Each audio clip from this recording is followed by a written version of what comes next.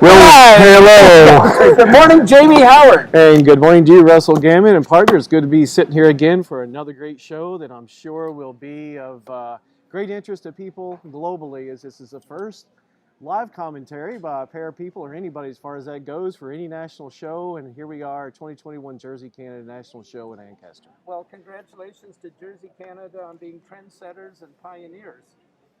We're going to, in a few seconds, we're actually start showing you the calves that are starting to enter the ring. And I'm going to, yep, there we are. We're getting Bruce Sargent from Farm Boys Pro has done an exceptional job last night. We'll talk a little bit later about the showmanship classes last night, but the calves are entering the ring now, and we're going to tell you a little bit about each one of them. Round robin, Jamie? Yeah, no problem. I've got the good thing. I've got the man of Jersey here beside me, and Russell. But just to let people know globally, it's just around freezing here, above freezing with sunny skies here in Ancaster. And no, we're not in Toronto as the Royal was closed. But at the same point, we're here in a great venue in Ancaster with quite a few head here, actually, Russell. It's going to be a pretty good sized show. There will be north of 200 head exhibited today, possibly somewhere 210, 212 animals, I think, if everybody makes it out here. And that is tremendously exciting. So we've got these calves entering the ring. And our first calf in the ring is from the Belle Province de Quebec, Verona Chateau de Chambord. She is exhibited by Maryse Mariev and Martin Verreneau, family that's well known. Mariev certainly well known. Audubel Jordan calf out of a Fizz dam bred at Arethusa. That's number one. Number two, is a calf that Joey Bagg and Rapid Bay jerseys are showing. She was bred actually in the United States of America, Jamie, by Bud John and Peter Bale and David Jordan. She's Sheraton's Andreas Champagne, Sunset Canyon Andreas, out of the national champion Edgeley Tequila Sheraton. And a public health reminder that you do need to wear your mask at all time unless you're... Three coming is Lookout Joel. She's spicy. She's from Lookout, Alana McKinven, Jared Fishman, Fiona McCauley, and possibly others. Joel daughter, Guimo Joel, out of Lookout Tequila Salsa. Now, if we've got, I think number 4 is coming onto our screen now. That's from Jim and Kathy Mason and their enthusiastic family at near Bright, Ontario. She's Morning Miss Joyride Gossip Girl, maybe. River Valley Joyride, Popular Bull, out of a tequila dam named Morning Miss Tequila Glitter. And then I think we'll just make sure we're going to talk about the ones that are actually here. And we've got Richard Laundry and Eric Hattu evaluating, and Jamie will tell you a bit about them in a minute. Number 5 is Verona Chateau de Castelnau. Very good. Again, from the Verreneau family, she is bred and owned by them. River Valley Victorious, Popular Bull, and again, sister to the number 1 heifer, Arethusa. Fizz Chateau is the dam. Now, number 6, we've got Sandy Kingdon showing you Charlene VIP status. That's a VIP daughter, River Valley Venus VIP, out of Charlene Gentry 2. And number 7 is Mix and Moose, Gentry Remy, Jenna Elliott on the halter there. This is a Gentry daughter out of Grey Clay, Mackenzie Rose. So by Masiska Mackenzie, I may be a little partial to this heifer, Jamie, based on my previous career. Lot 8, we've got Mary Ev there. This is another calf from the Verreneaus. That's the 3rd one, I think. Yes, it is. Yes, it is. Good flush cow, that Fizz Chateau. This one is an Audubel Jordan daughter, so we've seen another Jordan and a Victorious already out of that cow. And this one is number 8. She's Chateau de Chantilly. Jordan, out of Arethusa Fizz Chateau, and that's the calf that is on your screen right now with our dear friend... Mary Ev's on the halter, that one. Mary Ev is on the halter there. Then we've got Easton Osborne is displaying Willow Creek Webcam Rolex. That's the number 9 calf just coming into your image now. This is by Unique Webcam and out of Willow Creek Velocity Rula. And that's Richard and Teresa Osborne down Hagersville Way. Yes. Hardworking couple. And not only that, but I think this young man did exceedingly well in showmanship last night. If I wasn't here, but you were. Absolutely.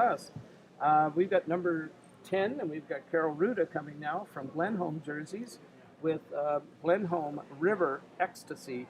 She's a Reveresco daughter of Rapid Bay Bull, and out of Glenholm, Axel Everly is the dam. So that's the heifer that Carol is leading into the ring right now on your screen on the left of your screen. Mm-hmm. And in a second, we do a drum roll or something for a Drentex animal, you know, as we anticipate the arrival of, and I believe number 11 is actually here. Yes, there's a young lady behind. Eric Enright, I believe, is leading that calf. Yeah, Yes. I was thinking that was Erica. This is Drentex Getaway Chancel. If I say it enough times, eventually I'll get it right. She's a Rapid Bay Getaway, and her dam is also by a Rapid Bay Bull, Drentex Regan Chanel. So I think some other members of this family will be exhibited today. Number 12 is from Starcrest Jerseys, and that's in Oxford County. Yes. Jamie, a county you might know a little bit about. Yes, I do. She is bred by the Weldricks, a family. She's Perennial Casino Asylum, E.T., who is a casino daughter out of Enniskillen, Tequila, AZ. And so that is number 12. And then 13, I think that's 13. Yes, Clarissa McCollum is coming along there with her homebred animal, a VCF Chanel's Crown. That's another unique webcam daughter. And out of VCF VIP Chanel. Mm-hmm. So a VIP influence there, popular show bull. So we got Clarissa, and then we'll just make sure that that's 14 coming, but I'm pretty sure it is. And that is going to be another Drentex animal. I'm quite sure. I just need It is. Yes, Yes, okay. it is. Drentex Joel Splendid. She's a Joel out of Drentex Premier Splenda. I've got some Splenda in this coffee that I've been quaffing here this morning from Starbucks. Well, it's amazing the size of this class, and Isn't we it expecting nothing short of that, Russell. Just simply, and more importantly, the quantity's here, but more importantly, the quality is definitely here. Absolutely. And you see the cut of these heifers. The heifers have obviously been worked with, and again, not a show season that is totally normal, Yes. but one that is a little more active than the one we had in the preceding year in 2020. But certainly a group of heifers here, as we commented last year. These shows and these animals at this level don't get ready just in a week. It takes a long time, and for these, it's been since March since they've hit the ground running. And honestly, when you look at these, we are looking at heifers that are the caliber of what is very fitting for a national show here in Canada or around the world. And we've got number 15 on your screen right now. That's an Avonlea bred animal. She's an Applejack out of Avonlea v. Xmas Cookie, and that would be from the famous K family at Avonlea. She is exhibited by Cameron and Emily Stockdale from the Peterborough area there. And then 16 is Gelot, Jamie Paulette, from Ferme Gelot and Ferme Serpollet. She's a Guimo Jamie daughter out of a Joel dam, so there's just joy all over that pedigree. She's almost her own grandmother, Jamie, as Huey McDonald used to say. She's got Jamie out of a Joel. And, right. 17, we got a tall exhibitor there. I think is that the man? It is the man himself. Paul himself. Paul or Andreas Riviera. She's an Andreas daughter, Sunset Canyon Bull, very popular type sire, and out of a Premier dam. So we're seeing a lot of Premier influence in these. In this first class. And we'll probably see it all day. Russell, you know better than I do. You see these premieres as cows, and you certainly, as you travel around the country and see special heifers or young cows, and oftentimes it's mentioned, and you know better than I, that she has a premier dam or a premier grand dam. And certainly the influence of that bull is everlasting when you look at these calves even coming here today. And this catalog is really working great for us, Jamie, because we have number 18 here now, so it's pretty easy so far. Chaluka Joyride Cosmos E.T. She's exhibited by a combination of Ferme de Ceylon, that's all of Olivier Marquis and Christine Fortin, Cedric Cliche, and Ferme Charret, a famous Ayrshire herd as well. Wow. Chaluka's a pedigree we often see on Ayrshires. She's a Joyride daughter, very popular bull at CMEX out of Rivendell VIP Celeste. And I think that's going back to the Cinema Cow family and then back to Circus. Okay. As I'm quite sure. Then we've got a very special heifer here in number 19. This is owned by, and this name might not be totally familiar to Jersey folks, but James and Wesley Lockey.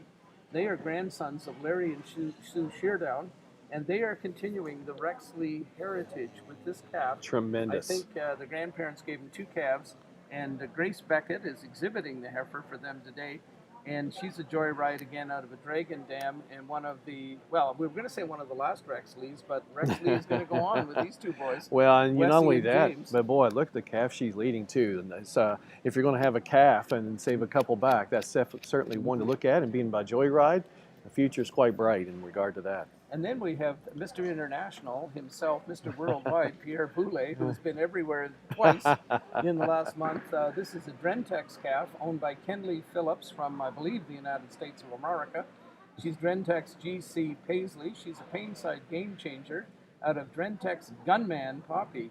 So some Rapid Bay influence there as well. Absolutely. And it's just a really nice calf that Pierre's bringing out. Because we're going back now, we're starting to get toward the end of the line when we get to the whole class here. And goodness, I haven't seen a calf here you just wouldn't want to load up and take home, Russell, and go to a show with. These are incredible. They're just about, well, to my untrained eye, they're just about perfect. Well, they are. Jersey line, they all look the same to me. Yes, I've heard that a time or two in my wholesale world, In these cases, they do. 21 is from Carrie Alexander at Maker Farms, and Lainey, her daughter. She's Maker Journey Glitter Girl, Glow. She's a Journey daughter, again, Joy's influence out of Huronia, Ayatollah Genie, 23Y. The influence of Fred and Ruth Armstrong, the influence there. Now, 22 is, again, from Mike and Monique Bowles. She's another Joel daughter, Drentex Joel Claire. She's a Joel out of Drentex Colton Sherry. And she is being exhibited today by the legendary Jack Malia. Yes. A legend beyond his own mind. A local star. A local star, about 2 or 3 miles from here. And spreading his wings further, that's for sure. He's become a Guernsey owner this week. A part owner in a Guernsey. Is that right? Her sale. We'll talk about what a success that was. Yes. So Jack is spreading his wings. And then, right behind her, we have one of the EB girls, Presley, is showing. I love the name on this heifer, Pleasant Nook Secretary of Defense. Oh it's my! Like an American name, Jamie. Yes, She's by a homebred viral son, Bushley PN viral son. And out of Bryland Carbala Spritzer, so very close to to the Spritz cow that was champion at Madison twice now. Yes, I guess. Yeah.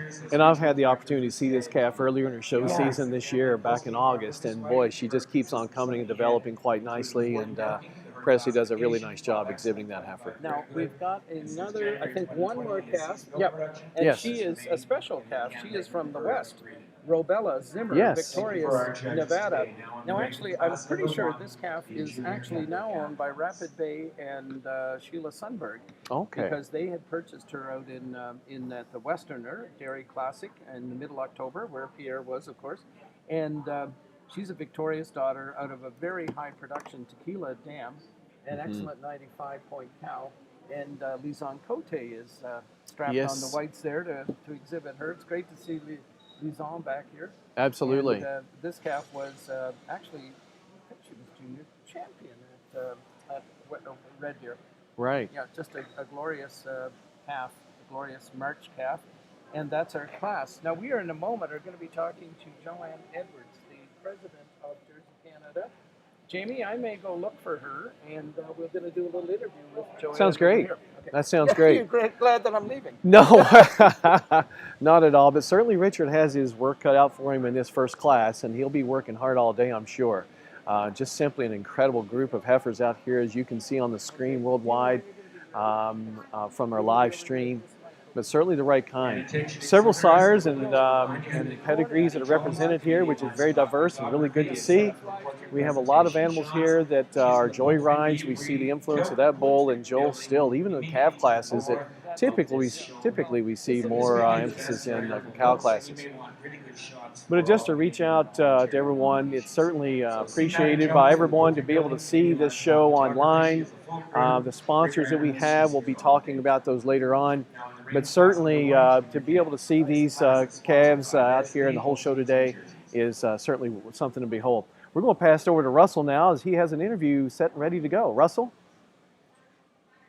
There are programs available at the cost of $5. Please see Jennifer Beard at the Okay, judges so table. we have the pleasure of having the president of Jersey Canada, Joanne Edwards, is here with us today. Now, Joanne, where are you from? Not next door, I don't think.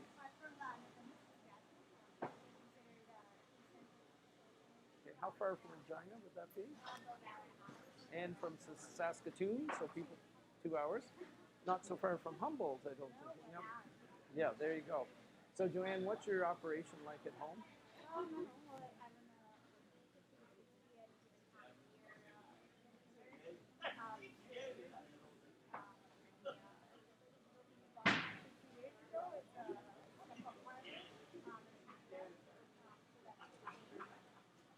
And yes, because you've been, the other barn had quite a bit of history to it, I think, hasn't it? Yeah. Yeah, and your mother, Fran, is still quite involved in the farm, I guess? And you've got a couple of other special people in your life that are very involved in the farm.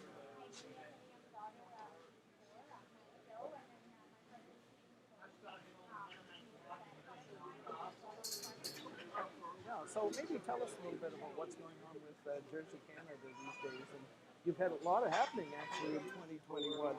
Well, from last year, and you know, with all the transitions and changes that are going on.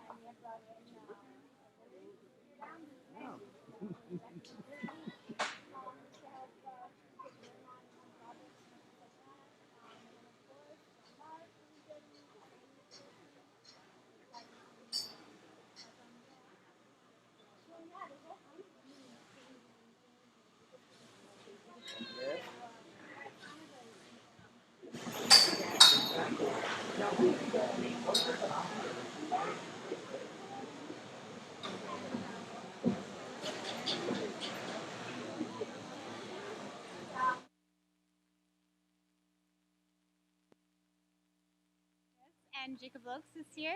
And as well, actually, we have our extension people that are here from Western Canada and Atlantic Canada, both Natasha McKillip and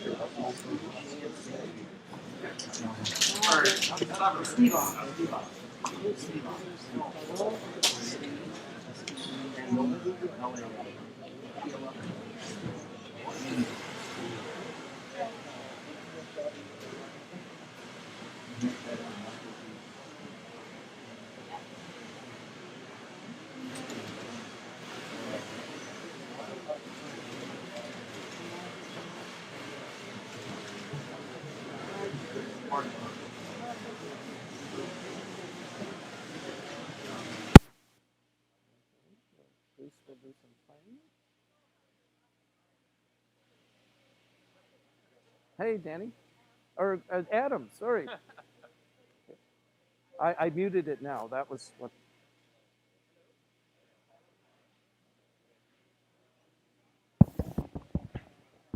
Is it that one that's dead?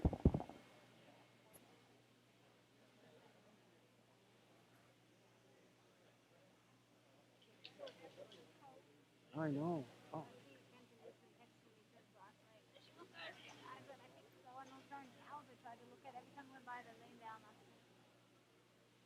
Oh, the yearling looks quite good. The one, the Starcrest one, that needs to calm down.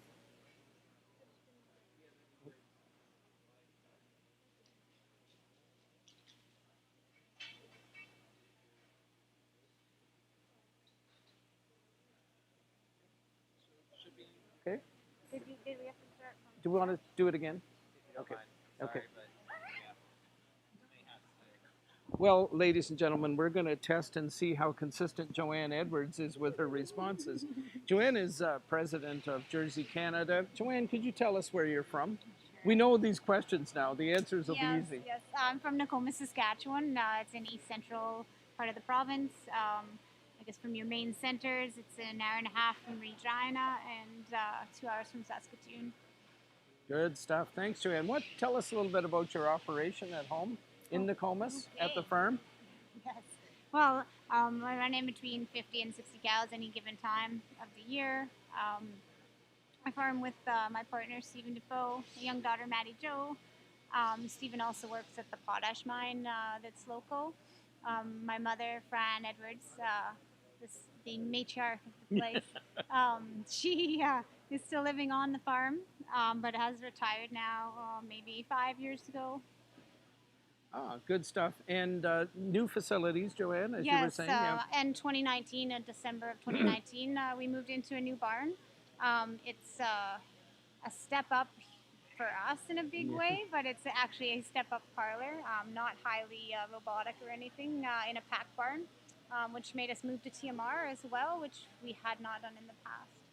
Now, you've had an exciting time as president of Jersey, Canada, because Jersey, Canada is an exciting place, but a lot of changes in the last year, or some things that are happening, which are both to be honored, but also to look forward to the future as well. Can you tell us about maybe some of the things that have happened on the staffing level over the last year? Yeah, well, on the staffing level, we've had a new general manager now for, I think it's almost a year, yeah. Pretty much a year. Krista Cressman. And then as well, we have Phyllis Harrington, who's stalwart, yes, 20 that's years the of one. service there. Is still with us, and Rachel Chiletto in our registration customer service, and Jacob Lux still on communications. Exactly. Yes, and then we do have here as well our extension reps that are contracted from East and West. Natasha McKillip and Toby Kleinsasser. Kleinsasser. I think I've got it right. From the West. He's very new. We're going to be talking to them in upcoming classes here. Yes, as Morgan Sangster has Yes. moved on to newer things. BC Dairy, I think Morgan is working for now. She'll be muchly missed in the West. Oh, yes. And then we also have our staple in Quebec, Sean Mark, resigning or retiring, not into I don't know what he's going to do, but retirement. I think grandchildren are going to be an even bigger part of his life now. Yes, he's retiring, so we'll be looking to get a new one out there as well. So it's kind of everything's really taking a regional approach. Something's going on in Ontario too. Yes, we did bring in Larry Sheardown as a child project into Ontario to see what's out there and what's going on. I guess with COVID not allowing anything to be done for so long, it's kind of we need to get our back in touch with people and talking to all the new people that are in the breed. Yep. So this has been a lot of work for Jersey, Canada, as opposed to a national show at the Royal Winter Fair, where the Royal does a lot of the work. Your staff and a volunteer committee has been doing an amazing job. guess I kudos to all of them for so much work, especially, I mean, for me, I'm just a messenger. I sit out west and didn't have to do anything. Very, very much applause to all that were involved in it and our sponsorship. And Jennifer Anderson should get a shout out as well. She's Jennifer, done an incredible amount of the work. sponsorship. Yeah, she's been very heavily implicated in that, I think, has she not? Yep. Yeah, and even our board, when it brought forward, I applaud them as well for taking the initiative to believe we could do it. Do something different. Yes, Yes. it looks very good, I think, for the organization to be able to host a high caliber event for the breeders. Oh, it's amazing, and these facilities at Ancaster actually suit very well. Yes. Yeah, we're glad to be seeing something like this. Comfortable in here. It's a cold day outside, but it's. Well, and it's been a long time since I've been to the Royal. Oh, yes, 4 years, yeah, I to a should say, national show, exactly. But it was always felt cold to me. So this is a little warmer. So, Joanne, we really appreciate you talking to us today twice. People online may not know this, but we had a problem the first time, but our questions and answers are great this time. Yeah, for sure. And Thanks. everyone enjoy the show. Thanks, Joanne.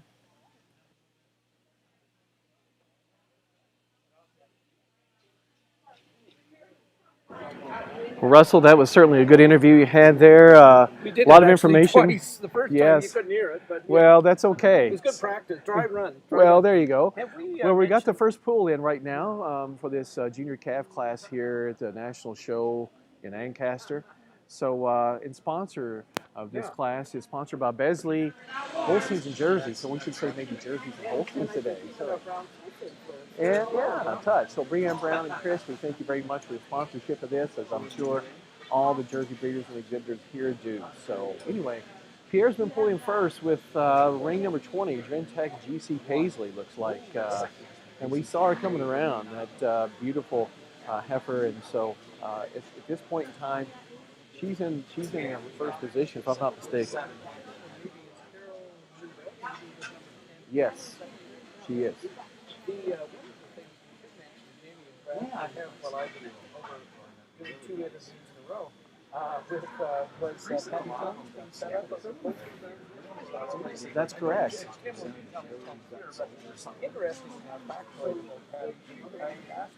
Please bring class number 2, intermediate calves to the marshal hearing, please. Class 2, intermediate calves to the marshal. 48 years.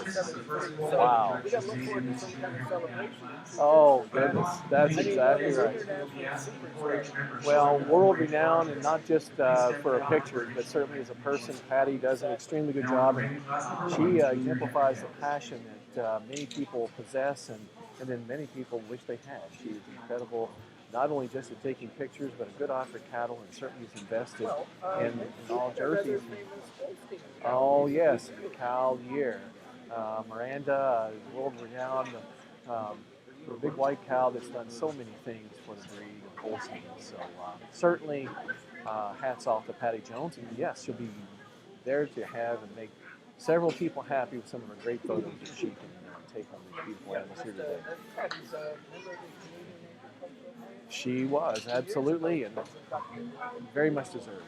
Very much deserved. So we're thrilled with that, and the longevity award. Yes. Think of almost 5 decades of service like that. Well, and she'll even tell you that more than likely she's the proud recipient of that award. The reward is going to be able to actually work that long in an industry that she's so passionate about and really loves. You see a rear view shot of these heifers from end to end, and what a beautiful shot. The quantity, the quality of all these calves that we're seeing is the judges are looking them through, comparing them when they get closer.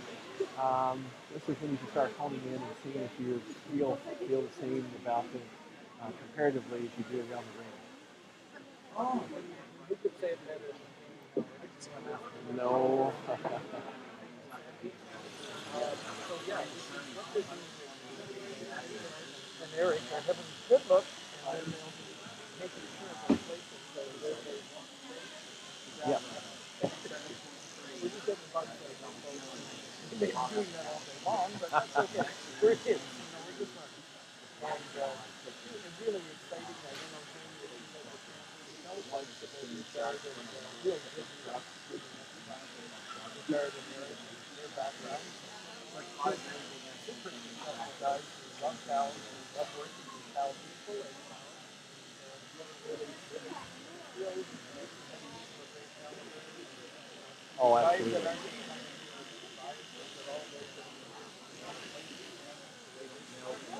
We've seen Richard Judge before, and I've speaking to him earlier, and just does a tremendous job, tremendous pace, as well as the fact that he analyzes and he does his agenda is to get it right in his mind. And any judge can say that that's the objective of it, and every judge that really wants to be assisted in that role.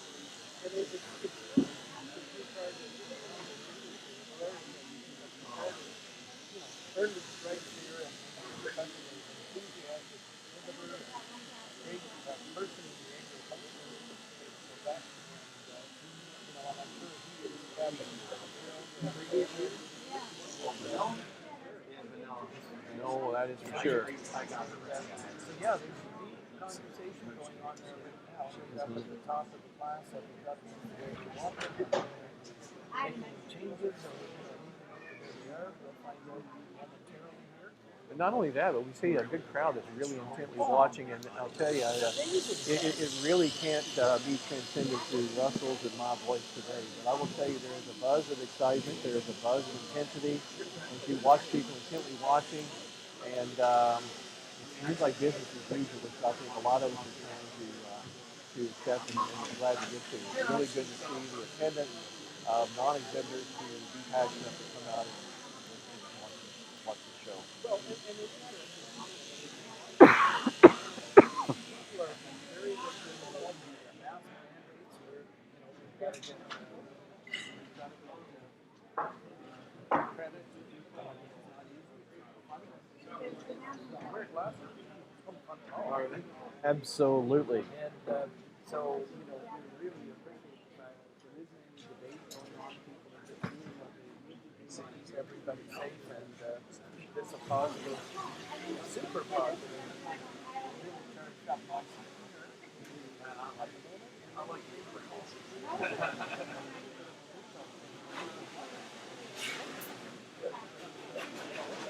Number 18. Yes.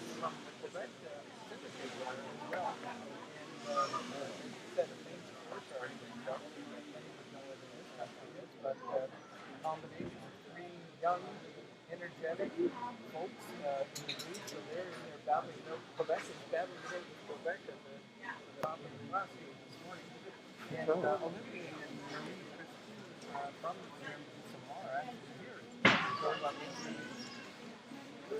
Left their precious baby at Olivier's farms and are here to watch them. They'll be excited. I think it's Carolyn third.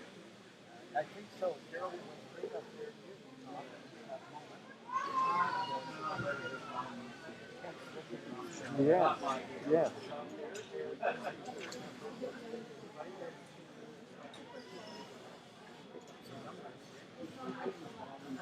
And again, we do want to really thank Joanne Brown and their family for being class sponsors here. It has been phenomenal the way people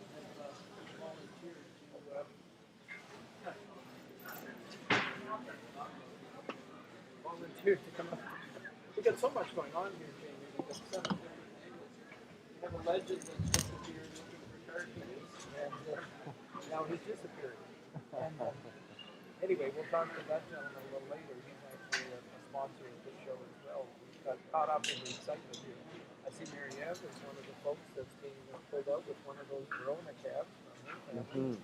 She's a sister of Martin, and they're actually related to Remy Kay, who's from FPL in Barneston, down in the Eastern Townships, and his cousin is theirs as well. So a lot of connections in the dairy industry and in the breed here. In Martin, his family, maintain a small group of animals, but it's very high quality group of animals. So if anybody out there watching and listening to this wants to know any lineage on cow families, you can also ask Russell the lineage on the human family side of things and what the connections are. As Russell has demonstrated to, he knows every connection from any animal, any breed, to any people that are actually exhibiting these animals here today. certainly a good class. It's taking some time to sort through, and my oh my, what a group of heifers we're watching today. Now, Jamie, I'm getting a little feedback that we're maybe not as loud as we could be.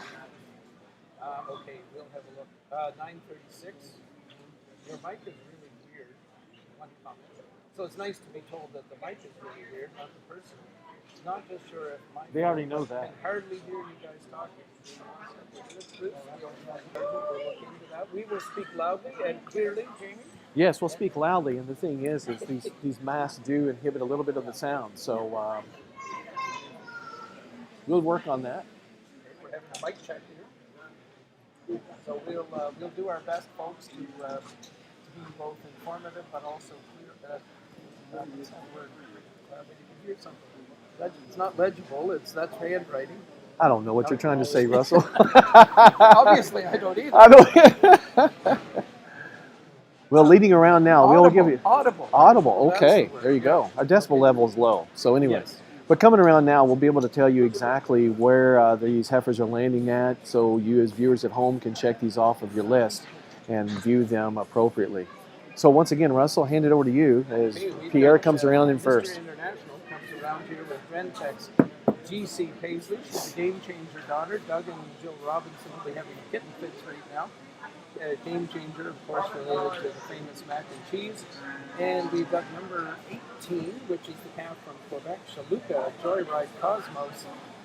So kind of, these are beautiful heifers. Oh, they are quite And, nice. then we've got Carol Bruda with number 10, Glenholm River Ecstasy, owned and bred by this great master breeder herd. The Lookout calf from a combination of people at Lookout, and then the legend Paul Franken is here next with number 17, who is an Andreas daughter.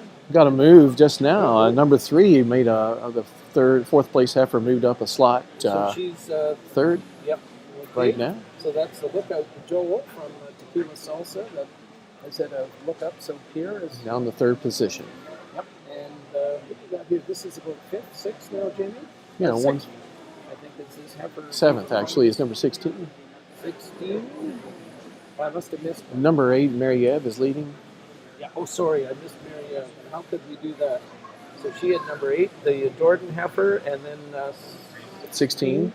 would be 7th. That's a Jamie daughter, and then I think 24. Lisanne is there with the heifer from the west, the Robella Victorious daughter, and I think Number that 11. is Erica. Maybe is it? Yes, with, it is. Erica Ann Rice number leading. 11? Yes. So she's 9.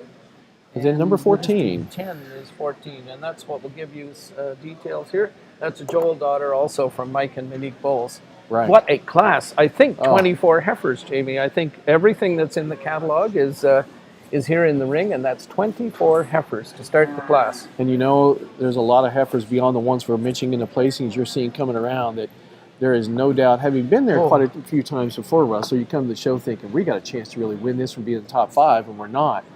But I will say, you never know how they're going to materialize into junior yearlings, and none of us know exactly how they're going to materialize into cows. But Yes. oftentimes we see some of these calves that may not have their best day here in terms of competing, but certainly that doesn't mean that they're bad heifers or subpar heifers. These heifers are extraordinary, and I would take any one of these to a show thinking I'm going to do very, very well. Look at these heifers right on the camera right now. Who are, Absolutely. towards the lower end of this class, and they are like county shows, state fair heifers. Jamie. Absolutely. They would should, compete anywhere. They're really quite something. Jamie is good. Yours is better now, just trying to help. Yep. Thank you. And that's Uncle Jack LeMayo, who has been reporting here. Thank you very much, Jack, and certainly a passionate guy that'll tell us exactly the good, the bad, and the ugly. And- So, Jack, and- appreciate that. We wish Uncle Jack was here. Absolutely. He's one of my favorite people, a man with a gigantic heart and just a crazy passion for the dairy industry. So, Uncle Jack, kudos to you. Thank you very much, Jack. We'll see you soon, I hope. We hope so. And so now, a final look up. He's got this lineup, Richard and Eric have got this lineup made, and they're going to check and double check, and I think they're pretty well there. And that means that Kenley Phillips from the United States, I believe, Just going to check if there's a list of exhibitors here. And Our judge has completed his placing in class number 1, the junior heifer calf class. If we could have 4-H members showing their 4-H calves, 4-H members showing their 4-H calves, would they please step forward for recognition? 4-H members showing their 4-H calves, please step forward for recognition. How about a nice round of applause for these young 4-H members, leaders of tomorrow, who are showing their 4-H calves here at absolutely. Yep. This first class. In first place, ring number 20. So we'll just let you folks watch this as it's unfolding here. In second place, ring number 18. Chaluka Joy Road Cosmos ET, owned by Ferme de Ceylon and Cédric Cliche and Ferme Charret. In third place, ring number 3, Lookout Joel, She's Spicy, owned by Lookout, Taliana McKinvin, Jared Fishman, and Fiona McCauley. In fourth place, ring number 10, Glenholm River Ecstasy, owned by Glenholm Jerseys Incorporated. And in fifth place, ring number 17, the entry of Paul and Lorraine Franken with Paul or Andreas Riviera. And now with his reasons on this class, our judge for today,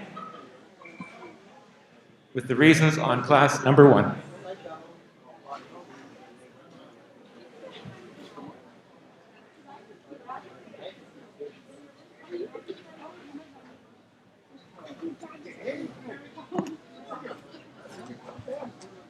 Ladies and gentlemen, it's a great pleasure for me to be here today. Before I start the day, I just want to say good luck to all the exhibitors and welcome to the visitor. Merci mesdames et messieurs, ça me fait extrêmement plaisir d'être ici aujourd'hui. Avant de commencer la journée, j'aimerais souhaiter bonne chance à tous les éleveurs et la bienvenue à tous les visiteurs. I start the day with a very nice, stylish heifer. This heifer, she's long, she's dairy. I give her advantage on the second one. She's a little more width of the chest, a little more longer all through the body than that nice dairy heifer we have in the second. Second of the third, it's pretty close placing. I gave her advantage. She's just a little more open, just more deeper from the front to the rear than that nice young heifer we have at the third. Third of a fourth, I switch those two heifer at the end. I prefer the round, the pin setting, and the round than the heifer we have in fourth. And fourth over fifth, I give her advantage. She's a little bit longer on her neck, and the way that she moves on the rear legs than that nice power heifer we have in fifth. Dans cette classe junior, j'ai débuté la classe avec cette génisse, une génisse très bien balancée. Il a juste un petit peu plus large au poitrail avec la génisse en deuxième position. Ça déplace un petit peu mieux sur ses membres arrière que la génisse très laitière en deuxième position. La deuxième sur la troisième, elle l'emporte par la puissance. Une génisse qui est plus longue dans ses côtes avant et arrière, une génisse qui est plus ouverte aujourd'hui, un petit peu que la génisse très stylée en troisième position. La troisième sur la quatrième, dans sa tête, dans son cou, c'est également une génisse qui se déplace mieux sur ses membres arrière que la génisse en cinquième position. Merci.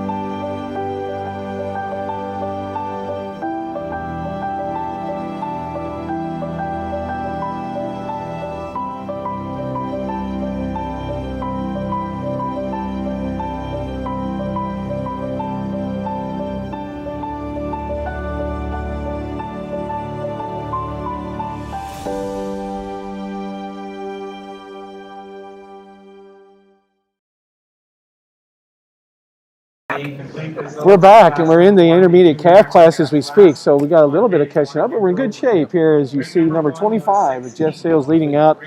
Good bride on V trickle entry.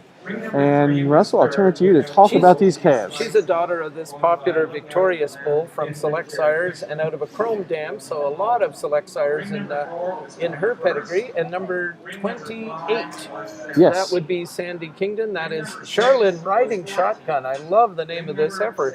She is a joyride. Actually, we're going to 26 there. 26. Well, that's what I thought should have been doing. Yes. This is another bride-on heifer. Excitation out of a tea time, maybe on time. I don't know, somewhere there. Maybe Sean McMahon breeding as well. Denise at the strap. And then we're going to 27, and that is Scottier Vanessa Jordan, owned by Evan Stanley and Jeff Carberry from a pretty famous, well, a very famous Holstein family. Absolutely. She's a Jordan daughter out of a tequila dam, vodka tequila. Now, what a combo is that? Oh boy, That I hope sounds nobody's like a got something on their headache to me. mind after the show, maybe. Yeah, exactly. And we're going to see who's going to appear next. We're thinking maybe 28. We'll find out. There I we think are. that's exactly who it'll be. 28 is, well, this is this heifer I like the name of so much. The tension is palpable. So exciting. And we've got people. Oh, we do want to, there's Kathleen O'Keefe, our dear friend. She's doing ring shots, and they're sponsored by the Royal Agricultural Winter Fair. So now we've got number 4. Oh, that's an interesting choice. I think somebody maybe didn't change their. I wonder if that is. Well, we'll find out what. The Well, next one is. number 30 is in there, so I'll bet it's 29. Let's just go ahead and assume, as we shouldn't, but we're going to anyway. Review, Gentry which Savior. would be the Kyle Rivington and his family down in Eastern Ontario. And 30 that just came by us there is a video daughter from RJ Farms, but owned by Rachel Tamlin of Woodville, Ontario. And she's out of an Irwin dam. 31 is just coming into the picture now. And that's Connor Tree there, who Yes. did very well in showmanship last night from Oxford County. She's Morning Ride, Joyride, Ice Baby, Yes. Joyride, out of maybe a Bride on Excitation dam, a BE dam anyway, owned by the Masons and shown by Connor, his 4-H calf this year. And who have we got next? Good. We'll just keep watching. As well, which they're And doing that, quite a okay, job. we've got number 32. There's Bobby Gerald, former president of Jersey, Ontario, from the master breeder RJ Farms. This is a Jordan daughter out of a Gentry dam. And Bobby's leading. That's quite a heifer, too. Well, I guess we could say that every time a heifer comes on the screen. Here we have, there we got Richard. So there's our judge, Richard. Working on the screen right now on the live feed screen.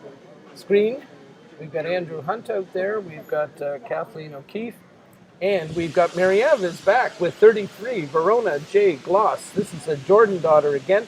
Quite a few Jordans in this. There have young been bull. quite a few Jordans. And out of a response dam from Sweetview, that'd be the Sanchis or the Bruss family. Yes. So Yes. that's Verona J. Gloss, and there's Mary Ev. Look at the She is a capacity of this massive gal. heifer. Oh, Isn't this something else? very She's open, like but a long and December wide, 7th too. heifer. Straight top line on her.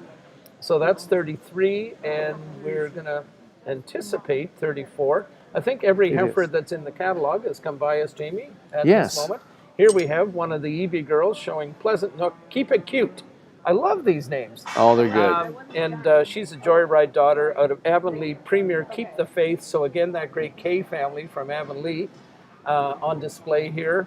And another master breeder herd, Pleasant Nook, over the years with Bill and Joan, and now Julie and her daughters, heavily involved. And so Whiskey River and Pleasant Nook own this. Another great heifer. Exactly.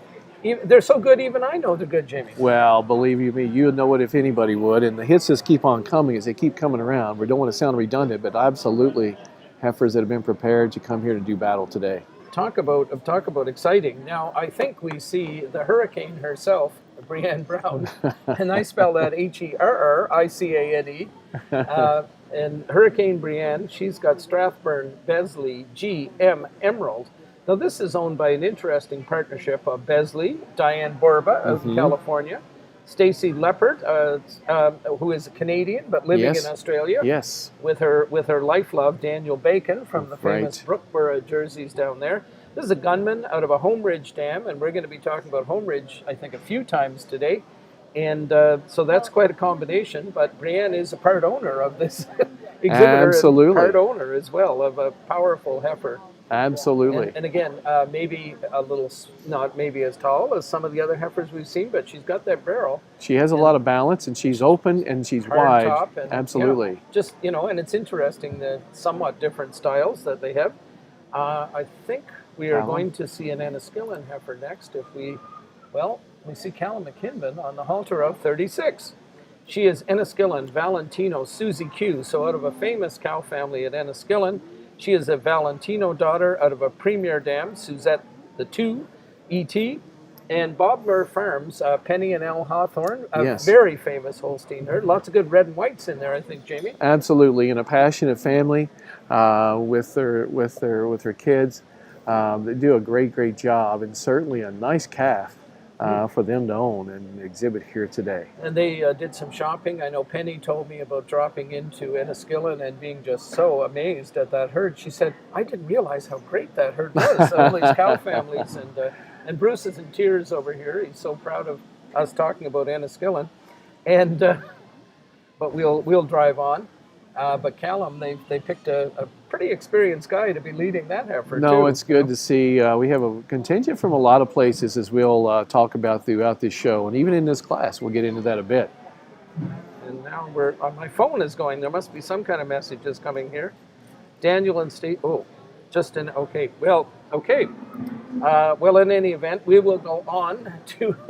We'll continue to enjoy watching Brienne and Callum have a good chat out there as well. Friendly competition, Jamie. Well, that's right. Lots of good sportsmanship here. Yes. No, none at all. Not at all. Exactly. Well, it just goes to show we have a lot of calves in the class, and when we're moving slow, it's hard to get them all to where we can get them right in front of the camera on the outset. And then when you get deeper in the classes, as this class is quite large, and the heifers are getting larger, so they fill up the ring a little faster. So, in any event, it will be a little bit of delay, and then we'll get everybody to where they can see all the calves that are in on the phone. But coming up next is Lizanne leading Rapid Bay Mamie Whistler. Really nice calf that you will see here in a moment. Really beautiful square, hard top, open rib calf. Ooh. I think that the camera will be very good to her. The cameras do not lie. And just a beautiful calf in her own making. As you watch some of these come around, she's definitely one to watch, I would think, as time keeps going on. Well, we won't exactly hold you to that, Jamie, but we will remember what you said. Well, don't remember it too much if he's not pulled a little earlier, Russell, or anybody else. But nevertheless, at this point, she looks quite nice. You'll see it here just momentarily. And so, as we said, so lovely to see Lizanne here, her family, both sides of her family. Whoa, Jamie, you're right. We don't know how, as everybody asks at times, should I take a calf or a cow to a national show in Madison or take her to the Royal or whatever? And will she win? If I was smart enough to know that, Russell, I wouldn't be doing what I'm doing to this day. But at the same point, what you have to make sure you understand is when you take heifers or cows out like we're just talking about, they'll never embarrass you and they'll make you look good. And here we have number 38, and this is again from the Franken family. But she's a 4-H calf, I guess, for Jack Kaufman, and she's Paul Reaction Lockette by a tequila son that was bred at Paul Orr, another master breeder herd, and she's out of an Applejack dam, who is, I think, an American cow, and that's a great heifer too. Really nice heifer, the same kind of make, and they just keep on coming, and boy, this is phenomenal. Yes, 39 here we've got coming into the picture. And I believe this is the winner of our showmanship class, the champion showman, Alyssa Verino, with Verona Video Santana, owned by the entire Verino family. She is bred and owned by them as well. She's a video out of Masonvale, Joel Superstar. That's a Mason family down at Cleveland near Richmond, Quebec, that would have bred the dam. They did a lot of use of Joel. And then Verona decided to use video. Well, we've seen in a few of these video heifers out here today, and when you travel around here in Ontario, at least a few herds I've spoken to that have bred heifers are going to be calving here in the next couple of months, have gone back to using the bull video. They're very, very happy and satisfied with their frames, and if they have any kind of udder as good as the frames that they're exhibiting, this bull could be something that could make a big hit with Well, a lot of people. We are going to see a milking video senior yearling today from Great. Nova Scotia, from Pine Haven. Beautiful. Number 40 coming into view now, and I believe we've got Jeff Ross from Robindale Farms in Bromptonville near Sherbrooke, Quebec, exhibiting for Rochelle Gay and her family. And this is another Besley heifer, Besley Scout Gypsy. She's by Elliott's HD Scout, one of the bulls that Steve Borland added to his Rapid Bay program. And her dam is a Tequila Ghost, who I think has had some pretty exceptional daughters as Brienne and Chris's program, breeding heifers. And yeah, she looks like she's up to the family traditions, that one. Absolutely. And we should be, I think, seeing a maker heifer here in a second. Yes. I know she's in the barn. I saw this heifer and liked her in the barn. And there's she Carrie. is. Carrie Alexander, Rockwood, Ontario. Fourth line, a famous dairy line, and lots of Tim May lives on that farm, and the Nixons and Carrie and a couple of other, and the Brander family as well. Yep. So Carrie's here with Makers Smoke Show Georgie. Georgie's by a bull that Carrie bred herself, Smoke Show, and out of a tequila dam named Gangsta. They love those gangstas. Whoa, look at this! Wow. Mercy. And a little help there. She's got a little white on her. Helps the judge remember her, you know. And I think we're going to see another heifer from Carrie in a minute, if indeed the catalog matches what we're seeing here. Yes. Number 42. 42. And that would be another from, maker. Makers Smoke and Glare. Same sire, the Smoke Show bull, but out of a Grayson dam, which would be by Rapid Bay Grayson. Actions on there. So that's good there. And then I think that's about 7. Okay. We'll just make sure we're giving you the right story here, folks. There we are. 43 coming onto the screen from Ed and Bonnie Franken up near Swingin' Wingham, Ontario, and in that area. This is Franley Jordan Violet, another daughter of Jordan, out Incredible. from a Genesis bred dam, a viral dam. And if you want to meet a hardworking family, these Jordans, Ed and Bonnie have, I think, 7 kids.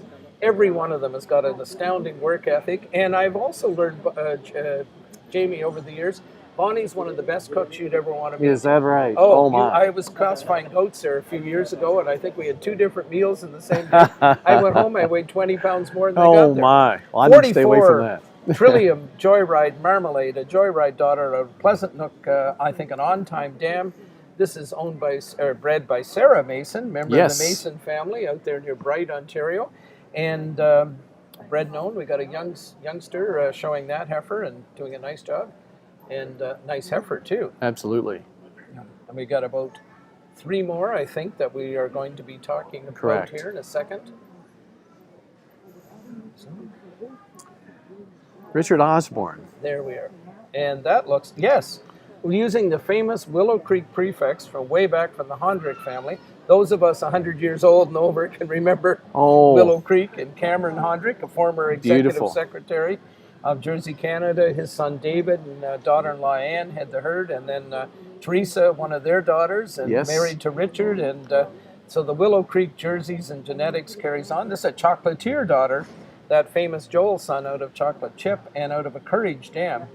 Courage, yes, great name for an animal. Absolutely. That is, who we got on the screen right now, Jamie? Taylor Vandermeulen. 46.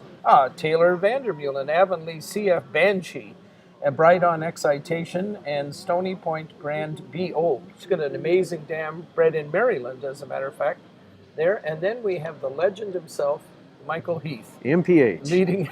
He's up to bat. I've got a couple of stories about Michael, but we'll save those for later.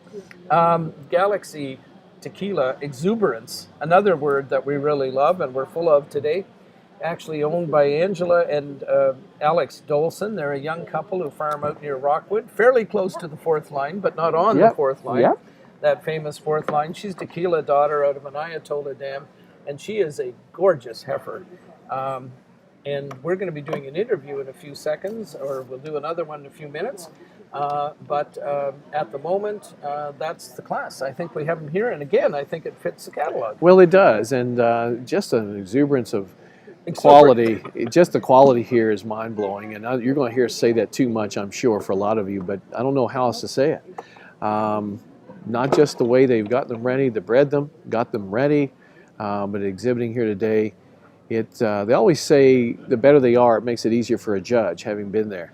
But I'm telling you, they're good, and it's still going to be a heck of a chore today, Russell, To sort these out? for Richard and Eric. But great quality, great diversity of pedigrees, and it's going to be interesting to see how this class sorts out. The early ones you see on that you really liked, and then you keep seeing more and more, it's like, oh my gosh, where do they all fit? So glad that's Richard's job instead of mine. Yeah, Richard and Eric can share that. Jamie, I'm going to slip away and find our interviewee, and you can keep doing all these good things. Maybe you'd like to mention about Kathleen and who she's taking pictures on behalf of there. Yeah, so today Kathleen is taking pictures in regard to the Royal Winter Fair, and obviously Cosmopolitan. Kathleen does an exceptional job with that magazine and her staff. But we also would like to mention our sponsors for today's class. The intermediate calf class is Master Feeds and Alltech. Certainly we would not have the quality of shows and the possibility of getting this live feed to you, as well as rewarding our exhibitors today, if it wasn't for not our gracious sponsors. Report to the live stream booth, please. Toby Kleinsasser, the live stream booth.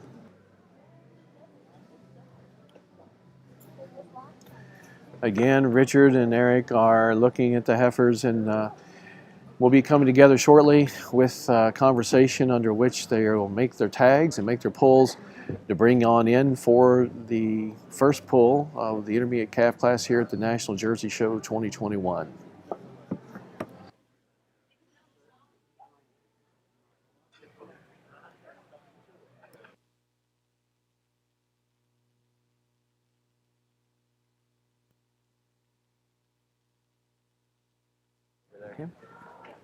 We're going to turn it over to Russell for an interview, and stay tuned here just momentarily as Russell will introduce his interviewee. Russell.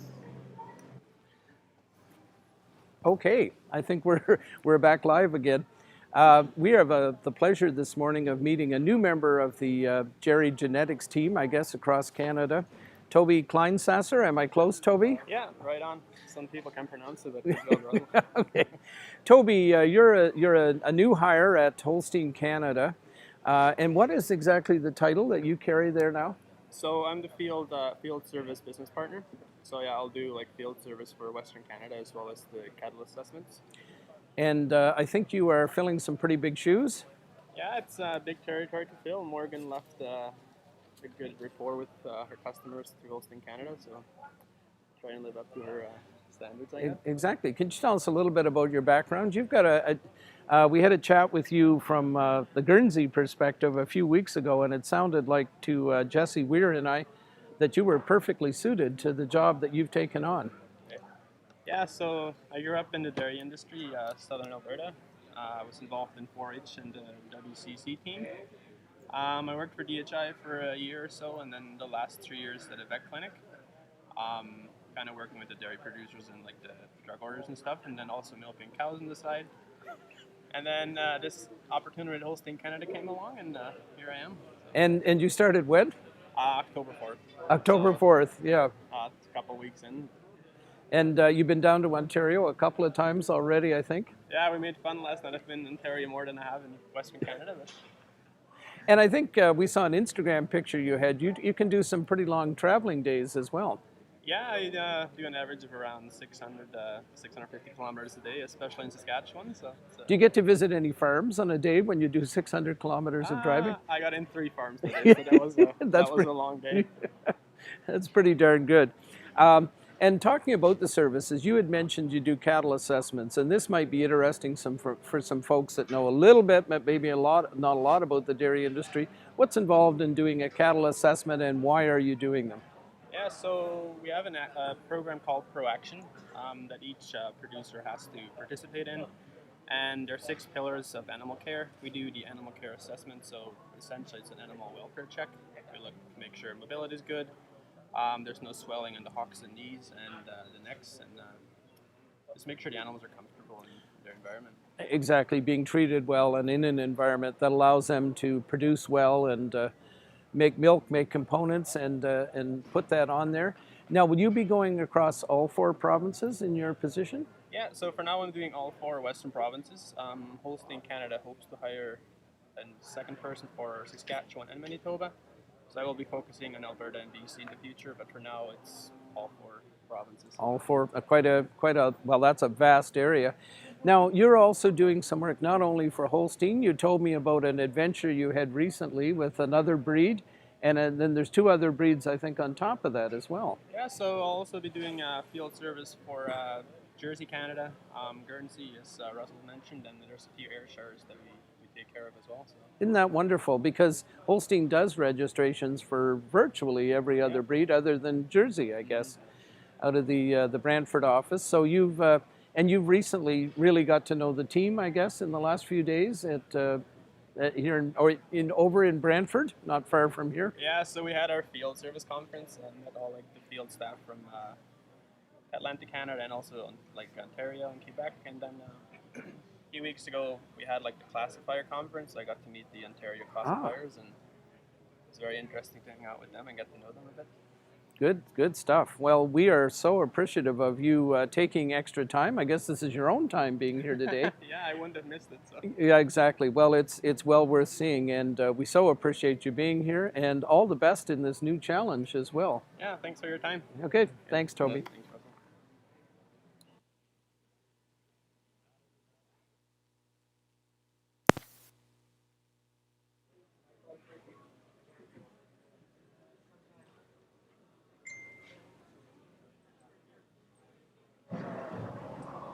We are getting ready, and here goes the first pull from Richard Landry in the intermediate calf class here today. Entry number 40 has been yanked first. Second coming is entry number 46, Taylor Vander Meulen leading her calf. The third pull has been MPH Michael Heath with ring number 47. As we keep coming, I think entry number 4 is following around in 4th. In the first pull here, the intermediate calf class at the 2021 International Jersey Show here in Canada. Looking at them being pulled in, Richard's making some further decisions about who might be in that top 5, and here comes Mariev with her calf, along with Jeff Sales from Brydon. Entry number 25 will be in 6th at this point of the game. So starting to sort them out. And then Callum McKinnon is now leading in entry number 36 behind Brydon. And then Carrie there with Maker braid calf, entry number 41, the one that was easy to remember because of the spots, Russell, if I'm not mistaken. Well, but she's easy to remember. When you look at the qualities and the way she's put together for sure today. And they are natural spots as well. Absolutely, absolutely. Why this calf class? It's astounding. It is astounding. I'm looking at these heifers that are going to be pulled at some point in time, and they are just freaking amazing. They are. Yeah. Next being pulled is into ring number 28 with Sandy Kingdon in with their homebred Charlene entry, the Joyride calf. Making her way in, and here comes Brianne Brown, entry number 35 with a calf that is owned, I think if I recall, by several people. Internationally, if you will.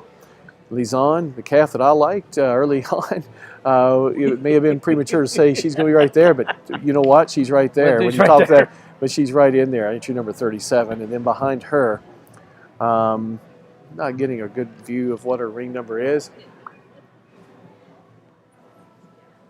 Well, we've got, entry number 39. And then entry 30 is being followed in. Now, Jamie, I don't want to make you cry, but Shelley Barfoot O'Neill has just said, you and Jamie, #dream team, enjoying watching and listening. And I know your composure is important to you, so. It is, but I'm sure she means more watching than listening. But Shelley, shout out to you. Thank you very much for your comment. And it's just a pleasure for us to sit here in the front row and to watch elevated on the stand, to watch these great calves come in. And listen, we all know that are listening and watching for the most part. that this just doesn't happen in a day or two. It doesn't happen the week before. As I said earlier, this happens 365 with all animals, or at least till the ones that they're born. The December calves, it happens since they were hit the ground, and that's with every animal when you're exhibiting at these levels. That's how they get here. Beautiful set of calves coming on the rest of the way in as Eric is pulling those in as the associate judge and lining those up, and then they'll further sort them out for the final placing in today's show. Richard's looking at the top 3, 4, 5 at this point in time, analyzing them comparatively to decide which ones will be strolling out center of the ring later on for his reasons.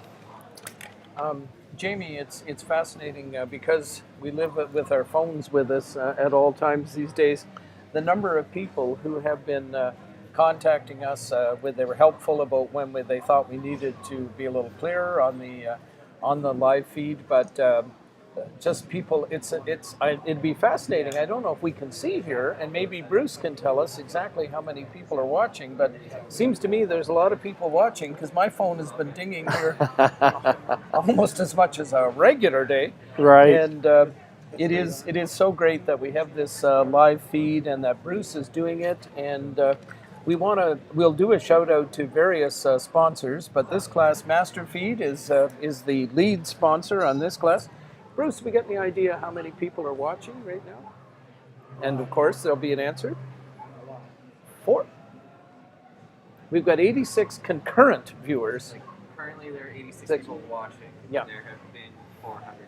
There's been 400 views to date. So, and with this, we're just getting warmed up here in the morning. So, I'd say there's there's probably 400 people. Well, whoops, we better be careful about how many people are watching. Well, let's face it, there's probably some chores still being done out in some barns. Yes. And let's face it, right now, at this point in time, it is 10:15 here Eastern time. But we have people that are late at night watching the shows, early in the morning. And so with that being said, it's not as easy as it is here for us. But certainly we're very, very pleased and happy that we're having the kind of response and interest in this business of watching a beautiful show of the Jersey breed.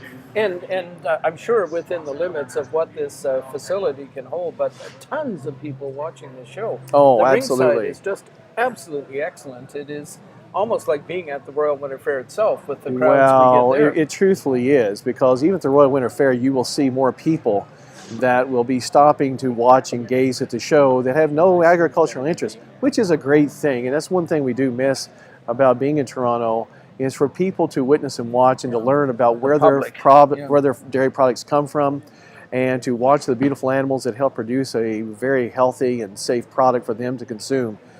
Not just here in Canada, but this goes even throughout the world. So that is missed for sure, but there's no doubt about it. We have a great contingent here watching the show and taking a keen interest in the passionate business of Jersey. This is it's just incredibly exciting. And one of the things we really notice in these younger classes, it's often an opportunity for 4-H members, of course, to show their calves, but a lot of the average age of these exhibitors today are out in this ring right now is, to my way of thinking, pretty darn low. Well, it is. I know one thing for sure, it's a lot younger than me. So as the average. I would only raise the average if I went out there. But what I will say is it's really good to see the participation with our youth, and I think that's what you're alluding to, Russell. And let's face it, there are some animals out here that are worth a lot of money, from animals from a lot of money. But when you have a set of youth out here that are passionate and keen, have been trained extremely well, it's good to see them out here exhibiting. And just as importantly, it's good as you watch and look at the animals. Richard he doesn't care who's leading, is what I've seen thus far. You can start looking at these animals already, and you can start just looking at the calves and determine, yep, you'll see her toward the top. Yes, you'll see her in the mix, so on and so forth. And I can tell you, no matter who's leading, you're seeing those animals migrate their way to the top of the class quite handily. Well, we're getting some decisions here. One of the other comments I'd make is I was looking at Connor Tree showing there. Last night, his dad, Paul, who's a classifier for Holstein Canada, sent us a message. I'm in Newfoundland watching. I wish I was there in Ancaster, but he was pretty proud of his boy. Absolutely.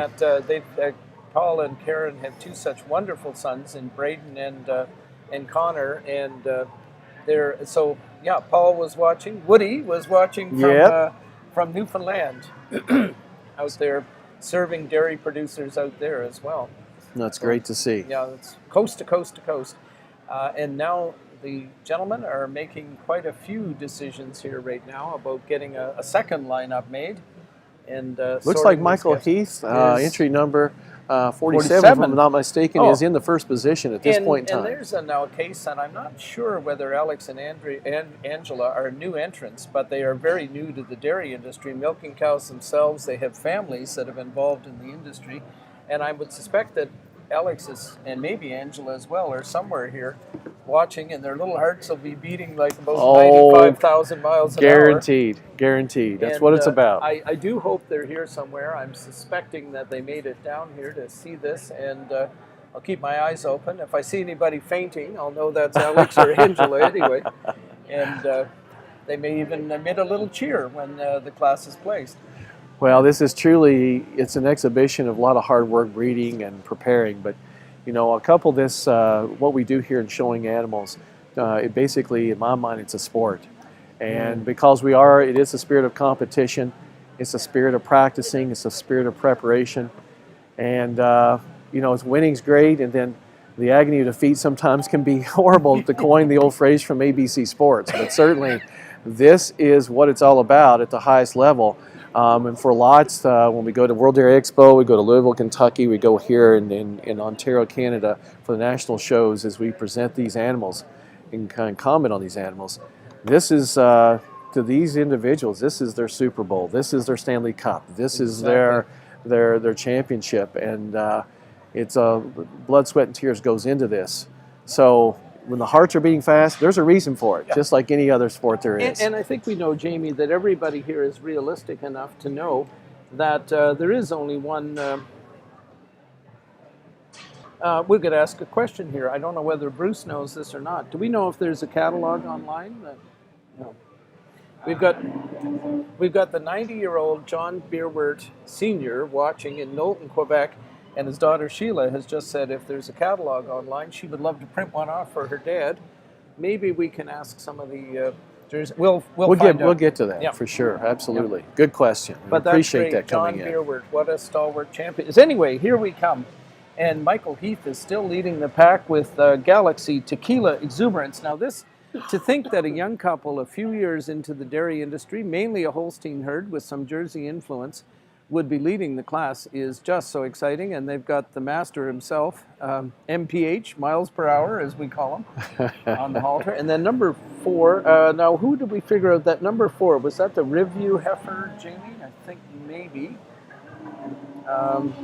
Nadia yes, that's one of Chris and Bobby Joe's daughters from the famous Canaldale. I think that's her 4-H calf.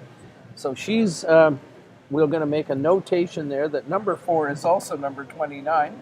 But when you look at this 47 heifer that Michael's leading, it always goes to show right here, right now already, sizes and everything. This is quality. From end to end, she drips with dairiness and she's hard top. All of her skeleton is made in the exact right way, and certainly beautiful balance. Tail. She's got the buggy whip tail, which exudes dairiness from one end to the other. So tracks so straight and square. And very similar made heifers coming in as you watch. But certainly she is a sweetheart to lead the class and lead the parade thus far. And then we've got the Gentry daughter in second. And third is Taylor. And she has, maybe is that Banshee that she's showing? Maybe 46. We'll see when she moves around. We'll see if that's exactly who that is. And Banshee, that was one of Brad Sale's favorite words when I was at CEMEX. He's making semen like a banshee. And Brad had a lot of expressions, and unfortunately Brad can't be with us today, but CEMEX is our champion sponsor as well. And then Jeff Ross has got Ferrum Roga, I think that's probably 40 that Jeff has there. It is. Out of a Besley, bred by Besley. And then Frank in 5th? Yes, that's the Ed and Bonnie Frankensheifer. Yes, and then Brydon in 6th, and then Veronov in 7th. We can't tell if Jeff's smiling or not underneath that mask. Hard for anybody, too. But at any rate today, I'd say when you're at that end of the row, if you're not smiling outwardly, inside you are.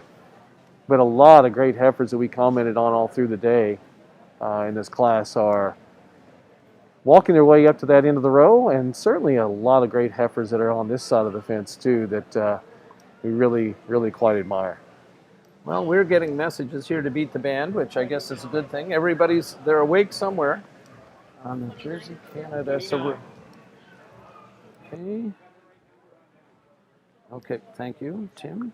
So that number 4 is indeed 29, and oh yeah, okay.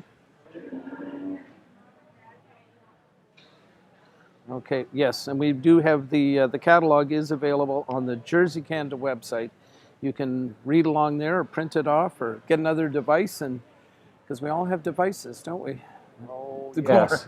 I spent Device most City. of my life charging devices and washing dishes in this pandemic the last while, Jamie.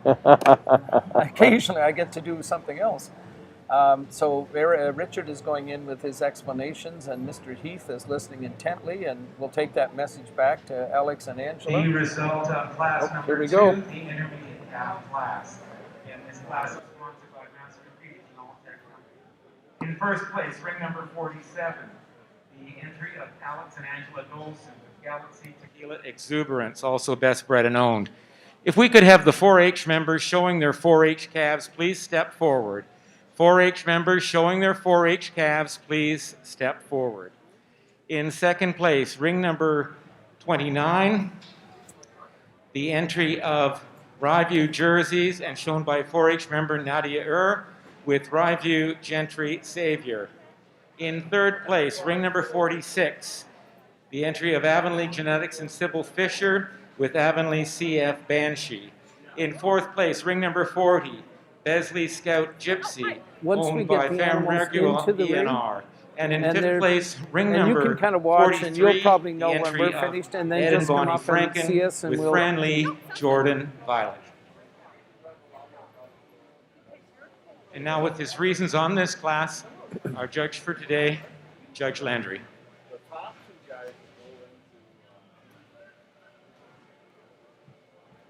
Oh boy, I want to give a big round of applause, special class, the company.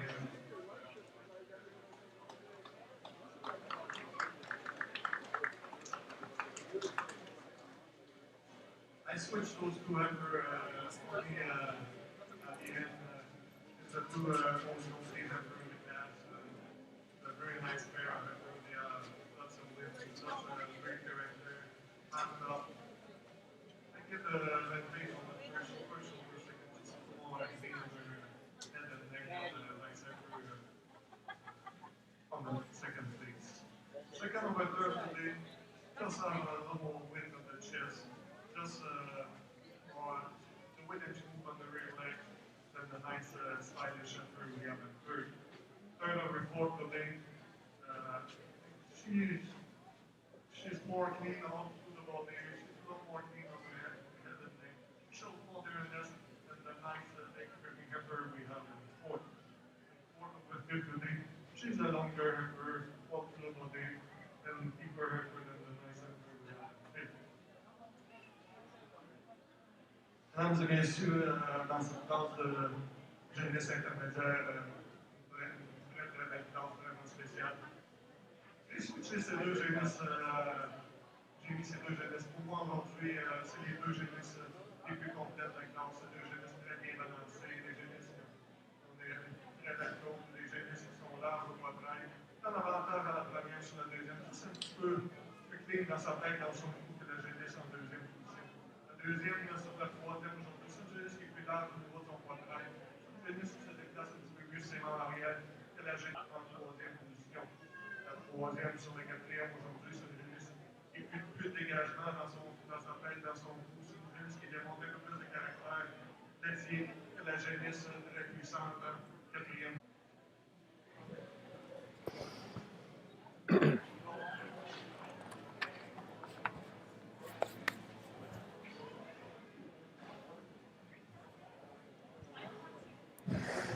Well, Russell, Well, Class 2 is over, Class 3 is beginning, and here we go with some really good animals and senior calves. really nice heifers. And First two that are right in front of us, I would agree with you.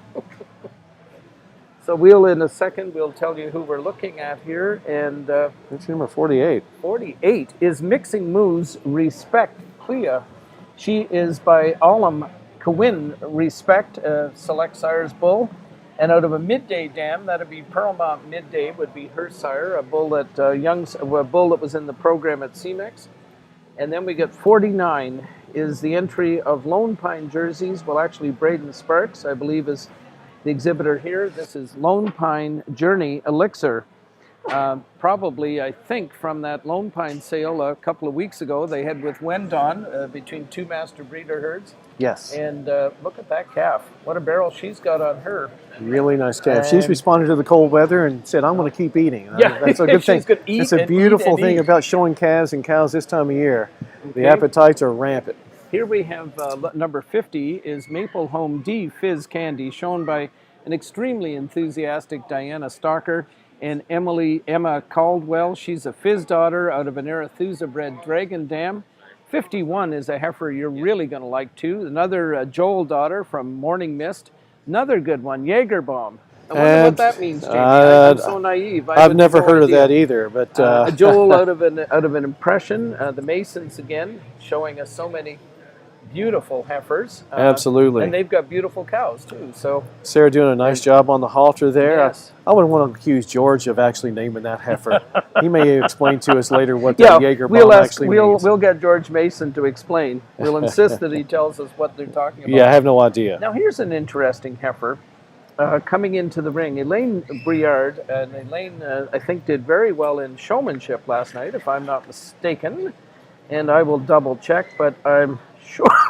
Excuse me. Really nice heifer, nevertheless. She, and she is by Masiska Romeo. He's a bull, I believe, in the CMAX program. And out of a SWAT dam, bred by Rexley, and bred by Julie Gagnon and Sylvain Houlette down in the Bas-Saint-Laurent region of Quebec. Yes. So she's pretty sweet. And 53 coming here is a Joel Begg entry from his P family. She is Edgley Gentry Postal Express, a Gentry daughter out of a Tequila Dam. Joey's family has exhibited at every Royal Winter Fair since it started amazing. In 1922. And I'm thinking when the Royals back next year, they will be there. I think you saw the Edgley, you see the Edgley prefix not just a lot here, but you see it internationally and down there in Louisville, that Edgley name has been ripped off a couple of times over the mic, and particularly here last week. Yeah, and Sheraton being a champion a couple of years ago. Yes. So we have number 54 is a Charlene animal. Sandy's working hard with her, and she's by the Hardy Bull. Ring number 28 was third. Yes, Black Apple Brandy. Then we've got another Drentex animal. This is owned by Ashlon Farms, and she's Maddie Kyle's 4-H heifer, and Maddie's getting a couple of circles in there. Oh, yeah. And this is a Gentry daughter out of a Getaway Dam, so gorgeous all over the pedigree in that, and bred by Mike and Monique Bowles. Ring number 34 was 17. We're going to show you 56 in a second. And we've got Dr. Hinshaw's giving the placings on that class. And we must give Tim a good shout out here at some point for Ring his number 38 work today. was 23rd. 57. Ring number 39 was 56, sorry. Ring number 40 Amber was showing fourth. there. That was Besley Scout Is, and we'll tell you about that heifer, is Smokin' Guns. Now there's another Ring great number name. 41 A smoke show daughter out of a Sultan, Ring that'd number be SHF 42 Centurion was Sultan 18. Dam. Ring number And shown by 43 Maker was Farms, fifth. Carrie Ring number Alexander. 44 was 14. And Ring number 45 was 20th. 57. Ring number 46 Another was Drentex third. heifer. They've got a Adam lovely BC lineup of at heifers there. I think they're Oh, going to be contenders for breeder and exhibitor. I would amongst the not heifers. disagree with that. And Absolutely. this is Galaxy maybe Alex? That's Alex, Alex yes. Chabot is Alex, sitting there. yeah, absolutely. They've brought in the Absolutely. heavy hitters, her and her mother, Mary Ann. There's just no, and of course Jules himself. Papa. Oh, Yeah. absolutely. Absolutely. Tequila daughter out of a Reward Dam. He's a rapid and here's Mr. International again, showing for Des Rosiers and Sicard is 58, and there's Pierre with Lormier, Joel, Lily Love. Joel out of a Tequila Dam and bred by Lormier. There's certainly been Lormier Prefects, there was a fusion cow named Christine who was champion at the Royal, and River Valley bought her just Yes. after she was champion, used her extensively as a flush cow in their program. So a lot of early success for a very keen guy. Now here we have a guy showing his first time at a national show, Callum McKinvin, with SSF magician Sophia. Now the sire, Jamie, and I know this will get you a little emotional, bred in your old Kentucky gosh, home at absolutely. Kitely Core Jersey Farm. The magician bull, who's been a popular show bull, and Velocity Dam, so that would be Arethusa Jade Velocity, and Silver Springs, the Luxinger family in New York. Absolutely. We've now seen Callum. some magicians out on the road Yes. from Jeff and out to May's breeding there in Salvisa, Kentucky, and certainly this is a good indication if this is what they're all going to be like, or the majority of them are going to be like. They're going to be able to spread their influence of their great breeding program there at KCJF very, very broadly throughout the world, as they have always been world renowned. A beautiful bull that is making some beautiful animals thus far. And then there's Glenn Burgess, a two-time master breeder, both Holstein and Jersey, he and Sheila, up in Mildmay, Ontario. And they've got a getaway calf out of a premier dam. And then Kerry is on the screen right now. Kerry Alexander, Avonlea Venom Caviar, so a calf she bought from Avonlea. A Venom daughter out of Cookies M. Keepsake, who I think might be a minister cow.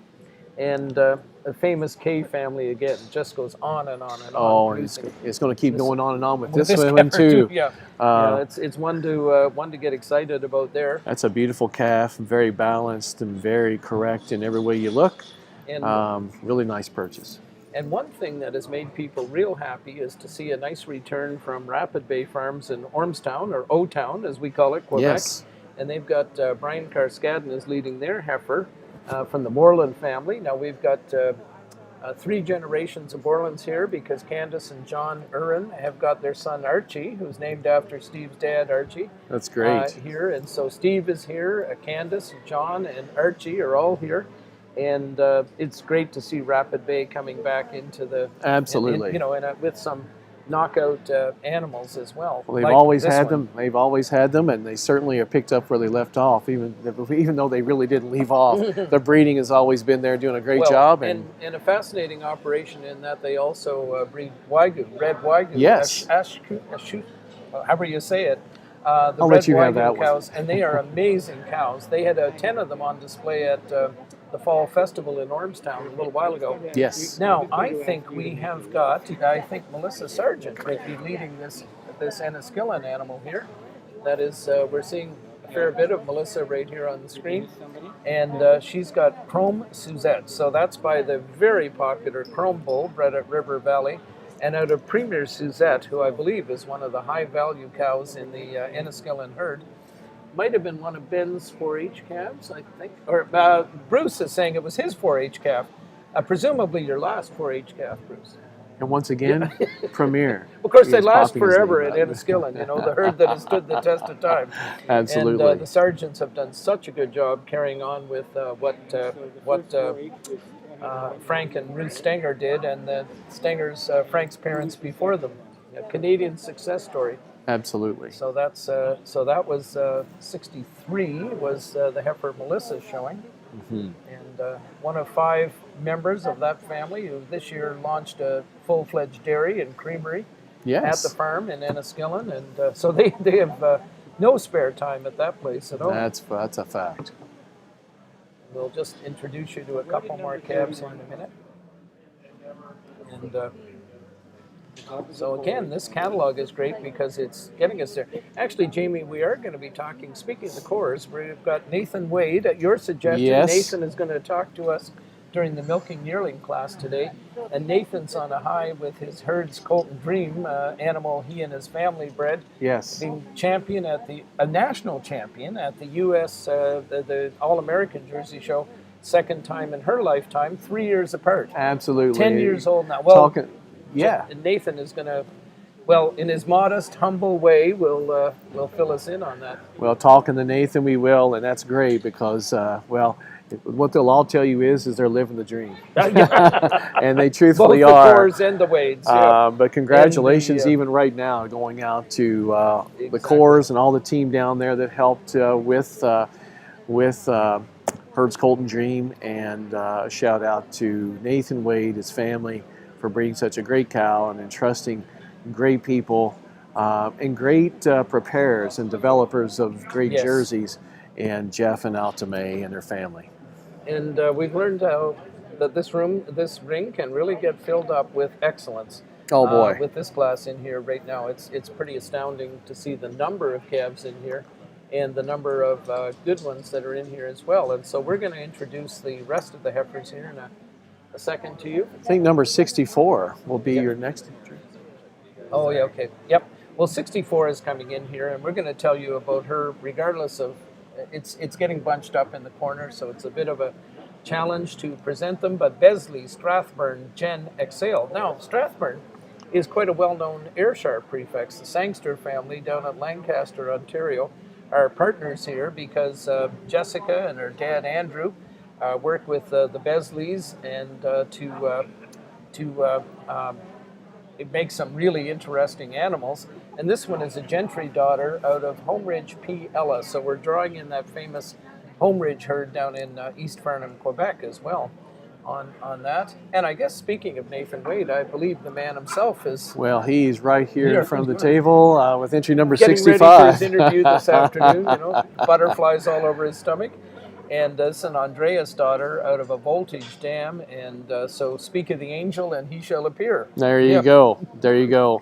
A purchase that Nathan made back in the summer, and certainly I saw her actually, being he only lives about 10 minutes from me, or maybe 5 minutes from me, Russell, saw her just this last week.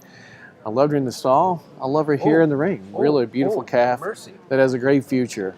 Well, and what a great pedigree. And Andreas is certainly making some heifers and that are to behold. It's astounding what we see there.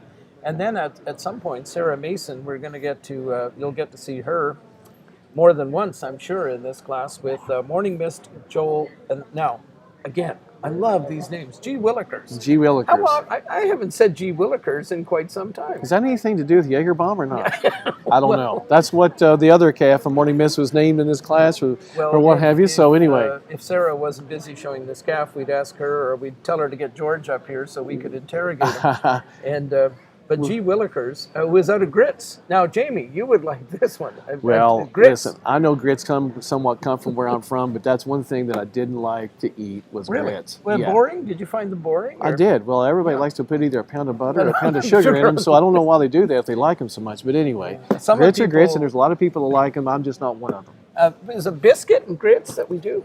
Oh, now biscuit and gravy, that's a totally different situation. I know people find it gross maybe up here, but I'm telling you, I would, on a cold morning like this, some biscuits and sausage gravy for this Kentucky boy would be just right up my alley. And then afterwards you'd say, gee, Willikers, that was good. I wouldn't say much, I'd be so full.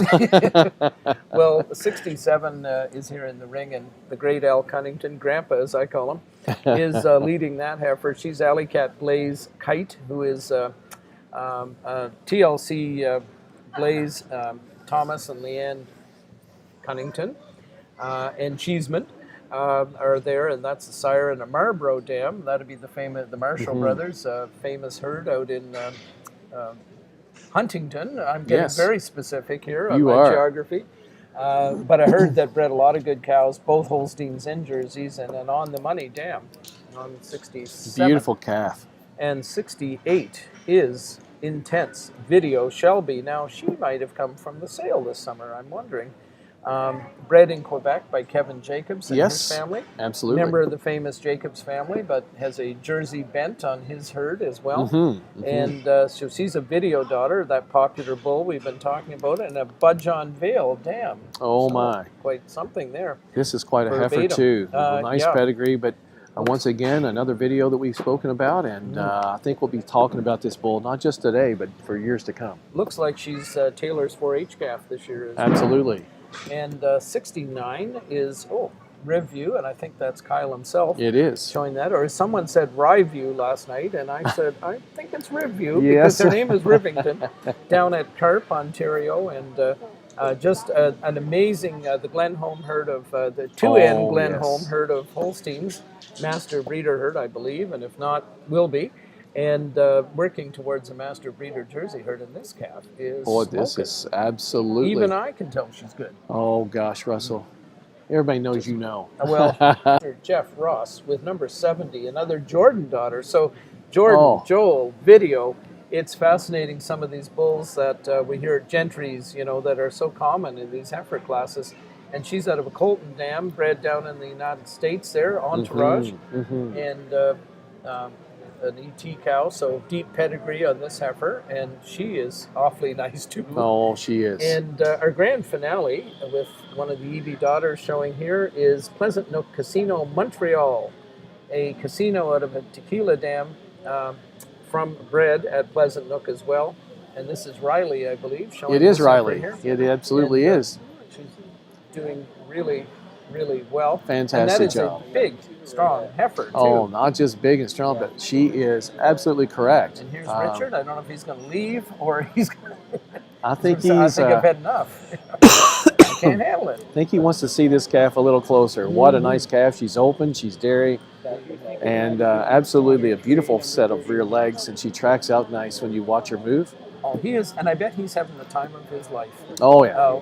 And both he and Eric, I don't know if we've told you much, but we're going to just do Richard's bio here now.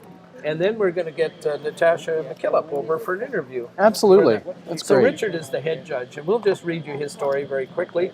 Richard Landry lives in St. Bridget des Salts, Quebec, with his wife Nathalie Rousseau and their 3 children, Felix, Julian, and Corinne. Mr. Landry works for CIQ CEMEX in sales and has spent several years traveling the world as a professional cattle fitter. He has prepared elite show cattle in the United States, Canada, Brazil, Switzerland, Italy, and France.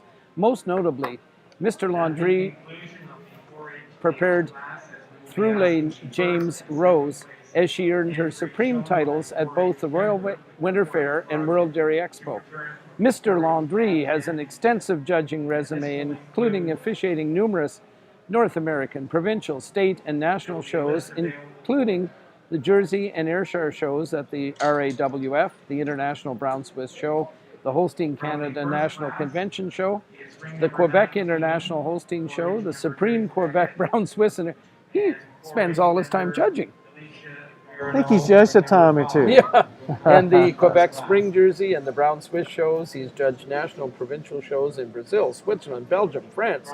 And he will be appearing as the associate judge, or what did appear as the associate judge for the International Red and White Holstein Show, I guess. He absolutely did. He was down there with Pierre. They did an extraordinary job with an extraordinary group of cattle. And so, absolutely, the experience level of Richard is extensive and it's global.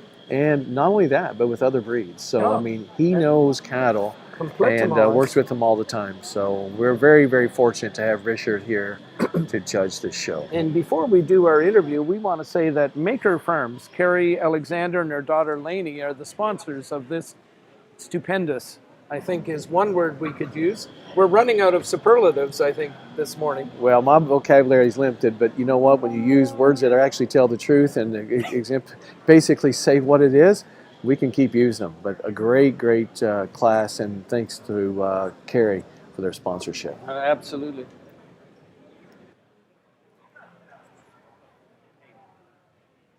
So Russell's going to have us another great interview with another person from the crowd, and I will now turn it over to Russell. Okay, well, we have got another interview for you this morning. I think it's still morning. I hope it's still morning. Ladies and gentlemen, we have, yes, and I am on, we have Natasha McKillip from with us today. Now, Natasha, what's your role with Holstein Canada? Officially, I am the Atlantic Field Service Business Partner. So what that actually means is that I provide producer support in regards to registrations, genomic testing, dairy trace, NLID tagging, anything that you need like that, I can help you with it. I also provide animal assessments for non-classifying herds. We're doing an interview right now. So. Oh, that is absolutely great. How long have you been in the position, Natasha? over 3.5 years now. I had to do a little math there. Sorry, it's early. Math is a problem for me at the best of times. And you've been up here this week, I think, at some Yes. meetings with the field staff or the Oh, reps. yeah. We had a fabulous opportunity this week to connect with the rest of the field service reps in Canada, and really to just introduce us to the Holstein, Ontario team as well, which it was a fabulous opportunity for us to bring them on. It was a fantastic week. We learned lots. And basically how to better meet our producer needs. Oh, wonderful. Well, that's what it's all about for these that's organizations. Exactly. Now, I think in the Atlantic region, you do work with some other breeds, or certainly maybe your do. portfolio is expanding a little bit too.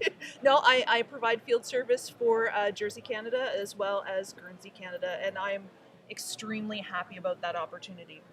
No, it's great. Now, you have an interesting not a side gig, but a passion that you're involved in with some little furry animals. Oh, yes, yes. Tell us about your dog experience, canine experience. Canine experience. Well, I've been a Canadian Kennel Club member for 21 years now. Since you were one.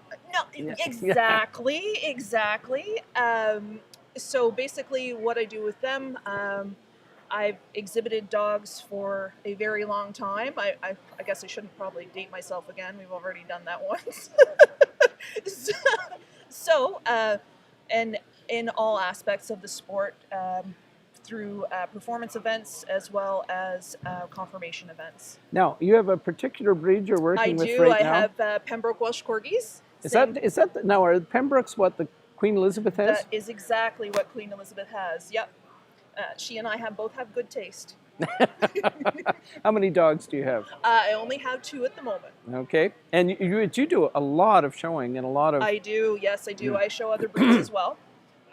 Mainly involved in Corgis and German Shepherds, but I've also shown quite heavily rough and smooth Collies. So something that just is different from your work with Holstein Canada? It's different, but it's the same. Because... again, it's another purebred animal organization, and yes. We want to encourage our membership to breed the best animal they can that's the most sound, and make not only good animals, but good show animals, but good family pets as well. That sounds so. There's a parallel. There with, is a parallel. What we're doing in the dairy industry here. Well, and now, just one other quick question. You Sure. are working with folks in all 4 Atlantic provinces? That is correct. Being yes, from the is Atlantic, it's not the Maritimes. That's the 3 without Newfoundland, exactly. Nope. So that's great. Well, we really appreciate you being here today, Natasha. Thank you so like much. Toby, I guess, some of your own time to come over today. Yeah, but I wouldn't miss it for the world. Yeah. Like I really enjoy the Jersey breed, and I think they certainly present a lot of unique opportunities for producers. So I'm more than happy to come out and support. Great. Thank you so much. You're welcome. Thank you. So what's shaking, Jamie, over here? Got Well, a line the pool, up here. we had a pool made. Again, just some extraordinary heifers, and I think we'll wait till he makes his second selection just to make it ensure that as soon as we make the first and determine who the numbers are, the ring numbers are, we might be shuffling them again. But not saying he will, but I think it's 59. I think Calum, is there somebody beyond? Oh no, there is somebody beyond him. I think actually the Pleasant heifer Riley is actually in first at this point. Isn't that something your 4-H calf is? Well, again, I said it earlier. Richard came right over. Richard, I got to see this heifer. Richard just isn't going. Some people say, "Oh, the kids don't have a chance." Well, we might be here momentarily saying those words can be eaten, and Richard's going to do what he thinks. But a really nice calf that actually, if I'm not mistaken, she was the champion calf at a lot lower, smaller show at a Laura, 4-H show and the junior show. I knew that because my 2 daughters were competing there and saw the calf and really loved it then. Right there in center Wellington, center of the universe. Center in the universe, absolutely. One of the prettiest places on earth, that's for sure. Exactly. Well, this is, and You know, I'm reminded when I see somebody like Riley showing there, the Colemans, Peter and Mark, his brother Mark.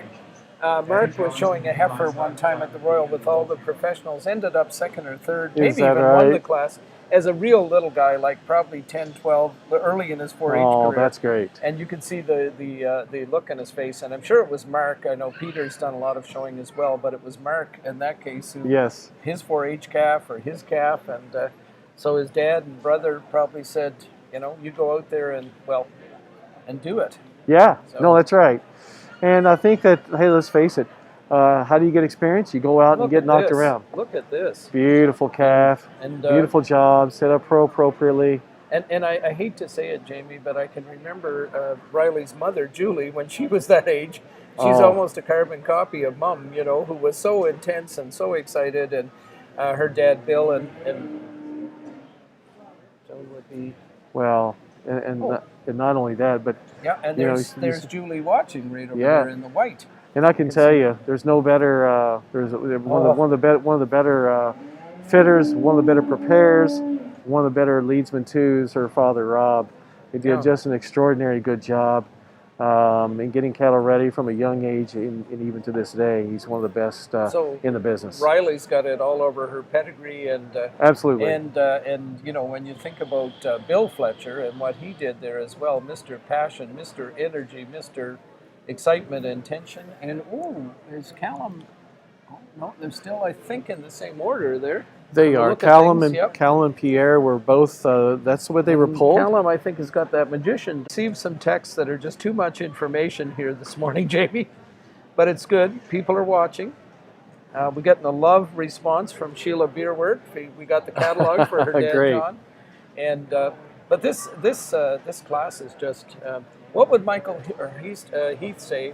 You know, these heifers are emulsifying the class. They're emulsifying the He went back class. to his chemistry classes when he was in high school, and he thought the word sounded good, and then he had to go look it up afterwards and say, is that really what they were doing? And I think they were. They were just making it exciting and explosive. You know? Well, for MPH would say you'd be super psyched on a class like this, particularly at the top end as you watch these heifers Well, line. they turned my motor on. He does a lot of things. Michael is a master. He's an endless dictionary Yeah, for exactly. adjectives to describe his passion for good animals, no matter what the color. I mean, look at these calves all the way down this line. Oh, I know. It's just like extraordinary as we see them, you know. And Absolutely I don't it is. exactly know what Jeff Ross is doing there. He's I guess, oh yeah, he's going to be pulled into line. I thought maybe Jeff was holding the heifer out to make sure the judges got a real good look at her, you know. And but oh boy. So there's Riley coming up. She's leading the pack. Yeah, and Eric is sorting out the second Yes. portion of the line right now and making their final placings as Richard comes to help him and making sure that they are on the same page, which I'm sure they Look are. at these calves as they And then come they'll be around looking here. at these here in just a This is moment. just like super exciting, and I think maybe just trying to see who that fourth place heifer is, but there's Riley. Look at that. So capable, so able to lead this heifer out. Look at Well, goodness. the thing is, she's not just has the size and scale, but she also has the correctness, as we said earlier, when she was in front of us to go with it. And Callum following with this magician heifer, who is if really I'm not mistaken, just yeah, one incredible bred calf by and the sweet as sugar. Luxingers at Syracuse. Yes. More than 100 years of Jersey breeding there. And then on the other hand, Lormier, newer people to the breed, and With a beautiful Joel calf in third as she comes around at this point in time. 52 would be the Ciboulay heifer by Masiska Romeo, and exhibited by Elaine Briard, Guy's daughter, I would assume. Right? I I don't would want to think. say granddaughter, but Yeah. daughter, I'm sure. From Compton, Quebec, in the eastern townships there near Lennoxville, and And 53. Look The at Edge this heifer Lee, here. the Edge Lee heifer coming in fifth. Like her.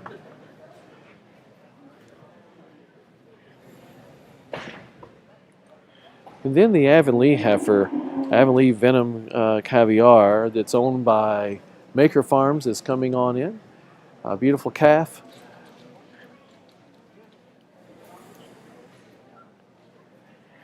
And then Drentex Tequila, my mistake. The tequila from the reward from Drentex, shown by Alex. and then Kyle Rivington showing their entry. Review, Joel Respect, the Guimel, Joel Heifer, and then again behind her will be the intense video. Shelby Heifer, the video from the verbatim, coming on in, shown and owned by Avonlea and 4-H project of Taylor Vandermeulen. Well, Jamie, again, I don't want to make you cry during Animals for today that she's Yeah. a little foggy with what we're saying and thinking it's really good, but nevertheless, what makes this show great is the exhibitors, the breeders, and the animals, most importantly, that we're all able to see and comment on here today. Well, I just cannot get over the caliber of animals that are here in, 15th, 18th, or whatever it is in this class. The heifer classes are a prelude to the milking classes. Oh, and boy. We're going to be excited all day long. Absolutely. It is just Really nice heifers all the way beyond down. amazing. And the crowd is just unbelievable. It's grown a little bit since we made that comment 45 minutes or so ago, that's for sure. I'm looking across and seeing Martina Arth here, who Martina works with Ancaster Fair. Yes. She's a Kopi from the Yes. famous master breeder Franken Farms Exactly. family. So she's Martina Kopi Arth, and she is just is so valuable working with folks here. She's been the main contact from the fair. Tammy Quinn, the manager, was out here last evening as well, but Martina is the livestock person, and you couldn't ask for a finer person. Calm, cool, collected, never gets upset. Just, we're going to find a solution. We're going to find a solution. And Martina, actually, I was saying last night, Jamie, won the first junior Jersey showmanship class at the Royal in 1984. Is that now, she would not want me to indicate the year, but it was Jersey Canada started the showmanship classes, and Martina was winner of the very first one. So That's the great. judges are telling the exhibitors what's We going could on. have 4-H members showing their 4-H club projects. Please step forward. Riley 4-H is, members I'm sure, going showing to step their forward. 4-H Absolutely. Two ways, Step forward. It must be your current 4-H project that you're showing. So that's 4-H what an members exciting showing your class. 4-H projects, please step forward. Yes, Have a this is an nice round of extraordinary applause class for as these we young applaud the exhibitors winners today. today of the 4-H show. The result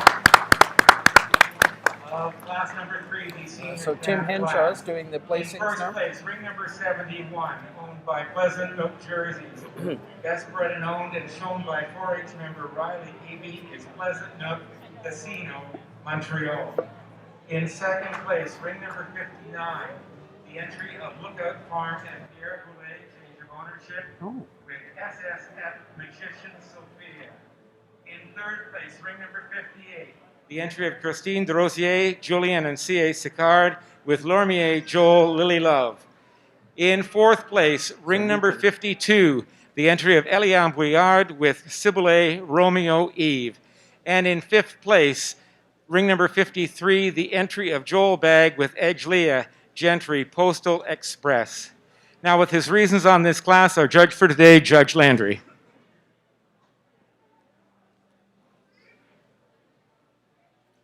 Again, in this senior calf class, really nice class from the first to the last one.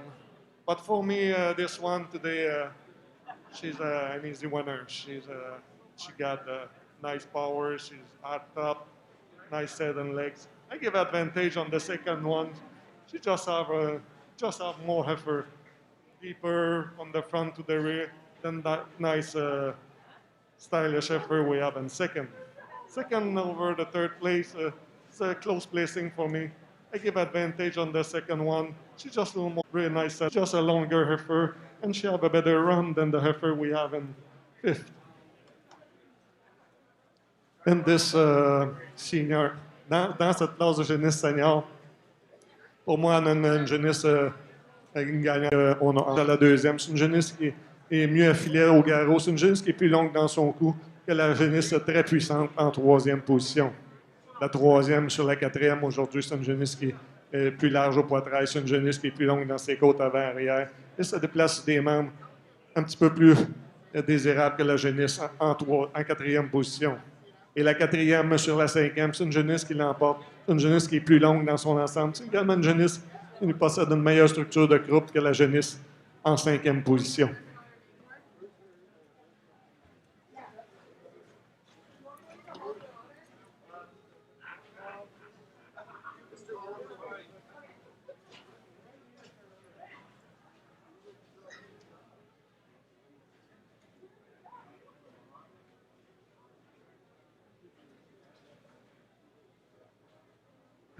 Getting set here now for our summer yearling class as it comes into the ring. We'll be telling you on close up here when they get closer to us what each entry is, and who the owners and the breeders and the pedigrees is none other than Russell Gammon, who is the one that can tell us more about any of these families than other than the owners themselves. So again, starting another class off in a very fun fashion, the summer yearling class. These calves will be born from the 1st of June all the way through the end of August. For those of you that don't know, I'm sure most of you do. So entry number 72 is coming up, Russell, and I'll let you take it from there. She is a video daughter again. We're repeating ourselves again, Jamie, Oh, but boy. it's not because of lack of memory. No. So this is an August 15th heifer, so about as young as they could be. And they're coming in youngest, the youngest ones forward. Sorry, Russell, but that's pretty young. She's entered by Jennifer Peart and Charlie Anderson. Jennifer has been an amazing supporter of this show, very important part of the committee. And she's Abby Hartwick's 4-H calf as well. So a video out of a Yellowbriar dam. Wow. So the Yellowbriar legacy continues on. Jeff Stevens will be glad. A shout out to Jeff and John Stevens. That's incredible. So 73, Carol Ruda's got Glenholm Gentry Temptation. Now she's owned by Curtis Ruda, Carol's son, fourth generation Jersey breeder at Glenholm. And Adrian Franken, the well-known fitter and worker and character and so many things. Master of all trades. Master of all trades. Remember Adrian saying once when he was young that he was getting too old for this when he was 18 on the fitting side. Then we've got Jeff Ross is leading Roga Reverisco Nasty, and she's got a nice breeding from the Cran family in Oregon. And then we had John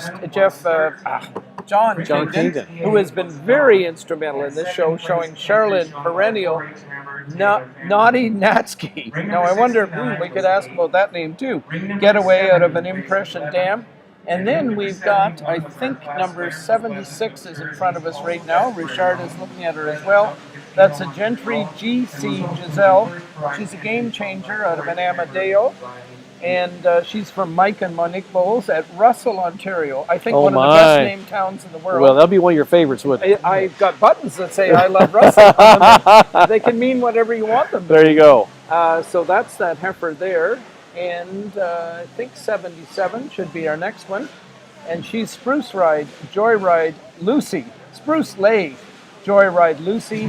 She's from Caliber Jerseys. That's Kyle and Carrie Stockdale. Okay. And Golden Jerseys, the Burgess family.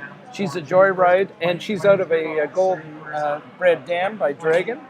So that heifer's on the screen, and then she is being followed by Clarissa McCollum. Yes. Dynamic young lady and a third-generation Jersey breeder as well. Family from down in Sydenham, Ontario originally. VCF, Cashmere's keepsake. She's a Venus VIP. And I think Clarissa's had quite a bit of success with this heifer in shows and the 4-H shows this year absolutely, as well. Absolutely. Clarissa, I think, has been doing some work with CMEX, I think, the last while. She has been.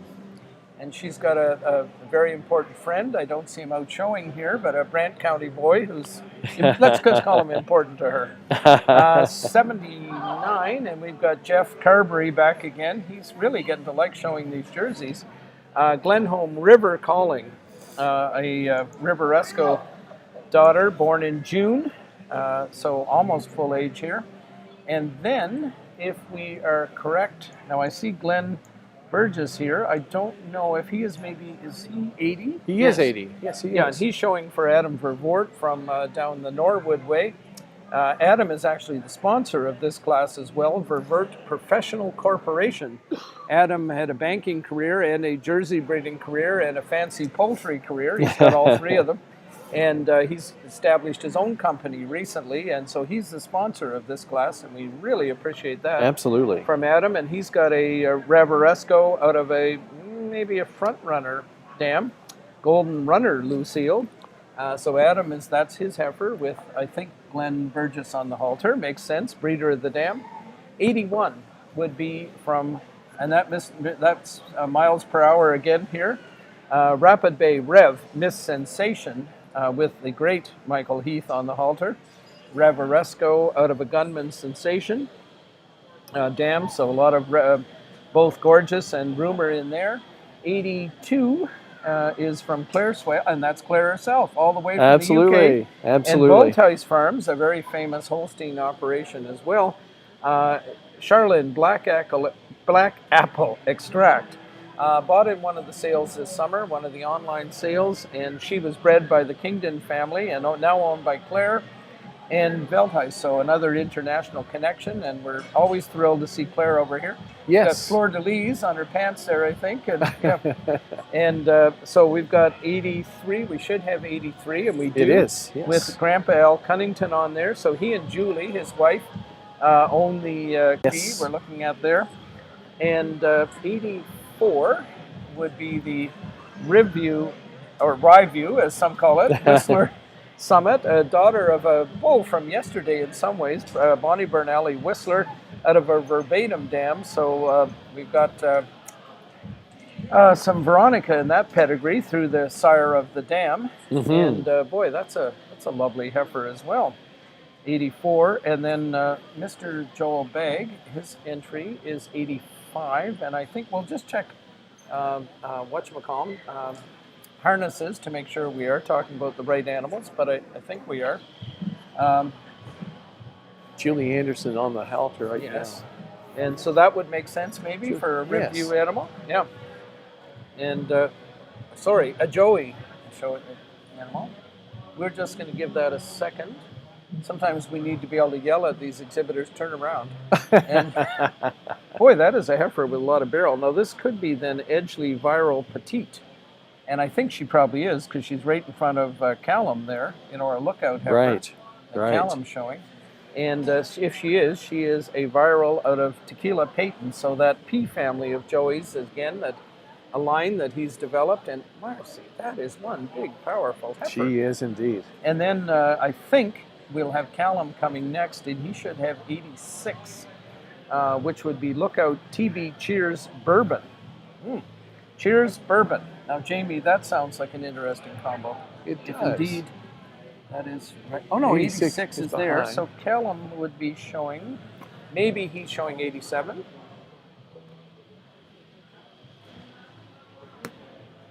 What's her number? 85. 85. 85. So you're right. It's Edgley Viral Yep. Petite. Oh yes, and then Callum's Callum. number is the number we've got to figure out. He because might be 87 actually. Yeah, He might and I be think they may be, because 86 Those are both. is, yeah, there's They're just a both. mix-up in the two ads. Frank and Diane Borba, and Alexa Govderica, who is from the Sherbrooke area, showed in the junior showmanship last night. Young man is that Cheers Bourbon we were talking about earlier, a Cheers out of a premier dam. So maybe a little smaller class than some of the previous ones, but by gosh, it's a good one. Well, and it happens as they get older. It starts to have fewer animals in it, but we didn't sacrifice any quality with the animals that we have in the class, although the quantity is not quite as many. So yes, just an extraordinary class of heifers, and they're going older and bred heifers. As we look at them in the ring, certainly very well prepared and ready for action. As Richard is looking at him for the second time, coming around, he'll be making his pull very, very shortly. I was thinking, Jamie, that I think with what we've seen already, there was one time when Callum McKinvin actually, well, he judged the Royal a few times, but he judged the Jersey show there, and it was amazing. The heifers that he had, it was like a cookie cutter had made these heifers. He was able to find heifers in each class that fit his pattern. You know how you hear people say, I can't follow the judge's Yes. pattern? Well, when Callum was judging, you could follow his pattern. He wanted big, strong heifers with a lot of rib on them, hard tops, good feet and legs. And I think this is exactly what we're going to see in the championship with this fourth class, I guess, that we've seen today. It's going to be astounding. I would not disagree with that at all, Russell. Thank you. Just a beautiful bunch of heifers. Just a beautiful bunch. Beautiful bunch. And I mean, when you think about heifers starting off, we've got August to 1st of June heifers. If you are looking for a catalog, there are some available in the section behind the judge's table. And this is going to be, it may be a touch smaller, but it's going to have some animals at the top that are every bit as good as today, in a lovely tuxedo here. He's over there. And he is telling everybody what's going on. He's got a beautiful voice, did a great job singing the two national anthems. Dr. Henshaw worked for, I think, over 35 years for the various iterations of United Breeders, East Gen. Oh, yes. GenCore, and is a registered veterinarian. Repro was his main Absolutely. focus. Yeah. Absolutely. And he did so many. He did over 1 million pregnancy. Examinations of cows. Exactly. I think, in his career. Such a valuable person in our industry. Loves young people. Heavily involved in the youth shows and the 4-H programs. Heavily involved in his church up in Barrie, Hope Barrie, and feeding programs for playing in their lives. And a person who walks the walk and talks the talk. Well, that's right. And we see only people on the outside from the standpoint of what we see them in the industry. And when you get to know a lot of people that do a lot of other things other than show cows or help with the dairy industry, it's quite rewarding to know people as we know them. And that's great. Just go ahead and give you a weather update here right now. It's sunny. I don't know what the winds are doing out of the westerly winds going from north and east. But for my American friends, it's 41 and it feels like 33. So it feels like I believe it. I know. It's just gotten cooler all through the days. It's cleared off somewhat. But here, as they always say, when in Rome, do as the Romans do. So here, when in Canada, do as the Canadians do. We have a temperature of 5, but it feels like 1. So I don't want everybody down south of the border thinking, oh my gosh, it's 1 degree and they're out there showing. No, it's 33 is the real feel up here today with the chance of snow flurries tonight. And we're supposed to be getting around this area at least an inch of snow with 100% snow. So fa la la la la, Russell. Yeah, well, Halloween's over. I know the American Thanksgiving's coming up. We've already had it up here. I love that because I get to eat turkey twice. But nevertheless, we celebrate it here. My family do. And then it's Christmas time. But nevertheless, temperature is good for cattle, great for people. And the air is clear and sunny. So a great day for a great national show of jerseys. I'm a little too wimpy to ever show cows in these kind of temperatures because I always think I'm looking at Al Cunnington with a short sleeve shirt on and thinking, not my game. I have picked out a winner in this class. We'll see how high she gets. But anyway. And we've got 99 concurrent viewers, and we've had 840 viewers over the course of the morning here as well. Individual different viewers. I've got a tuning to bet you. I got a tuning to bet you something, Russell. I bet that's going to be a lot higher when the animals come in the ring, have mammaries to show, and we're getting these cow classes. I'd say she's going to get that number's going to get quite a bit higher. I love the weaselness of your comment, Jamie. A lot higher. Is 5 more? Is 100? No, that's more? not a lot. No. I'd say we'd see a couple of 100 more. Yeah, I'm at sure least, with these and I'd milking say that classes, I'm underestimating the number, but for We're sure easily it's going to be well over 1,000 different views. Oh, anyway. absolutely. There's no question there. Absolutely. MPH is back here again in front of us. Michael Heath leading this beautiful heifer today. He's already done well in the area today, and he, as several others, are truly making it international. Jamie, I want Michael to hear that it was so nice to be at supper with him last night and be the second oldest person at the table with Michael there. It was one of the few. Was I the oldest? No, I was the second oldest, and Michael was the oldest. You're a kid. You were one of the kids, Kathleen. Yeah, Kathleen's young. We don't want to even say that she's Michael old, had a that's for couple of sure. snarky remarks as we were leaving, so I've been waiting to get back at him for about 14 hours now. You're getting ready to get a brief from Kathleen, Russell. You just didn't know it. I would never say that about Kathleen. My junior by decades, no doubt. And so we've got some. Just critiquing for his age. Yeah. Send a message that your appearance is certainly improved when your mask is on. Well, we love Michael. One of the things that we do, and Kathleen is working, that was just, and again, sponsors coming out of the woodwork. Last night we had some folks like Select Sires, Maple Leaf Jerseys, Charlie and Jennifer again and their daughter. Enniskillen sponsored a showmanship class. Carrie Alexander again sponsored a class in it, and I think we're going to get a decision here soon. Look out at Farm Boy. And there it goes. Yep. Claire Swale will be dragging in the heifer that is bred by Charlene, but owned by her. When you use that term, I think they call the Brant County show, the Holstein show, the bag and drag. That's what they call it. They call some it, of the, it's a lot more elegant than that, but Yeah. that's the old slang term, that's for sure. Well, the heifer I really liked was Callum's. Well, I liked them all, but Callum's heifer I knew was going to be in the hunt there, and she's third at the moment. And we'll see if she stays there or does a little better, or what happens. She's in the mix, and when She's you in the- were and talking she has about to be, when you look at these heifers at any show, particularly where there's a lot of entries, it almost comes into groups when you're judging these shows. And certainly, there's one opinion or another can say, unless she's just a blow-away winner, you'll find that some of these are so exact and so close.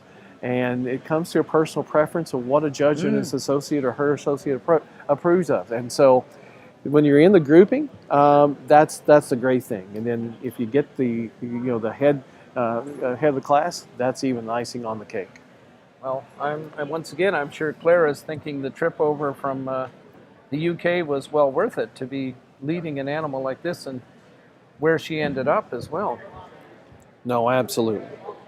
So we're just not too far away from the grand finale of this class, calling the last ones into place here. Got a couple more heifers to bring in, and Eric is giving them a good look over. We'll tell you about Eric when the next class is on. And Claire Swell and Veltois right now are the owner of the heifer in the first position as we speak. And we are going to at some point speak to a couple of friends from Brazil. We've got the president of Jersey, Brazil here, and we did speak to them briefly last night. He's with Mauricio Santolan, who is Jersey TV, and an amazing company that's there. So I don't know whether Mauricio is going to be our translator, but we are going to get an interview with those folks in during the show as well. That is great. So Richard is really giving it a really good look up at the top there. He's thinking this heifer, that heifer, what's the strengths, like you were saying, Jamie, and it's just like the splitting raindrops trying to make a decision on these that are hoping that I get laryngitis here at some point. Also today we see that the heifers today, and they've been walking around from Holstein, Canada, is from the ethics committee, measuring the hair lengths that are on these tail heads and throughout the whole top line, making sure that the tails are live and so forth. So we don't have to worry about that anyway, but at the same point, if there's any doubt, don't be doubting, because these animals are on the money and are what they are, and truly good to see that here today. The cooperation within the industry, is something else. And I think they're also looking for, I see Pascal Lemire over there, checking on whether or not these heifers have been unduly painted. Oh, exactly. Exactly. He's giving them a wipe down there. Exactly. We've just had a truck key turned in. This is for a Ford truck, and this key is available here next to the church's gate. Ooh, like a prize. We have a Ford truck available, Jamie. Would you like a Ford truck? Go over and get the keys. With the price of these trucks today, any truck would be a prize, that's for sure. Exactly. So there's a look at, we see Claire there at the top at the moment, and there's a lot of discussion going on. And I noticed Richard came down and looked at every single animal. I thought that was great after they were lined up. Had a good look down here, giving everybody a good look in, and then he's up there. They're really going. And isn't this great? The masks we can't lip read when they've got those masks. That's right. You don't have to hold your hand up to your mouth as we did down at Madison here a month ago. But nevertheless, a lot of studying. Second row is getting ready to happen. I think he's. But again, look at this intensity when they're now looking at the. So there's something going on up there in those top 3 or 4 that's really interesting.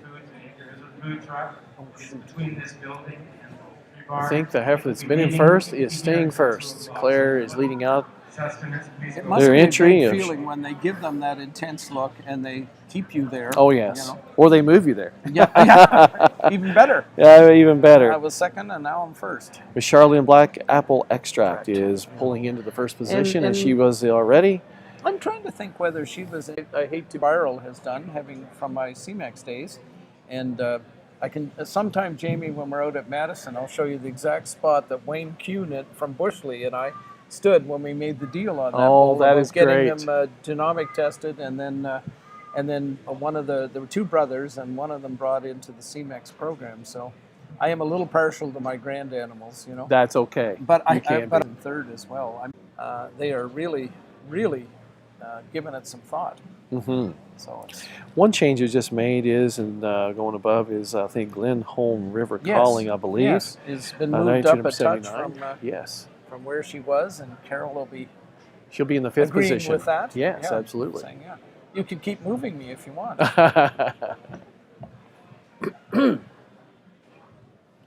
Yes, and as we noted, Vervoort Professional Corporation, Adam Vervoort is the sponsor of this class.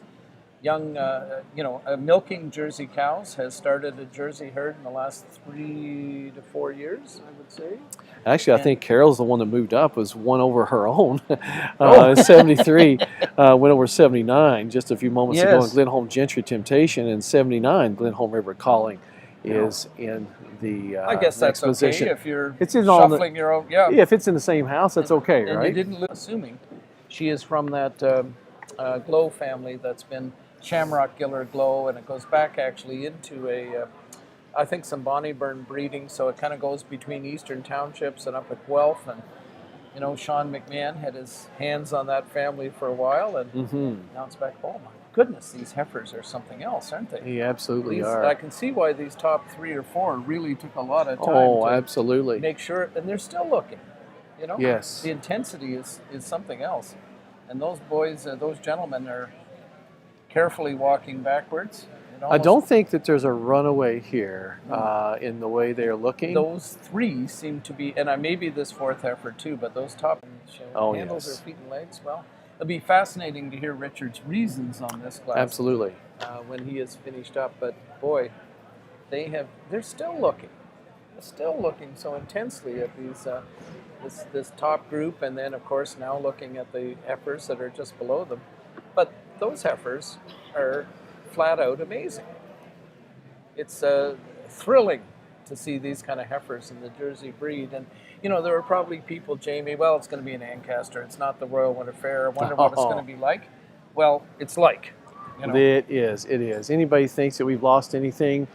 The only thing we've lost is it's not as dusty, and the sun is shining through. Yes. And we're not extended by a lot of other things around. This is just nice.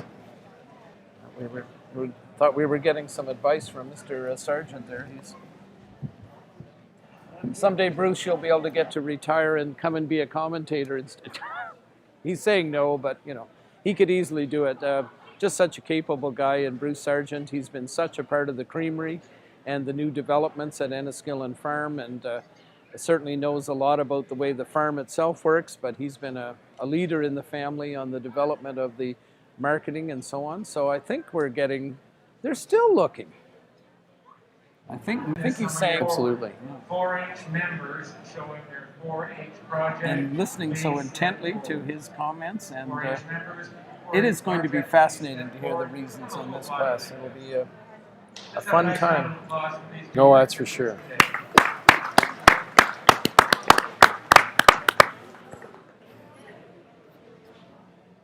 Now, I'll have to be having my daily nap here soon, Jamie. It's 11:30. I usually take about 2 hours. And siesta. Not today, Russell. Yeah, okay. I'm not letting you off that easy. I think there's a few people that might. With Charlene Black Apple Extract. In second place, ring number 85, the entry of Joel Bagg with Edgelea Viral Petite. In third place, ring number 87, the entry of Lookout Jerseys, F&D Borba and Alexa Goverderica with Lookout, She's Got It. In fourth place, ring number 76, the entry of Michael and Monique Bowles with Drentex GC Giselle. And in fifth place, ring number 73, the entry of Curtis Ruda and Adrian Franken with Glenholm Gentry Temptation. And now with his reasons on this class, Judge Landry. Ladies and gentlemen, she's always nice. She walked good. She moved extremely easy.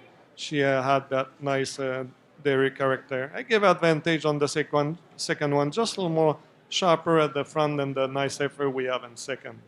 Second over third, it's a close placing I do. But I give advantage on the second one. She's just a little more width at the front, just a little more openness on the rib than the nice legged heifer we have in third. Third over fourth today. She's a longer heifer, and she moves with the very nice set and legs over the heifer we have in fourth. Fourth over fifth today. She's just more weight at the chest, just more deeper from the front to the rear than the heifer we have in fifth. Mesdames et messieurs, je pense qu'on a une classe très spéciale, spécialement dans les trois premières. J'ai opté pour la jeunesse en première position aujourd'hui. C'est une jeunesse qui se déplace très bien, une jeunesse très, très stylée. Je donne avantage la jeunesse en deuxième position. C'est une jeunesse qui est un petit peu plus sharp à l'avant-train que la jeunesse très puissante en deuxième position. La deuxième sur la troisième, c'est également un classement assez serré. Mais je donne avantage aujourd'hui. C'est une jeunesse qui est plus large en avant. C'est une jeunesse également plus ouverte dans ses côtes avant et arrière que la jeunesse avec des membres exceptionnels en troisième position. La troisième sur la quatrième, aujourd'hui, c'est une jeunesse qui est plus longue dans son ensemble, mais ça déplace des membres exceptionnels au vol en avant de la jeunesse en quatrième position. Et la quatrième sur la cinquième, aujourd'hui, c'est une jeunesse qui est plus large à l'avant-train. C'est également une jeunesse qui est plus longue dans ses côtes avant et arrière que la jeunesse très stylée en cinquième position. Thank you, Judge Landry. And again, congratulations to our winner, ring number 82, the entry of Claire Swale and Veltice Farms Limited with Charlene Black Apple Extract. The best bred and owned in the class was the second placed animal, ring number 85, the entry owned by Joel Bagg with Eglia Viral Petite. The first 4-H in the class was ring number 78, Clarissa McCallum with VCF Cashmere's Keepsake. And the second 4-H in the class was ring number 72, Maple Leaf, shown by 4-H member Abby Hartwick. Now in the ring, junior yearlings.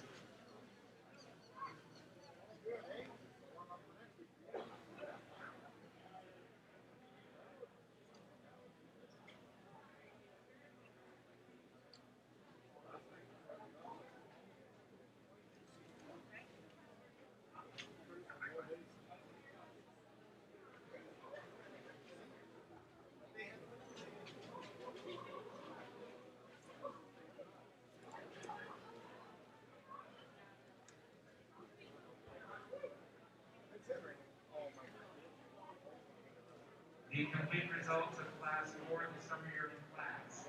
72 was 16th, and second entry shown by 4-H member Abby Hartwick. 73 was 5th. 74 was 7th. 75 placed 10th. 76 was 4th. 77 was 11th. 78 was 13th. And first entry shown by 4-H member Clarissa McCallum. 79 was 6th. 80 was 12th. 81 was 8th. 82 was our class winner for Charlene Black Apple Extract, shown by Claire Swale and Veltice Farms Limited. Ring number 83 was 9th. Ring number 84 was 14th. Ring number 85 was 2nd and best bred and owned for Joel Bagg with Eglia Viral Petite. Ring number 86 was 15th. And on the next page, ring number 87 was Ring Junior Yearlings.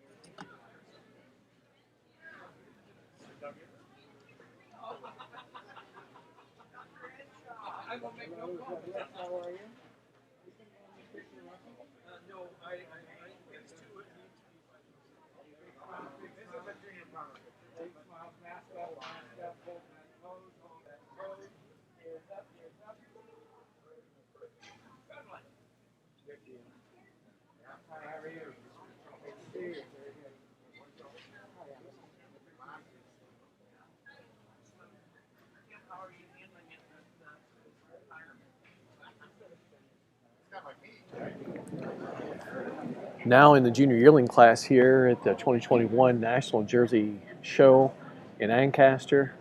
Class is again filled with a lot of beautiful heifers, and at this point in time, this junior yearling class is sponsored by the St. Lawrence Valley Jersey Club. So I want to give a shout out to them and appreciation of their sponsorship in what will be a jam-packed quality class, to say the least.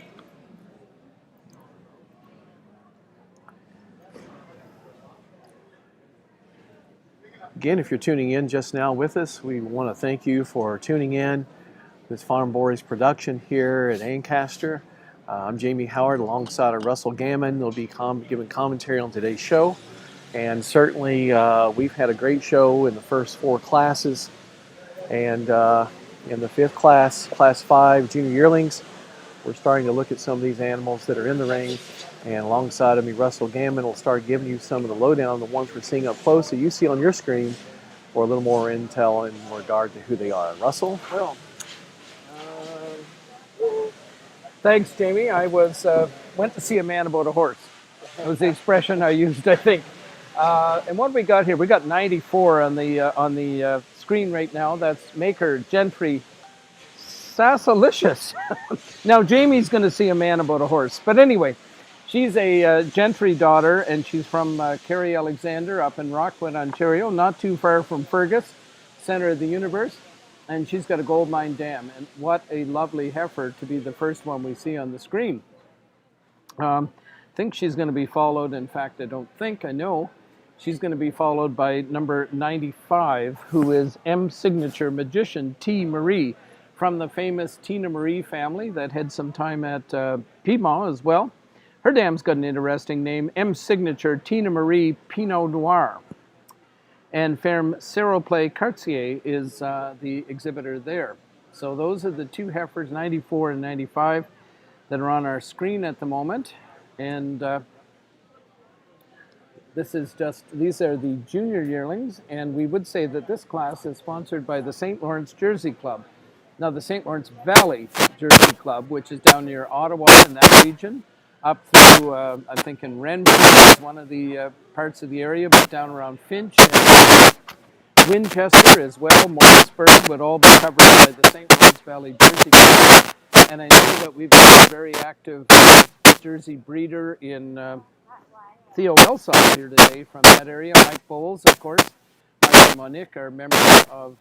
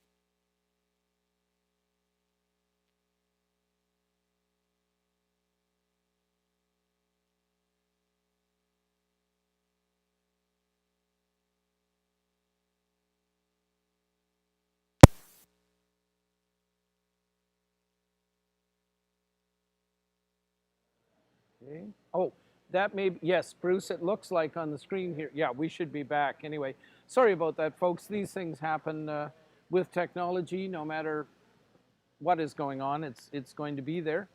And we got Al Cunnington right in front of us. Okay, here we go. That is ring number, people need to have shorter hair.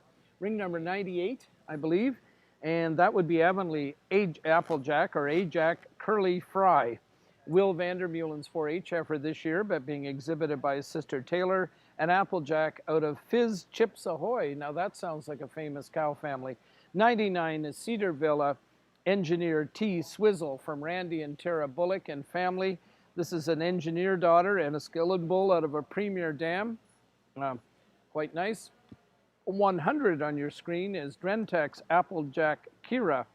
Mike and Monique Bowles again. And she is an Applejack, of course, out of a Gunman Dam. So Rapid Bay Gunman Dam. That's 100 on your screen. Whoa, this is a big, powerful, strong heifer. These heifers were born in March of 2020, so they, of course, are undoubtedly pregnant by now, making calves. And then I think we have 101, which would be Willow Creek Video Night, another daughter of the viral son Video, St. Lo Video, bred down in eastern Quebec, and Willow Creek Velocity Dam, so that would be Arethusa Jade's Velocity. Richard Osborne on the halter of heifer from their herd. 101 is her number. And we're getting a real good look at this powerful, big, deep-bodied, wide-chested, long-bodied, just really, really smart heifer there. Coming into the picture is, and this is, I believe, the heifer, 102, which would be an interesting heifer. She's Locust Edge Redford Gemma, bred by, I would call them young couple, Les and Darlene Sharp, Rapid Bay Redford daughter out of an Irwin Dam from their own breeding as well. So good stuff for them. That's a heifer that's just coming into your screen now on the image. And again, as we said, a Redford daughter, so out of the Rumor family at Rapid Bay. You get a real good look at her right now. Very hard-topped and straight heifer. Then we got Callum back with, I believe, Lookout Best Apples. Apple out of Drentex Getaway Bella. Duncan Bell influence and some gorgeous in that heifer. Definitely gorgeous with the Getaway. And she is a full-age heifer in this class, and she's owned by Lookout Adam Fraley and Frank and Diane Borba. And what a beautiful heifer she is. We got a couple more for you. I can see Laurent Lambert there. We did have somewhere there, we had, 104 coming into the screen with Pierre on the halter. Pierre Boulet is Joran Video Galaxy, now bred by the Jones family, now living at, we call it Outer New Dundee, up near the Highway 7. They moved on to an amazing farm with robots there. And this is a video daughter again, out of a Nevada dam. I've seen that Nevada cow, and she's quite something. Really a wonderful cow, good cow family. So that's her. That's 104 with, as we said, Pierre and the Mercy. We've got another nice heifer here too coming. What have we got here? The other two heifers in this class were Marlowe, 3 heifers, sorry. And we're going to see, I think, the legendary Sandy McGilvery coming through here with 105. She's Charlene Velocity Epic. She is a Jade's Velocity out of a Colton Dam, probably out of a deep cow family. I think those E's are a deep cow family at Charlene, bred and owned, of course, by them. And you can see part of her, and we like what we see there. So you saw the man about the horse, Jamie? It's all good. Call me speechless there, Russell. 106, the magnificent man, Laurent Lambert, an ageless wonder from Quebec, from Louisville, Quebec. Look at the heifer he's got. She's Marlowe Applejack Tadam, a Ayatollah Applejack out of a premier dam. She is owned by Ferme Blondin, Kim Cote, J.P. Proul, Laurent Lambert, and John Weaver. This must be quite a challenge at Jersey, Canada to get all those certificates. You don't own her too, do you, Russell? Well, if we kept, maybe it ran off the page, Jamie. You could be, well, no, Angela and I actually bought into her. Yeah. It's a good behind time your. to find that out. I Yeah, hope she does well, if that's the case. Well, exactamundo. And 107 was the River Run Comerica Snickers. Now that would be bred and owned by John and Rachel Free. And we certainly, she's a Comerica daughter, a little bit of, and out of an iPod dam. So stepping back in time a little bit, but still good quality. Well, so very well may make it an incredible cow. John Free is no Oh, stranger to the Jersey business, knows the pedigrees, knows cattle, and has several good ones. Does an extraordinary job. I used to enjoy seeing John and his brother Brad go with their grandfather Harvey. Now the Frees had a very famous Guernsey herd right south of London, and John and Brad, brothers, would go with their grandfather Harvey in the days when they were starting in Jerseys, and John would be the bidder. And his grandfather, John, would be 10, 12 years old, and his grandfather would say, well, John, you need to pick out which are the best ones. John has a photographic memory for pedigrees. He is one of the nicest, finest human beings you could meet. He's got a beautiful daughter. Now he and his wife have Evelyn as their daughter, and she's just a sweetheart too. But Harvey Free used to let John just said, well, we'll truck them home. You can't drive yet, but you buy them. You figure out which ones to buy. That is great. Oh, that's Bruce. Is that yours? Yep. So the Bulls are great, I'm telling you. Yeah. I hope that you and Angela are actually in first position right now. We'll do some research after and see how many of us have been involved. That's right. So Lawrence pulled in along with Pierre, picture number 104.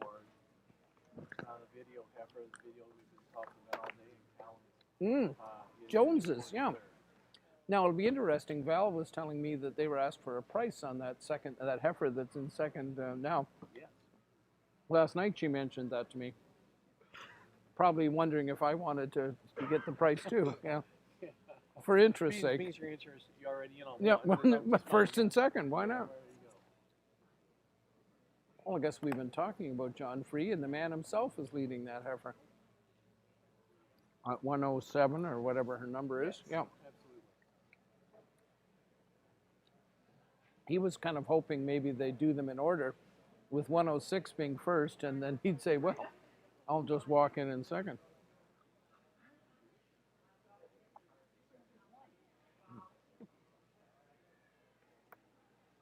So we're just going to let you enjoy this class for a minute or two, and we may take on a little nourishment here so we don't collapse from exhaustion.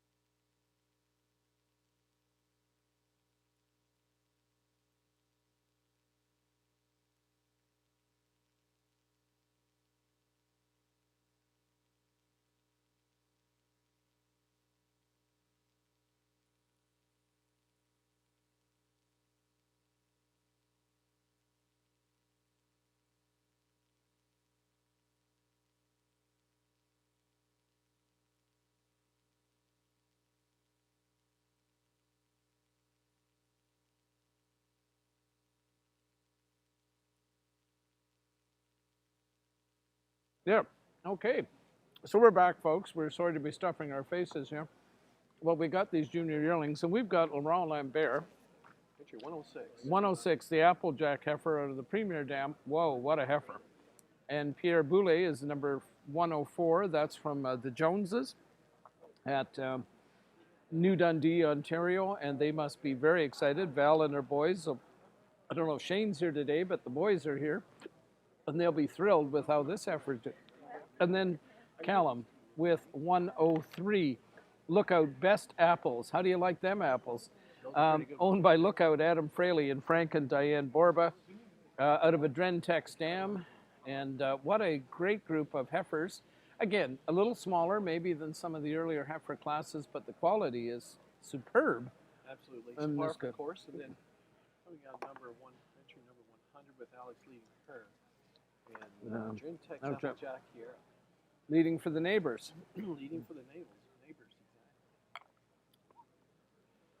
So this is, and we haven't mentioned Doug Green too much. I don't know if maybe you have, Jamie, but Al Cunnington wants to be mentioned. I could see him looking our way.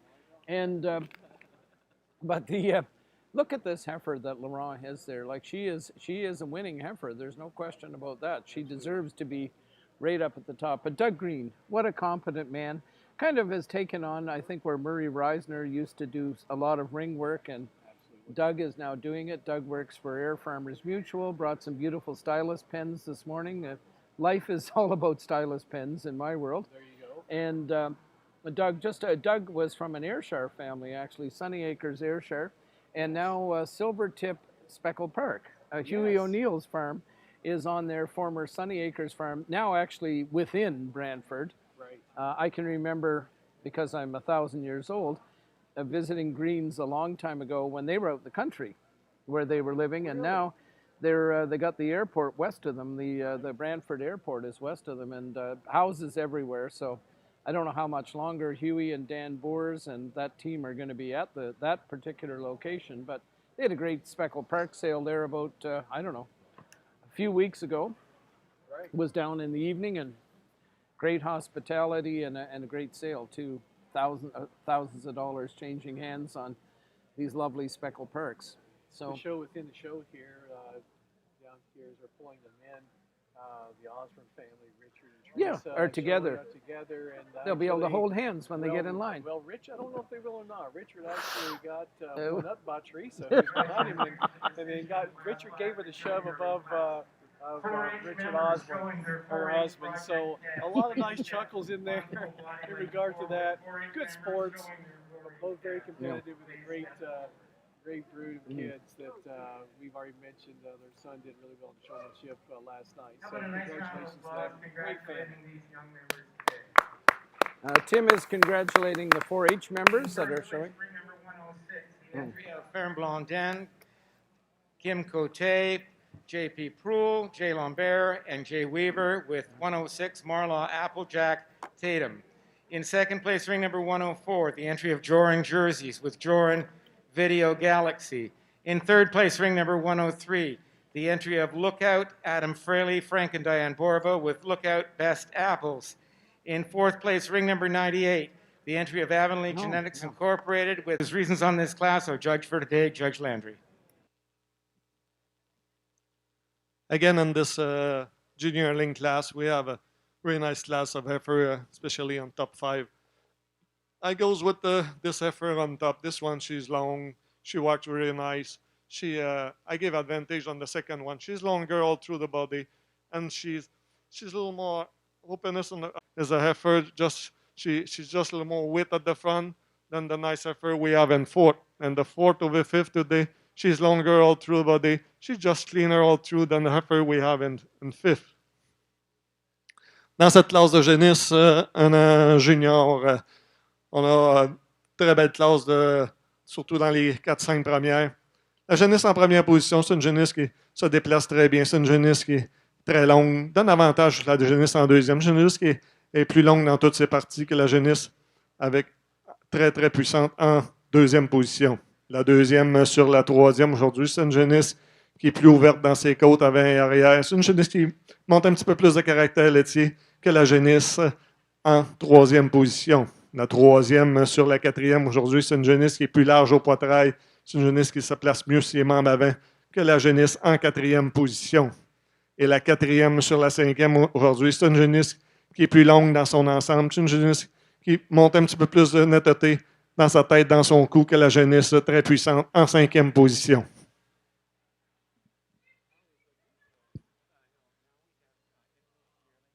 Then we have the group, and then we have the parade for champion calf.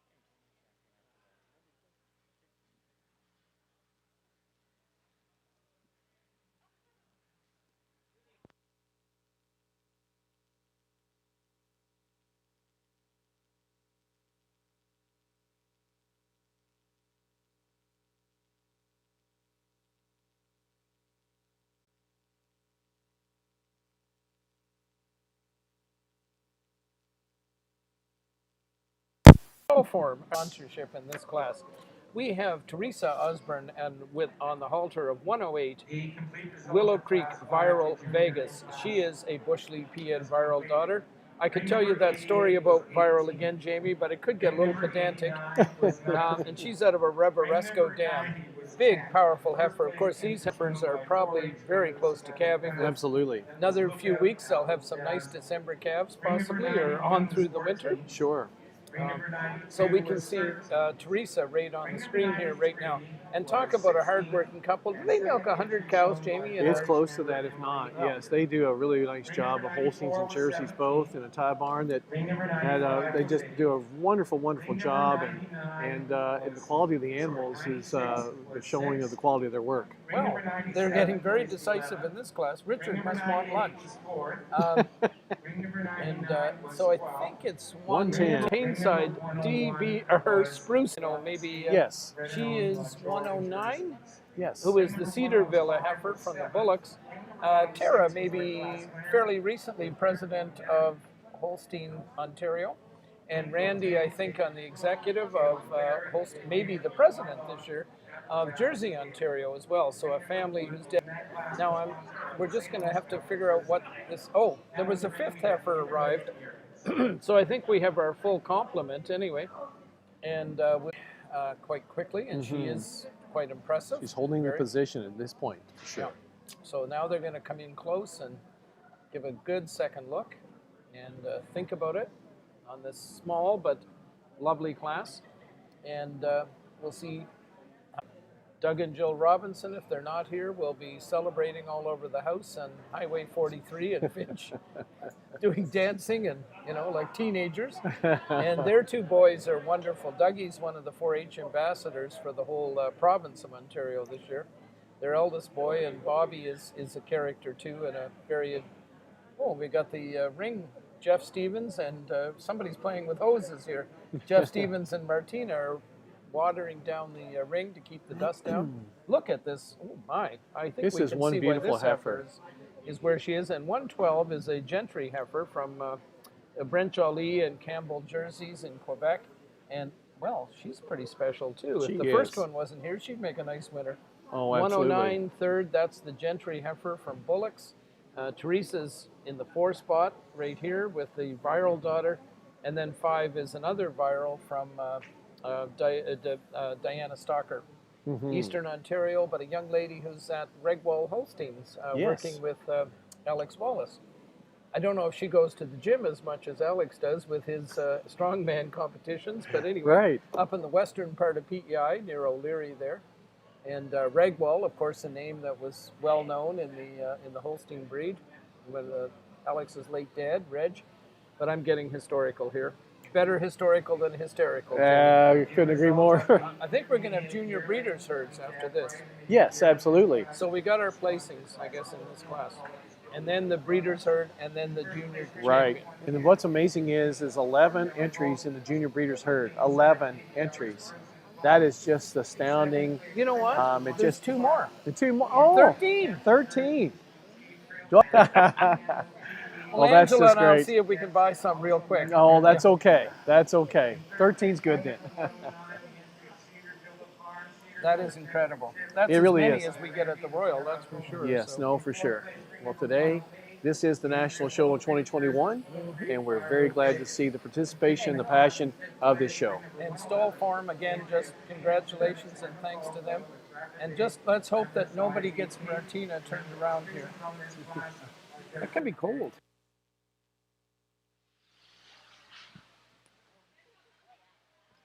Goes well.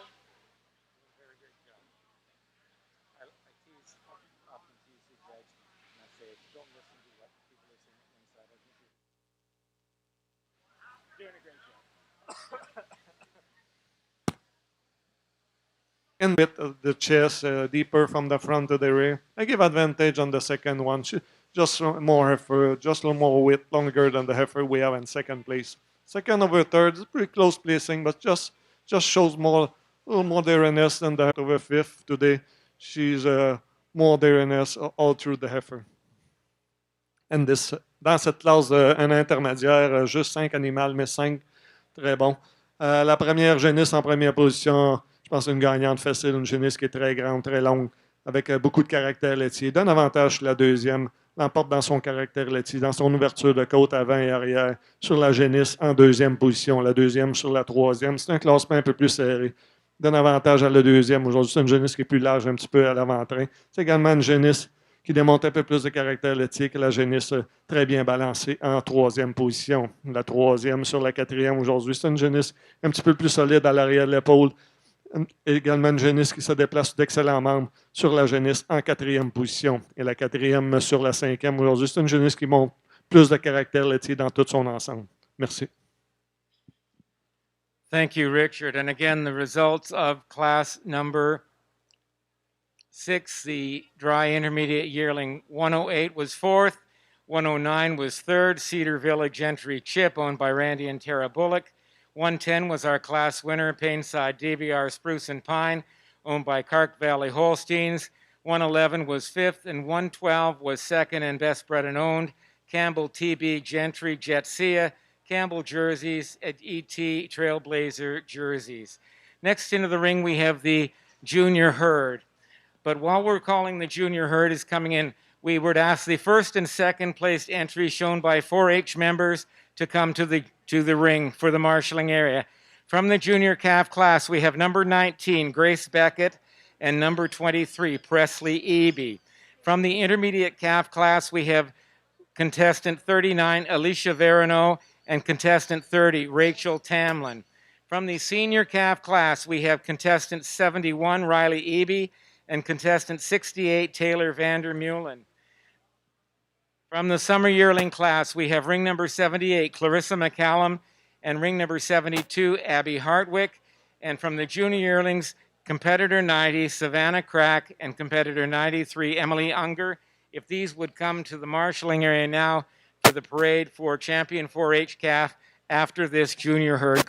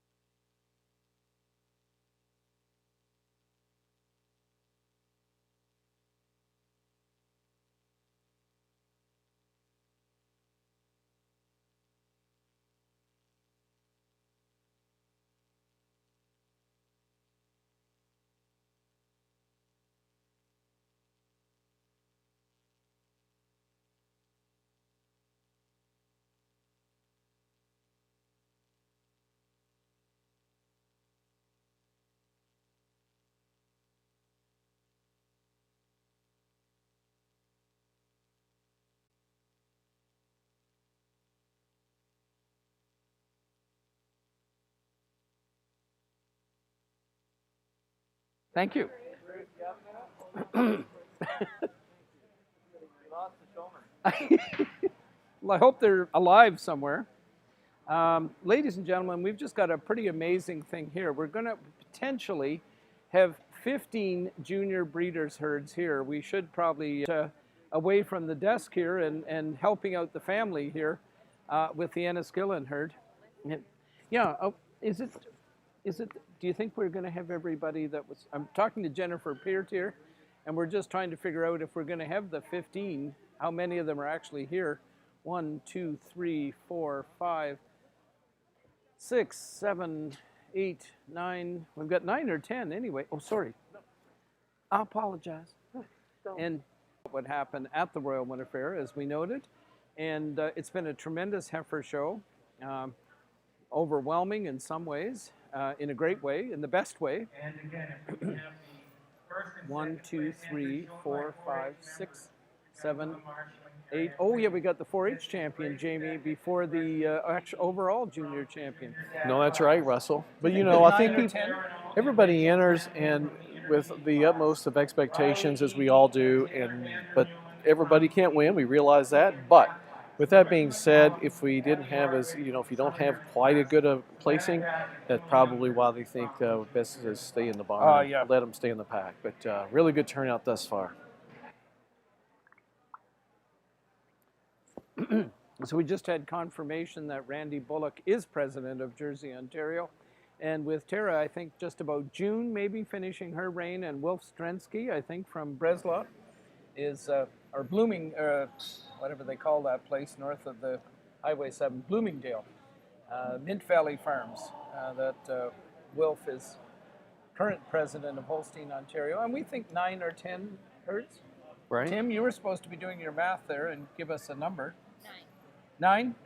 Kathleen, finally, somebody who can tell us what's going on. That's why Kay O'Keefe is here. This is Kathleen O'Keefe, KOK, is the person that just doesn't have skills behind the and with she can advertising, count. but she is a mathematician as well. She can go up to 10 without any trouble. All of my teachers. More than just another pretty face. Yeah, exact. More than just another pretty face.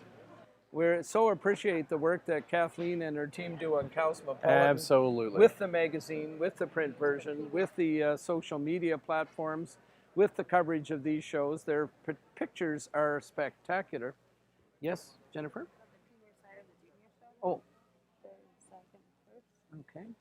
So we've got a breaking news here from Jennifer Peart, a generous soul.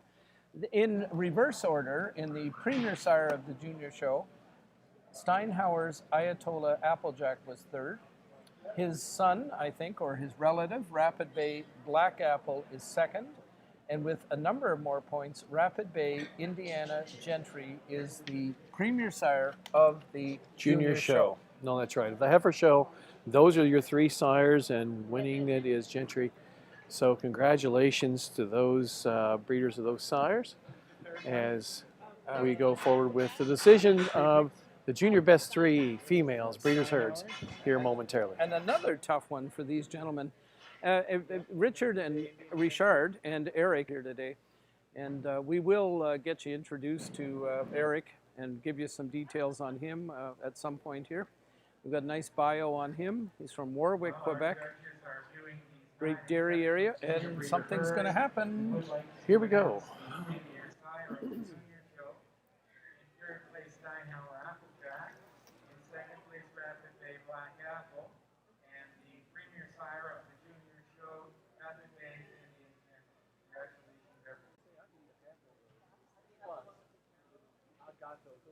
And ladies and gentlemen, to show you how good the technical setup is here, Bruce Sargent was away holding a heifer in the Enniskillen herd for a while, and everything went perfectly while Bruce was away. That is a sign of a good manager, Bruce, when you're away and things still function. So kudos to Bruce. He's been more than earning his keep today. And so we are awaiting the decision, and I think it's 9, I guess. Was it, Jamie? Is that the final That is count? correct. 9 breeders' herds and 9 entry or 9 participants in this class. And 15 entries. So yeah, as you said, sometimes, if the heifers just didn't reach the top of the class all the time, there could be a little difference in numbers. I'm feeling like some more celebration cookies here after a while. Couldn't eat all of my lunch, but I'd sure like some more dessert. Those celebration cookies are so darn addictive. They really keep them away from me. Well, now, Jamie, you're at the gym every morning for a couple hours, I assume? Out in the barn? Well, I think everybody can look at me and tell that I'm in the gym every morning. If that's a short Working word, behind the desk. if that's a short word for kitchen, then you're exactly right.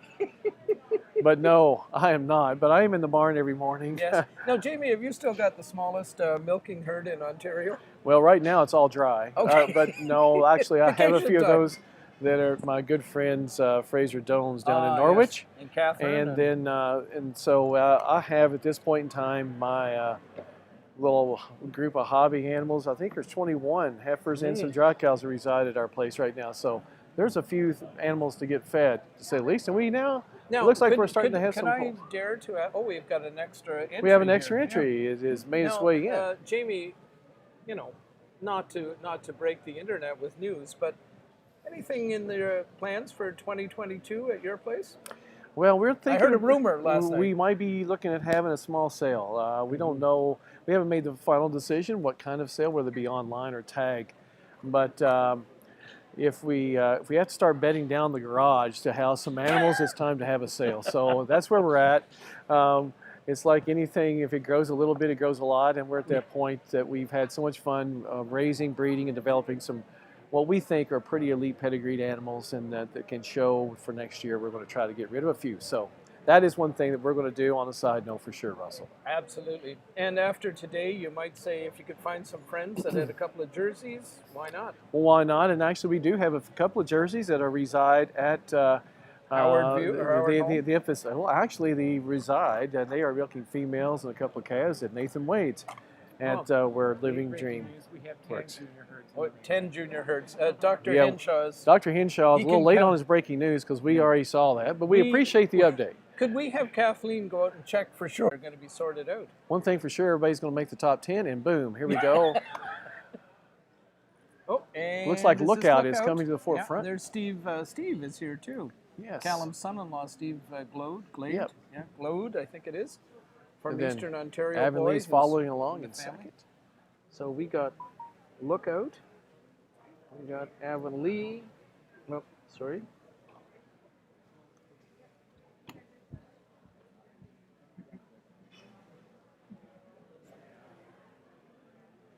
Jamie. Oh, sorry. Come here. Let's mute for a second. Would you like a drink?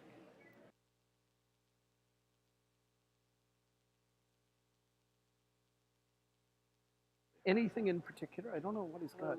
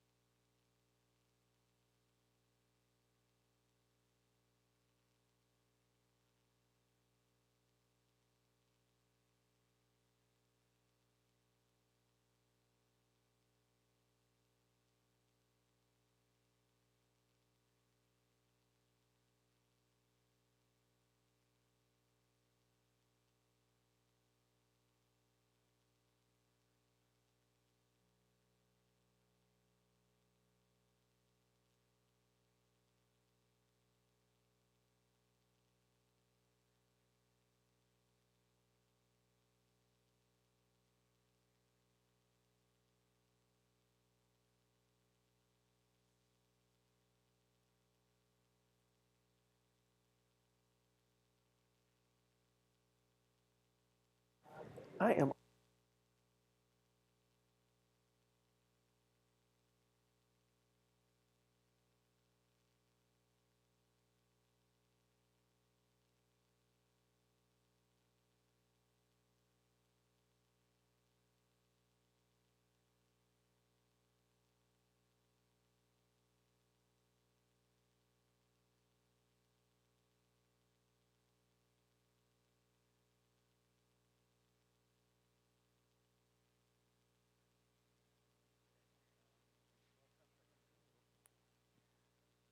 Okay.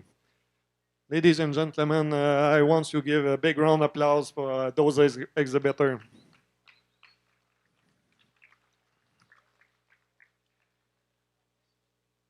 It's a real nice class of group, mini group, and lots of quality. And I goes with that group here is the group that shows more awareness, nice feet and legs, a nice balanced group over the group in second place.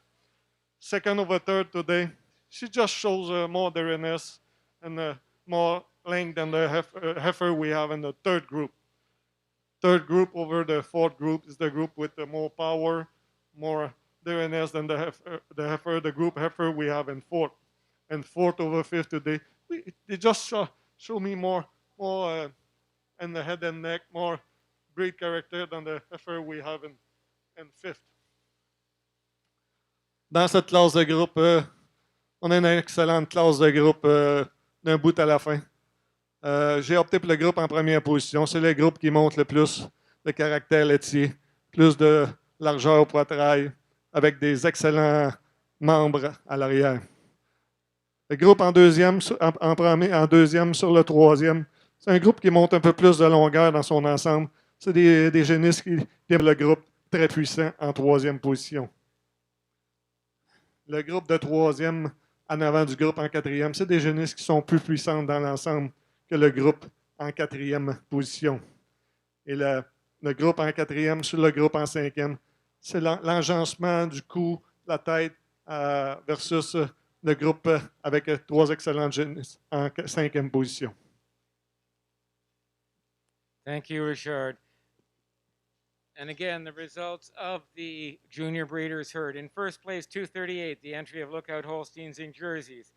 In second place, ring number 119, Avonlea Genetics Incorporated. In third place, 115, Robert and Bruce Mello. In fourth place, 120, Drentex jerseys, Mike and Monique Bulls. In fifth place, Ferme Veronneau.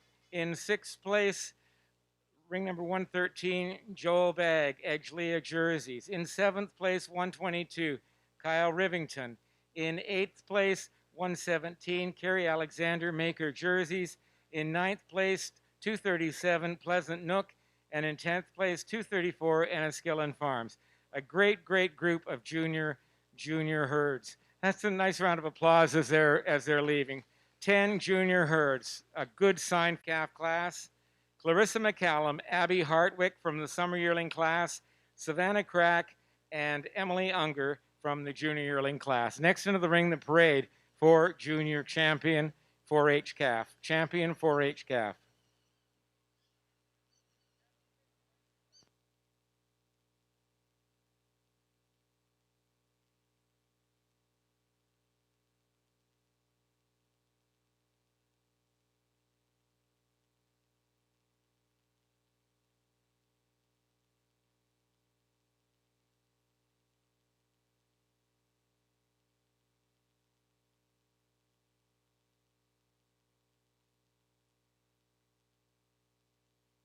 Taking this small interval now to dampen the shaving to Martina Arts and Jeff Stevens for looking after this. And when I'm seeing them here watering the shavings, it reminded me of a story that apparently took place at the CNE sometime in the late 1950s, where two gentlemen got down the fire hoses and took turns knocking each other over using the fire hose.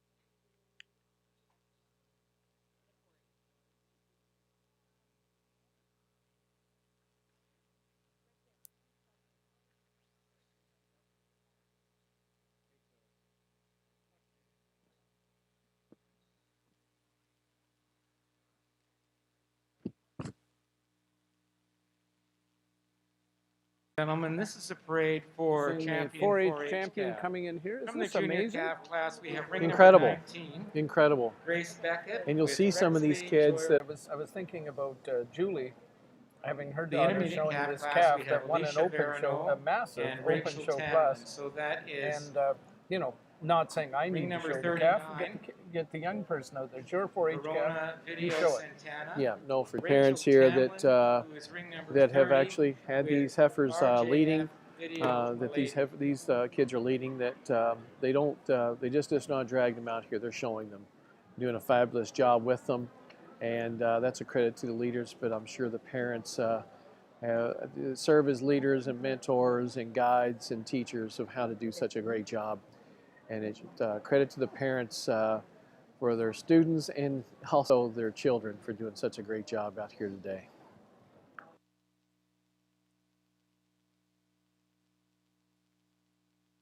We just had, well, we're starting, Jamie, into what happened out at the Red Deer Westerner.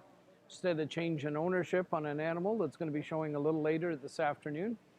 And that's the kind of thing that happens here. People are anxious to invest in great animals, and we'll tell you about that when that animal comes into the ring. Well, that's nice, because I hope we wear out some pins today, Yes. or something the table does, doing that very thing, because that just shows you that there is value and that there is interest and keenness in selling, but more importantly buying and writing checks. And I'm sure they are checks that are quite nice, that are giving the reward to people for all their hard work. We have an additional 4-H member who was actually the first 4-H member in this class.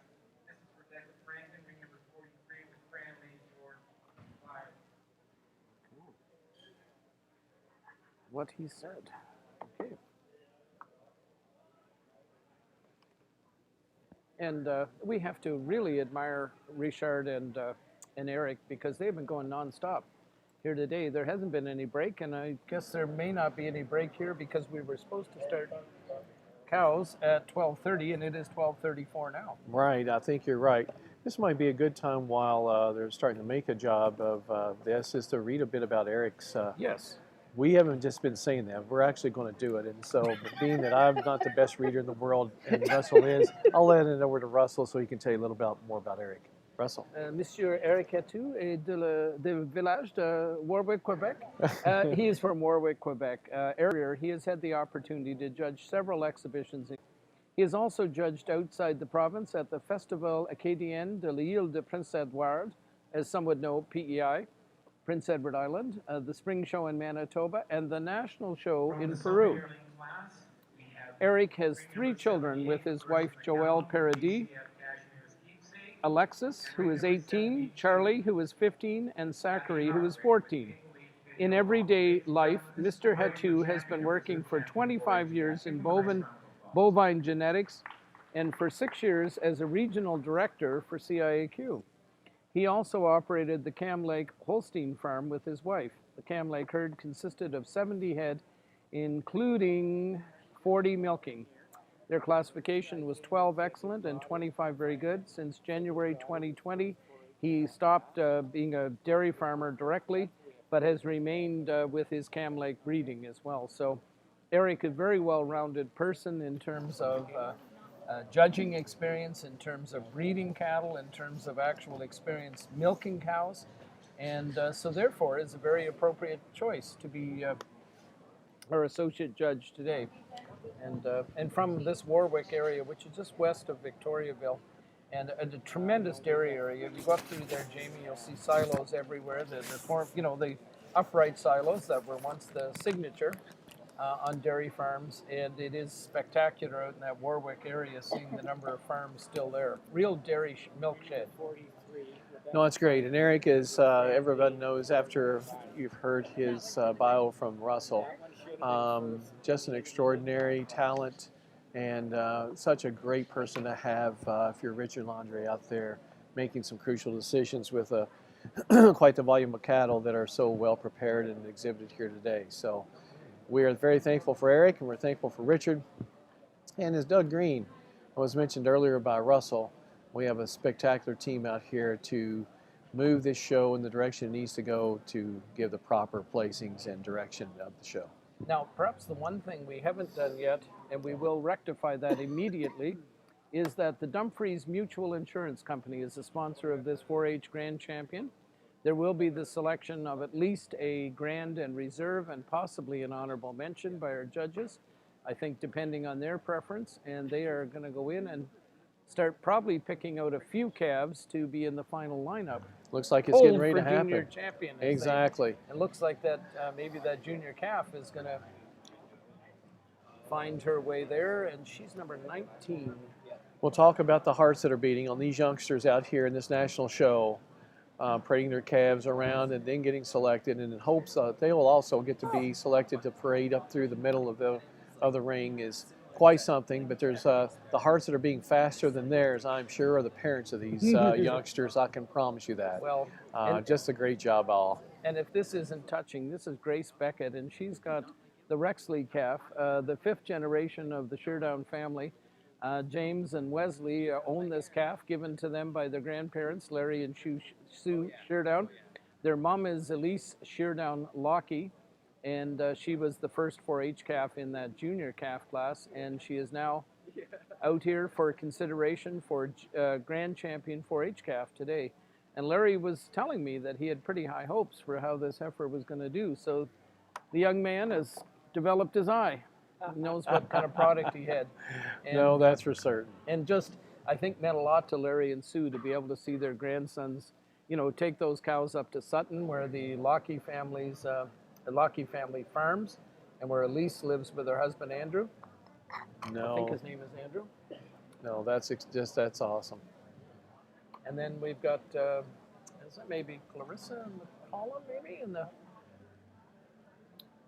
second spot there. But anyway, we'll tell you exactly who the 2 or 3 champions are when they are selected. We're getting close. Richard is pulling out his phone. Oh, no, it's a microphone. So I guess we can, silence ourselves. We will silence ourselves momentarily.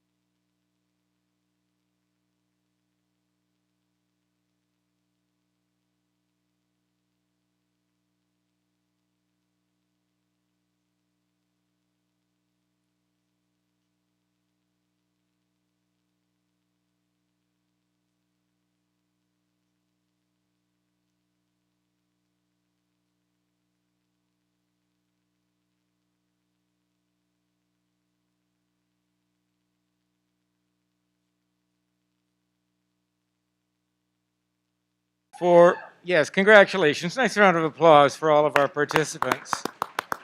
For Reserve Champion 4-H, the judge has selected the entry of Rebecca Franken, number 43, with Fran Lee, Jordan Violet. Congratulations. And for honorable mention, the judge has selected ring number 90, the entry of Savannah Crack. Are you sure? No, I don't. Yes, it is Savannah Crack. The winning junior yearling, the entry of Savannah Crack, and this is Lookout Apple Dazzle. Congratulations, yeah, everyone.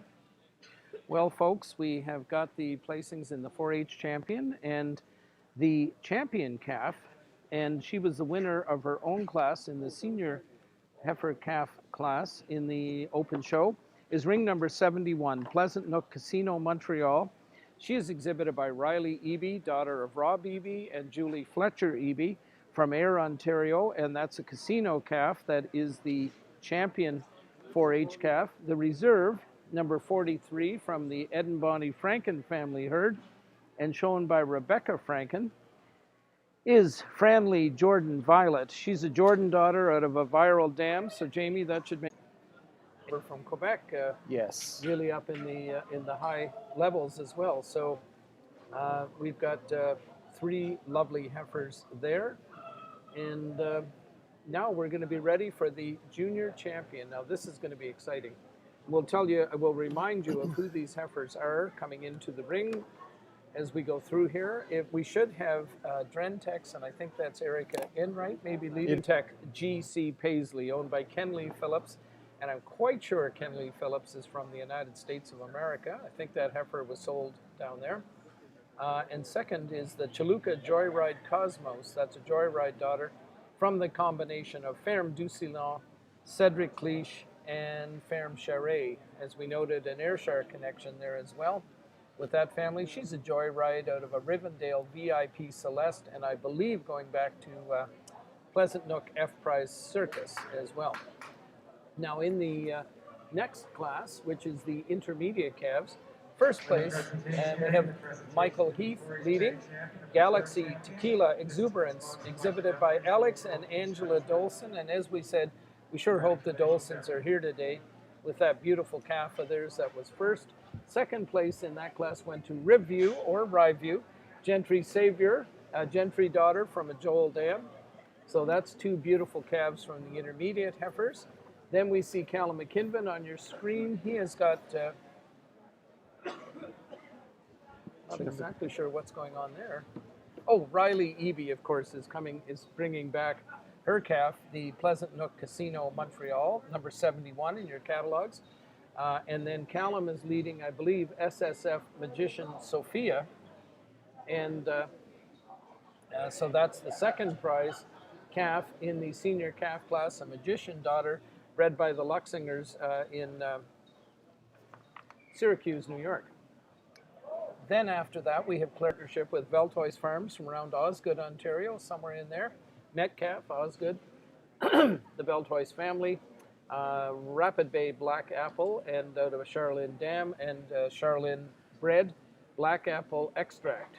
Sounds like something we might drink, I don't know. Speaking of drinks, second place goes to Edgley Viral Petite. She is the second prize summer yearling, Joey Bagg, the breeder, on the halter, 3rd, 4th generation Jersey breeder with a deep history. Junior yearlings, I think, and there's Laurent back in with Marlowe Applejack Tadam, owned, as we noted, by Ferme Blondin from St. Placide, Quebec, Kim Cote from St. Placide, Quebec, J.P. Proul from somewhere in Quebec, Laurent Lambert from Louisville, Quebec, and John Weaver from Dorchester or Belmont in, I think, Dorchester. In Ontario, Western Ontario, not too far west of here. So Laurent's is a Ayatollah out of a Premier as well. And then following that, we had the dry intermediate yearlings, and we should have from Clark Valley Holsteins, and obviously Jersey, if not Jerseys, Painside DBR Spruce and Pine, an Andreas daughter out of a dam named Trading Places. She is followed by Campbell TB Gentry Jetsia, Campbell jerseys and Trailblazer jerseys, and I think that's Brienne Brown on the halter. Yes, the Hurricane Brienne is on the halter. So these are the contenders for junior champion of the 2021 National Jersey Show. Well, Russell, it'll be interesting to see how it all sorts itself out. It's just a great group of heifers, as we've said all day, and this is the creme of la creme for the unfreshened part of the show.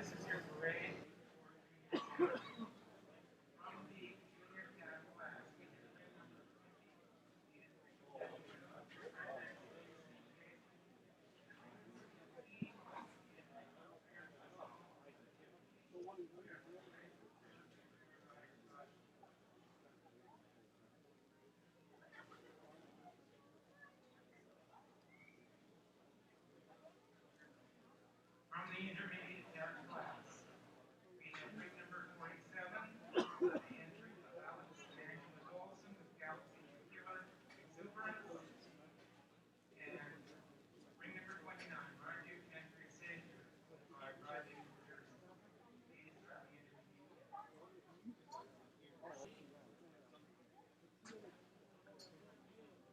From the senior cattle class, we have ring number 71, the entry of Pleasant Jersey, Casino Montreal, and ring number 59, the entry of Pleasant Farms of Pierre Boulay with SS Kitchen Sophia.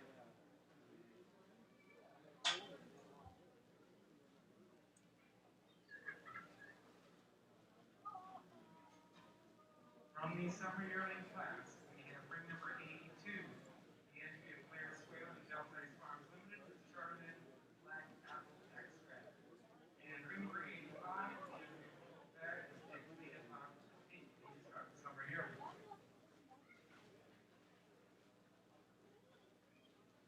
From the junior yearling class, we have ring number 106, the entry of Paramount and Jake Caleb Bear and Jake Weaver with Marlon Applejack Tatum. And ring number 104, the entry of Troy Jersey with Troy Video Galaxy. These are your junior yearlings.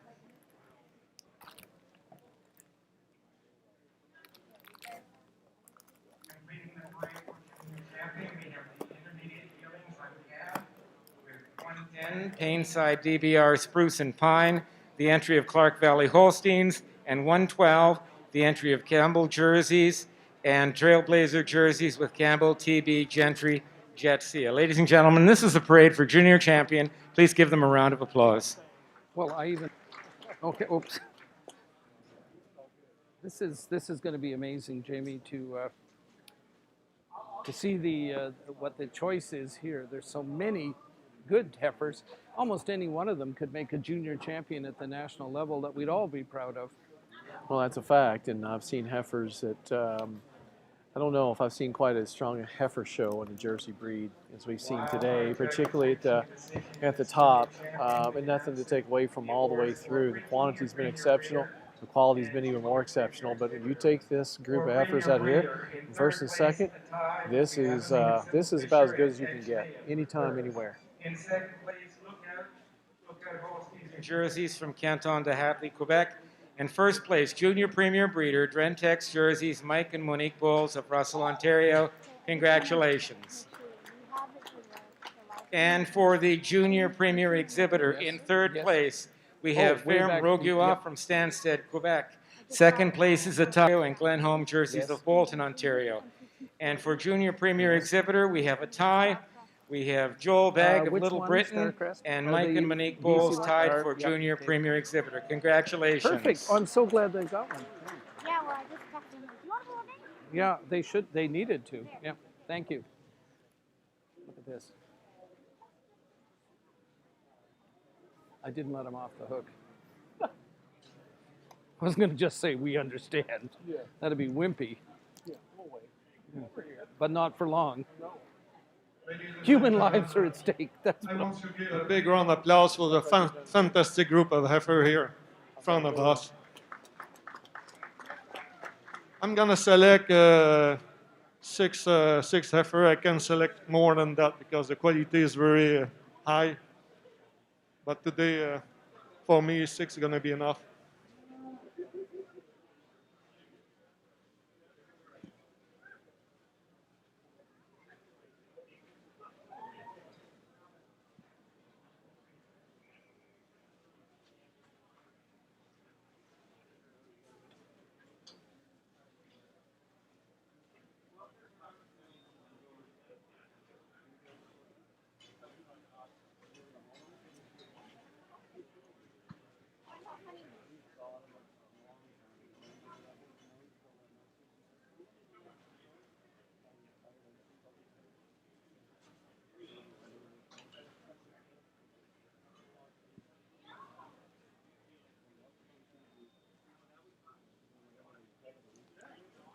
Ladies and gentlemen, I select 6 animals. For me, that nice December calf. She's well made, nice feet and legs, hard top, nice head and neck.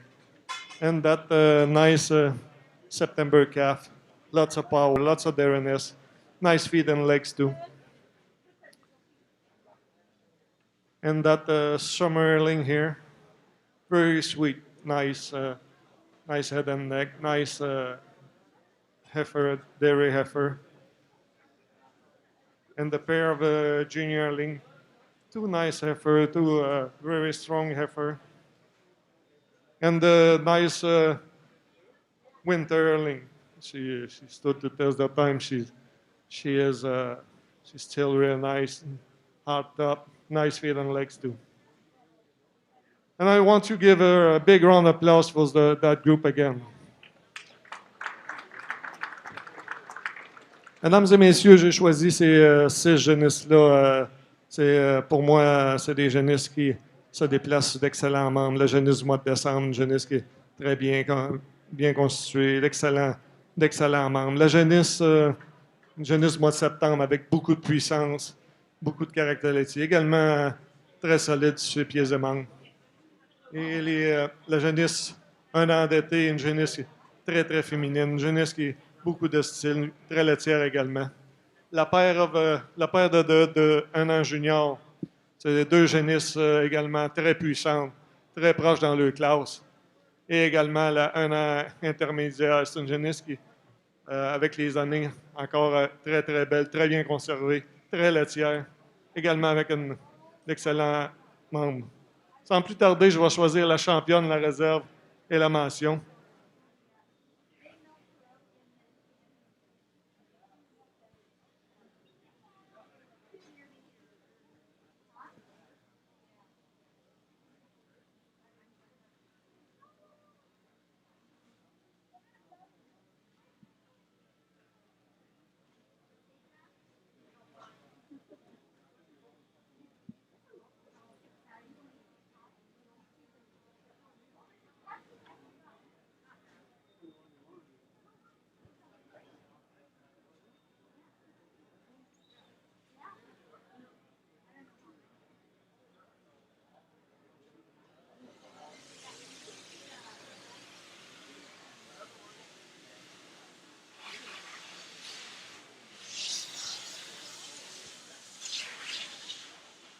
And here we go for selection of junior champion for the 2021 National National Jersey Show here in Canada.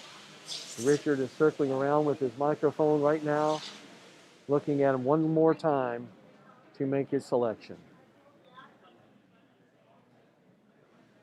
Crowd having emotionally verklempt. I can't speak. Russell can't speak at this moment because he is getting choked up watching the moves that are getting ready to happen.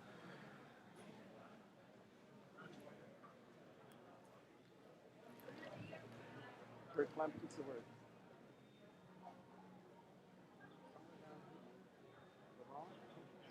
And so here we go.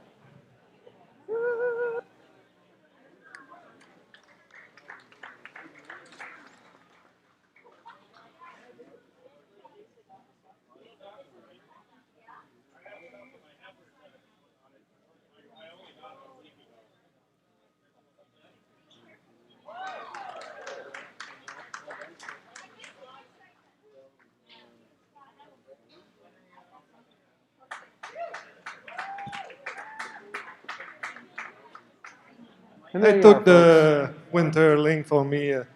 This heifer, she have that height. She's nice. She walk good. Hard top, nice ramp. Give advantage on the second one. She just have a little more power today than that nice sweet heifer we have as a reserve. And over the nice heifer, we have a September calf. Just a little more clean today on her head and neck, but nothing away on this nice heifer.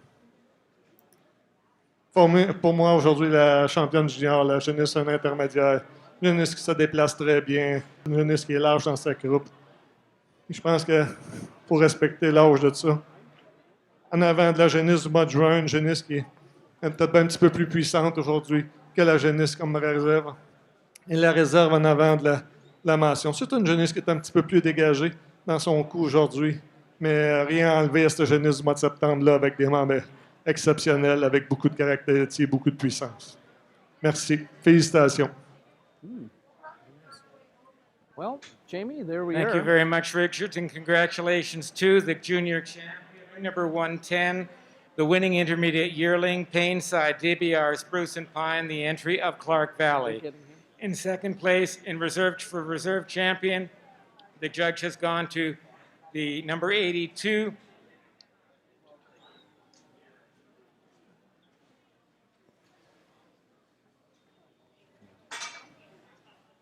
the entry of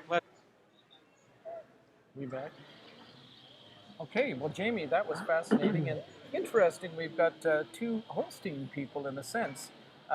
Claire has a lot of involvement with Holsteins, and certainly Beltois has made their name with Holsteins. The Clark Valley Holsteins with this beautiful heifer bred by the Robinson family in Finch, Ontario, and she's the winning intermediate yearling. And Doug and Jill will be thrilled down in Finch today. I don't think they made it here, but they'll be cheering there. And then a Kingdon-bred heifer that Claire Swale and Beltois Farms own.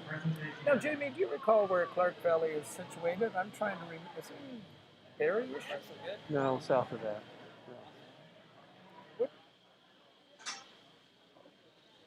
Woodville. Okay, so they're from Woodville, Ontario, Clark Valley Holsteins. Adam And Clark. Jersey. Adam Clark. Adam and Derek. Okay. So Adam and Derek have dipped a lot into Holsteins more so, but we see it oftentimes that exhibitors in the Holstein breed will get into the Jerseys. You'll see a little later on here in the cow classes where quality Holsteins has now got into what they would call quality Jerseys. So it's good to see that crossover, and we've seen it other ways too, where Jersey guys have got into some Holsteins. But certainly today, Painside strikes again. It used to be about mac and cheese, and today or got milk. He got milk, and so this heifer here, even though she is a junior champion, she certainly looks like a heifer that can make a cow. All she needs is the udder between her rear legs, and when that happens, if it happens as it could, this could be a very, very exciting animal, not just today, but for years to come. And then when you look at the heifer that John and Sandy Kingdon bred, a beautiful, beautiful heifer, and the same type of heifer in the September calf that was exhibited by Pleasant Nook. Just a beautiful calf in her own right. But they all three carried the nice width, the squareness, the dairyness, the straightness of lines, and the capacity to make cows in the future. So, and speaking of cows, guess what? We are on the doorstep now to start bringing in milking winter yearlings, and that's going to be extraordinary to see, because in the Holstein world, for those that are watching today, we're looking more toward getting into the milking intermediate yearlings next year. So anyway, trailblaze setters, Russell, from the Jersey breeders and exhibitors, and certainly we're going to see quite a few of those here today.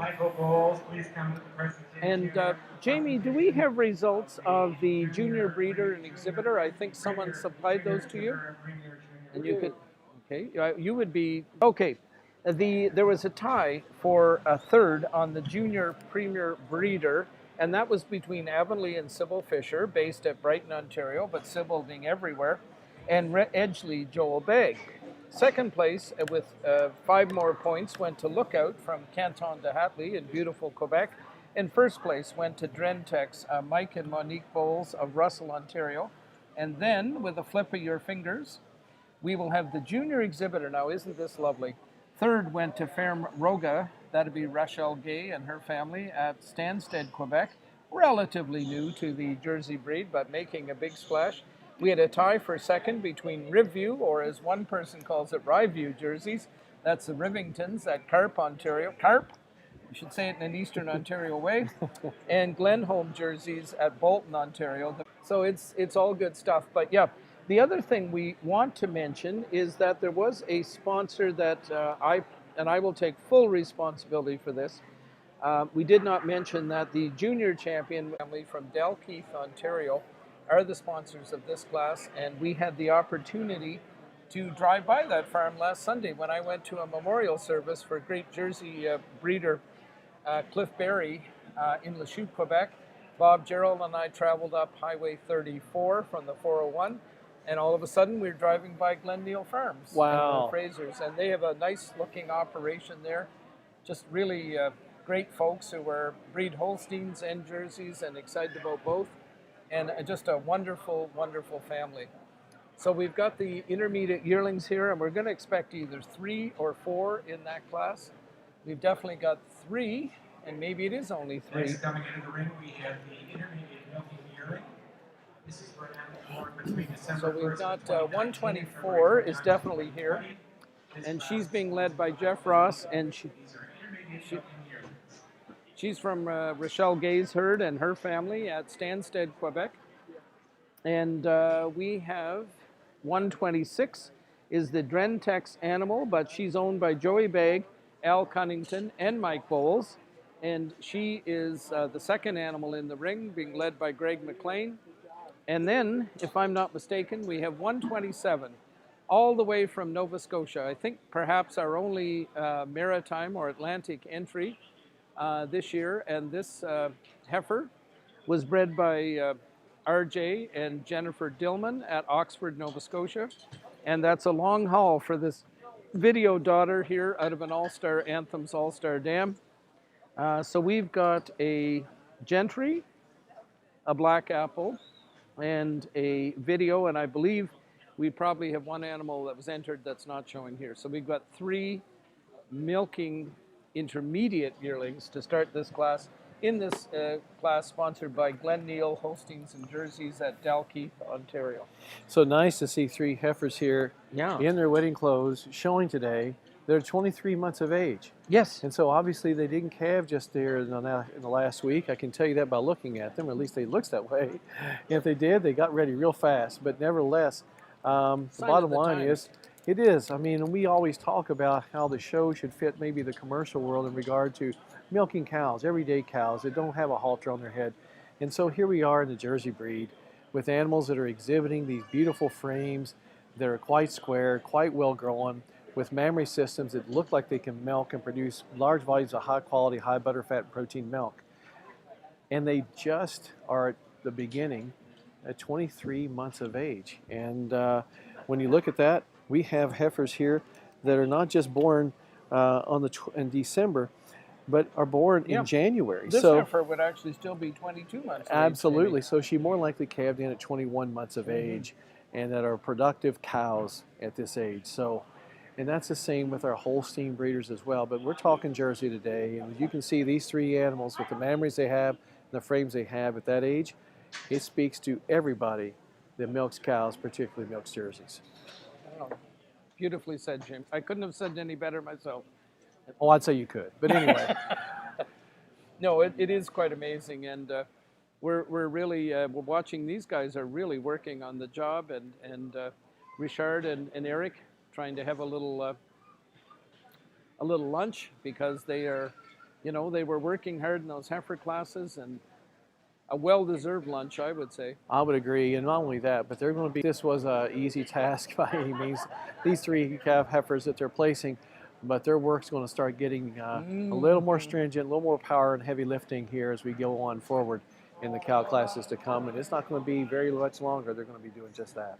Yeah, they're going to have probably 7 to 9 milking senior yearlings in just a moment here as well. But 3 heifers here and 3 fine heifers, great representatives of their breed, great representatives of the breeding programs that produced them. We've got the master breeder Pine Haven herd showing a heifer here, but sending a heifer all the way from Nova Scotia to compete in the national show is just a great thing. It is a great thing, and you know, as young as these heifers are to calve in, and not too young by any stretch of the imaginations when you see the size and scale, just goes to point out another thing.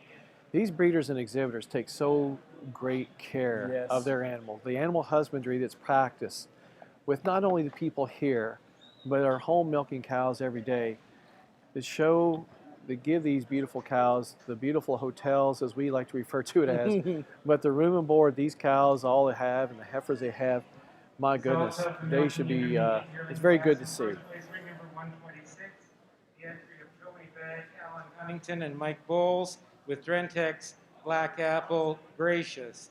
In second place, ring 124, the entry of Ferm Rogua ENR, Rogua Gentry Lumi.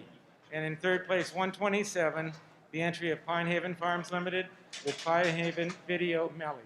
And now with his reasons on this class, our judge for today, Judge Landry.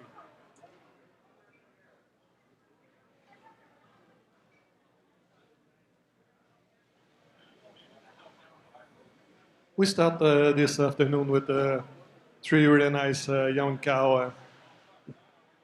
I goes with this young cow on top today for me. Just higher and wider rear, just a little more crease than the nice heifer, nice young cow we have in second place. Second over third today. She's just wider at the front, deeper from the front to the rear. And I prefer the T-shape than the heifer, the cow we have in third. Dans cette classe d'un intermédiaire en lait, la première aujourd'hui, c'est une vache qui l'emporte au niveau de son système en bas, une vache avec plus de veine, une vache avec un ligament plus prononcé, avec un arrière plus haut, plus large que la vache en deuxième position. La deuxième sur la troisième aujourd'hui, c'est une vache qui est plus large au poitrail, plus longue dans ses côtes avant et arrière. Et c'est également une vache qui préfère la qualité de ses trayons sur la vache en troisième position. Merci. Thank you, Richards, and congratulations to our winning entry, ring number 126, the entry of Joey Begg, Alan Cunnington, and Mike Bowles with Drentex Black Apple Gracious. If Ian and Jen Fraser would come forward, the sponsors of this class, Gleneel, to make presentation to this winning milking intermediate yearling. Congratulations, everyone.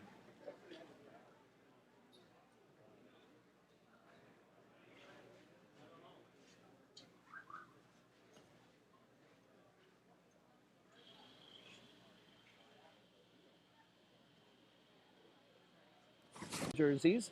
The first animal in the ring is an import from Western Canada, Starcrest Weapon of Choice. She's by River Valley CC Choice and out of a premier dam. Matt Lang is leading her for the partnership of Quality Holsteins and West Coast Holsteins. And let me tell you, Jamie, out in Red Deer, this animal changed hands so many times, your head would spin. She started off with James and Christy McAvoy, brought her over from Armstrong, BC, and sold her to Ian Crosby and Joel Phoenix, who sold her to West Coast, and then Quality bought part of her from West Coast. So I hope the transfers all got processed at Jersey, Canada. Everybody wants a hold of a weapon. 129, weapon of choice. 129, she was junior champion out there. 129 is Drentex Gentry Sammy. She is a Indiana Gentry. She is out of Wildina, B-Legal Silt. John DeVries breeding there. And she's owned by Mike Bowles and Joel Begg.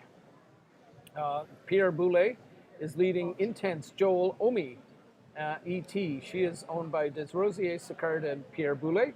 She is a VIP. She is at a Cowball Grandiose, so some Rapid Bay breeding there. Ooh la la. Ooh la la. And then we have 131. This is the Rogua, Black Apple Ayala, I believe. We're just going to check the number that Greg has on there. She is owned by Alex and Angela Dolson and Les and Dawn Dolson. And she is a black apple out of Homeridge Cheers Annette. So the famous Annette family that has bred on for decades at Homeridge. And that's 131. And we'll see who's next. And we're hoping it's 132. And I think I see Teresa there. She is Willow Creek RVV Nelly. She is a River Valley Victorious out of a Tequila Dam. I believe Richard Osborne said yesterday this heifer had recently classified 87, and that's about as high as it goes. And I can tell you that Richard had actually asked me he sent a pedigree to me and texted it to me, and I'll let you go through it. And he asked, he circled it. It was Tommy and Lois Howard. He says, do you know these? Are these relatives of yours? Well, actually, they're my parents. And so years upon years ago, Jeff Stevens took me in to David Hondrick's when they was doing milking there, Willow Creek jerseys, and we bought a cow by the name of Willow Creek Nora, who ended up being an excellent cow later on down in my mom and dad's herd in Kentucky years ago. But anyway, it's kind of funny how you see cows and cow families evolve and take shape. But anyway, it's kind of a neat note, and I was glad to see Richard send that. Jamie, it's great to have people of your age and vintage here to share stories like that. Yeah. And, I've always learned from you, Russell. Respect your elders. Absolutely. 133 is Golden, and we need this person to move. Golden Andreas Forget-Me-Not from Glenn and Sheila Burgess. She's a really striking heifer that you're going to enjoy seeing, and she's in your screen right now. She's the darker heifer, second one in on the right.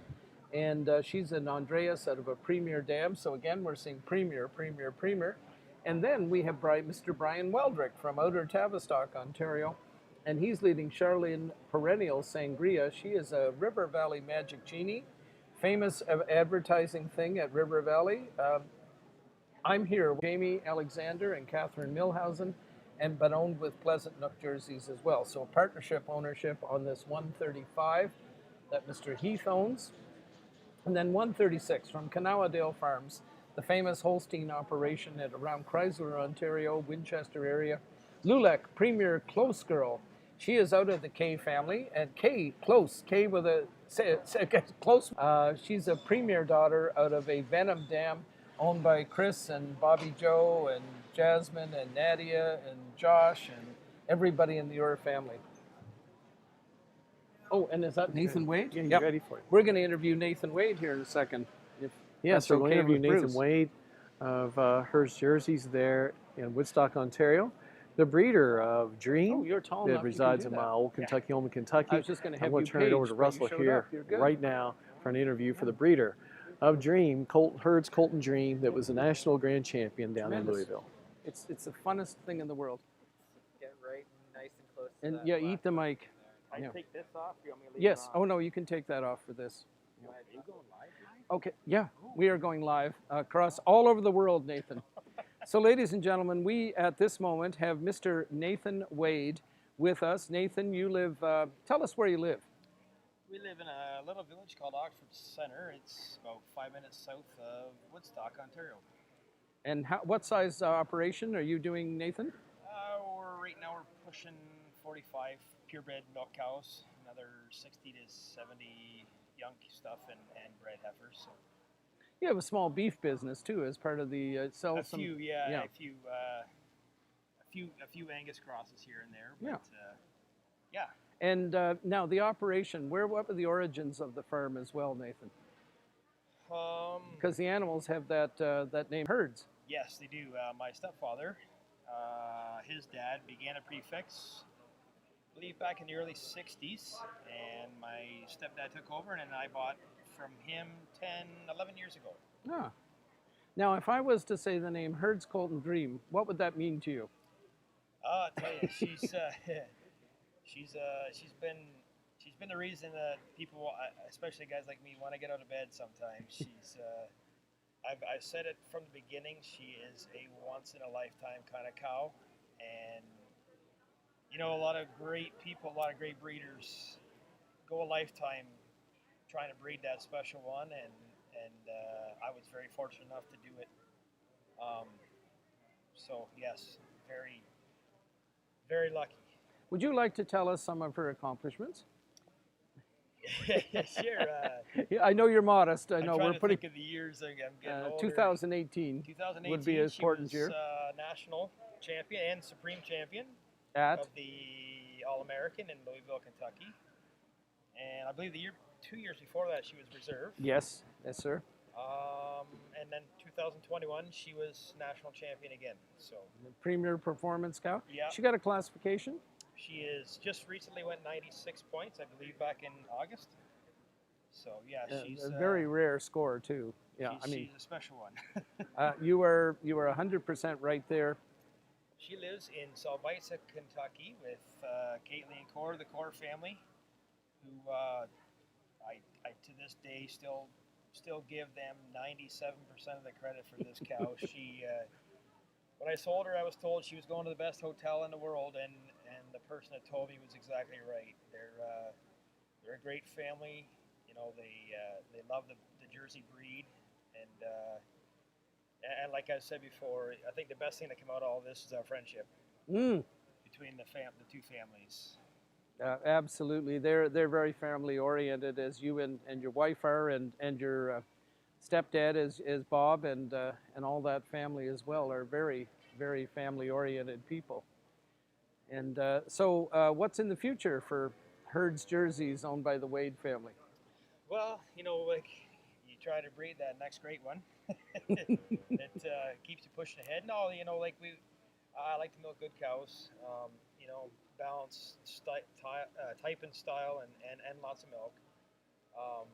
So yeah, you know, we've got some young stuff at home that's pretty nice. We showed a few here today that were, you know, hopefully the future of the herd, and so on. So yeah, it's been one heck of a ride the last 8 years since we sold her, and I'm looking forward to her future. You know, in the breeding shed. Hopefully, I'd like to see some bulls out of her, because I know some people that would like to use them. So myself included. Well, one other point you just mentioned, it was about 8 years ago you sold her. So how old is that cow now? I call 10 years old now. Yeah, and a nationally large show, over 400 head at 10 years of age. Yeah, she and if you've seen the show, it was one heck of a show, just like our show here today. You know, top to bottom was high quality, and a cow to be 10 years old and look like she did. You know, like Judge Dement said, he says unheard of, and I don't usually like to toot my own horn about stuff I've read or anything, but she. That's the kind of cow you brag about every day of the year. Well, exactly. Well, listen, Nathan, we appreciate it, and all the best to you and your family in the future. And must be so satisfying for Bob and your mother, seeing what's happening, you know, all these accomplishments after a lot of hard work on their part to keep that. There was a hurricane at once at the farm, was there not? Tornado. Yeah, tornado. Yeah. 1979 took pretty much everything, except for the trees at the end of the road. So. Well, we hope that it's going to be a much brighter future than that going forward anyway, for sure. So thanks for your time today. Okay, no problem. Thank you, Russell.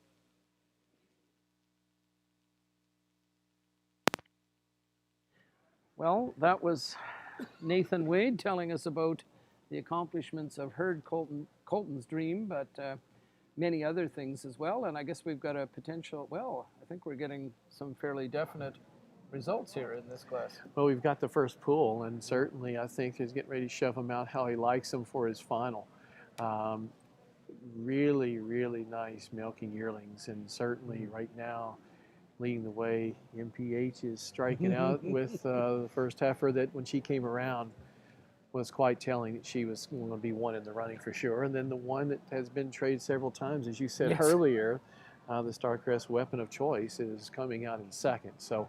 Do you know something interesting about these two heifers is that they're standing together in the barn as well, in the same bed, as they say in Quebec, or pack. Exactly. Over there by Quality Holsteins and Jerseys. There's two animals, and then this other animal is right beside them as well, the Andreas that's leading the class. And this would be an exciting thing for Jamie Alexander and Catherine Milhausen, who have a small number of animals, mainly raising heifers.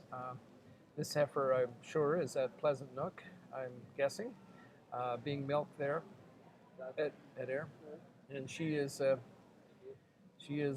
really special. She was a real eye catcher in the barn. Yeah, once again, even I could tell she was a contender in this class, and she was going to cause this second, well-known second prize heifer, well-owned, variously owned second prize heifer at the moment. Anyway.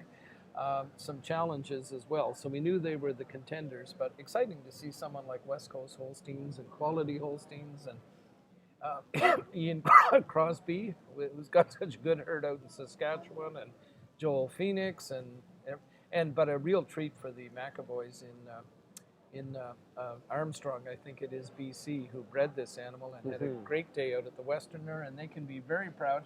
I think we're going to see a breeder's herd from them, even though they're not here themselves. Yes, that would be great. No, there's some, well, the cows are just really well bagged, and you see the nice creases up the middle on these cows and the width of these rear udders, and most importantly, the way they're walking around the rear udders with the wide pelvises they possess that allows them to do so. But listen, there's got to be a first, there's got to be a last place, but it doesn't mean any of them are bad. These are exceptional cows from one end to the other. Place animal. Is that intense, Joel? Maybe 130, I think. It is. No, 133. No, maybe. 133. Yeah, Sorry, she's another sorry. Andreas, I believe. Yeah, and owned by the Burgesses. Yes. Yeah. Yes. So that's kind of cool. And then the Charlene perennial animal in fourth there. Yeah, really like that perennial of John and Sandy Kingdon's when she came around. Beautiful frame, but more importantly, I think she has an udder that, as this heifer keeps calving, the way she's made will make even louder noises than she even has today.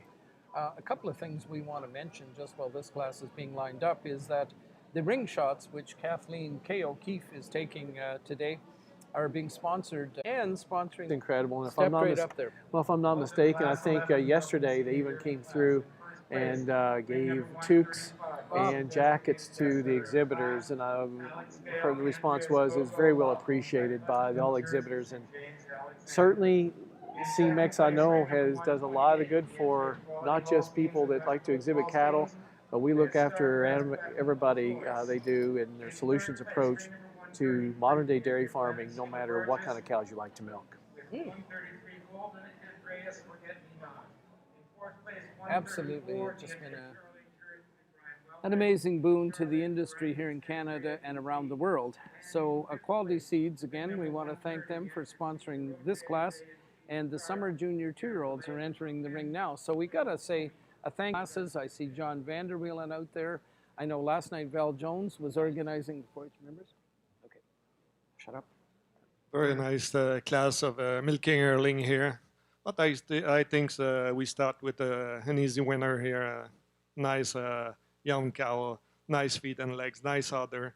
I gave advantage on the second one. She's longer all through the body. She's deeper, and the way then she move on the rear legs today than the nice other cow we have in second place. Second of a third today. It's pretty close placing, but I give her advantage, especially at the front. She's a little more width at the chest, and I prefer the teeth on the second one over the third one. Third over fifth today, she just shows more dariness. She's just longer than the nice young cow we have in fourth. And fourth over fifth today, she just more feminine on her head and neck. And her father is better attachment with the belly than the cow we have in fifth. Dans cette classe d'un enseignant en lait, on a une très belle vache débuter la classe. Je pense que c'est une gagnante facile pour nous. Une vache qui se déplace très bien, une vache très longue, une vache qui possède un excellent système mammaire. Je donne avantage à la vache en deuxième position dans sa longueur et la façon qu'elle se déplace un peu sur les mains en barrière. La deuxième sur la troisième, c'est le classement un peu plus serré. Mais j'ai opté pour la vache en deuxième position. C'est une vache qui est plus large au poitrail, une vache qui se déplace mieux ses membres avant que la vache très laitière en troisième position. La troisième sur la quatrième aujourd'hui, c'est une vache qui est plus laitière dans son ensemble. Une vache qui a des membres plus nets que la vache en quatrième position. Et la quatrième sur la cinquième aujourd'hui, c'est une vache qui a un agencement du cou avec l'épaule mieux. Une vache qui est plus féminine dans sa tête, dans son cou que la vache en cinquième position. Également un avant-pied mieux soudé à l'abdomen que la vache en cinquième position. Thank you, Richard. The complete results of Class 11, the Milking Senior Yearling class. And again, thank you to Quality Seeds for this presentation. In the presentation area, we have the presentation 2, the winning Milking Senior Yearling, Alex Vale, Andreas Go-Go Love, also Best Udder of Class and Best Bred and Owned. And thank you, Quality Seeds, for your sponsorship, and happy birthday, Ari. The complete results of the Milking Yearling Senior Yearling class, 128 was second. That was Starcrest Weapon of Choice, owned for Quality Holsteins and West Coast Holsteins. 129 was 7th. 130 was 5th. 131 placed 8th. 132 was 6th. 133 was 3rd. Golden Andreas Forget Me Not with Glenn and Sheila Burgess. 134 was fourth. 135 was our class winner, best udder of class and best bred and owned. Alex Vale Andreas Go Go Love, owned by Pleasant Nook Jerseys and James Alexander. And 136 was ninth. Next into the ring, we have the Summer Junior 2-year-olds.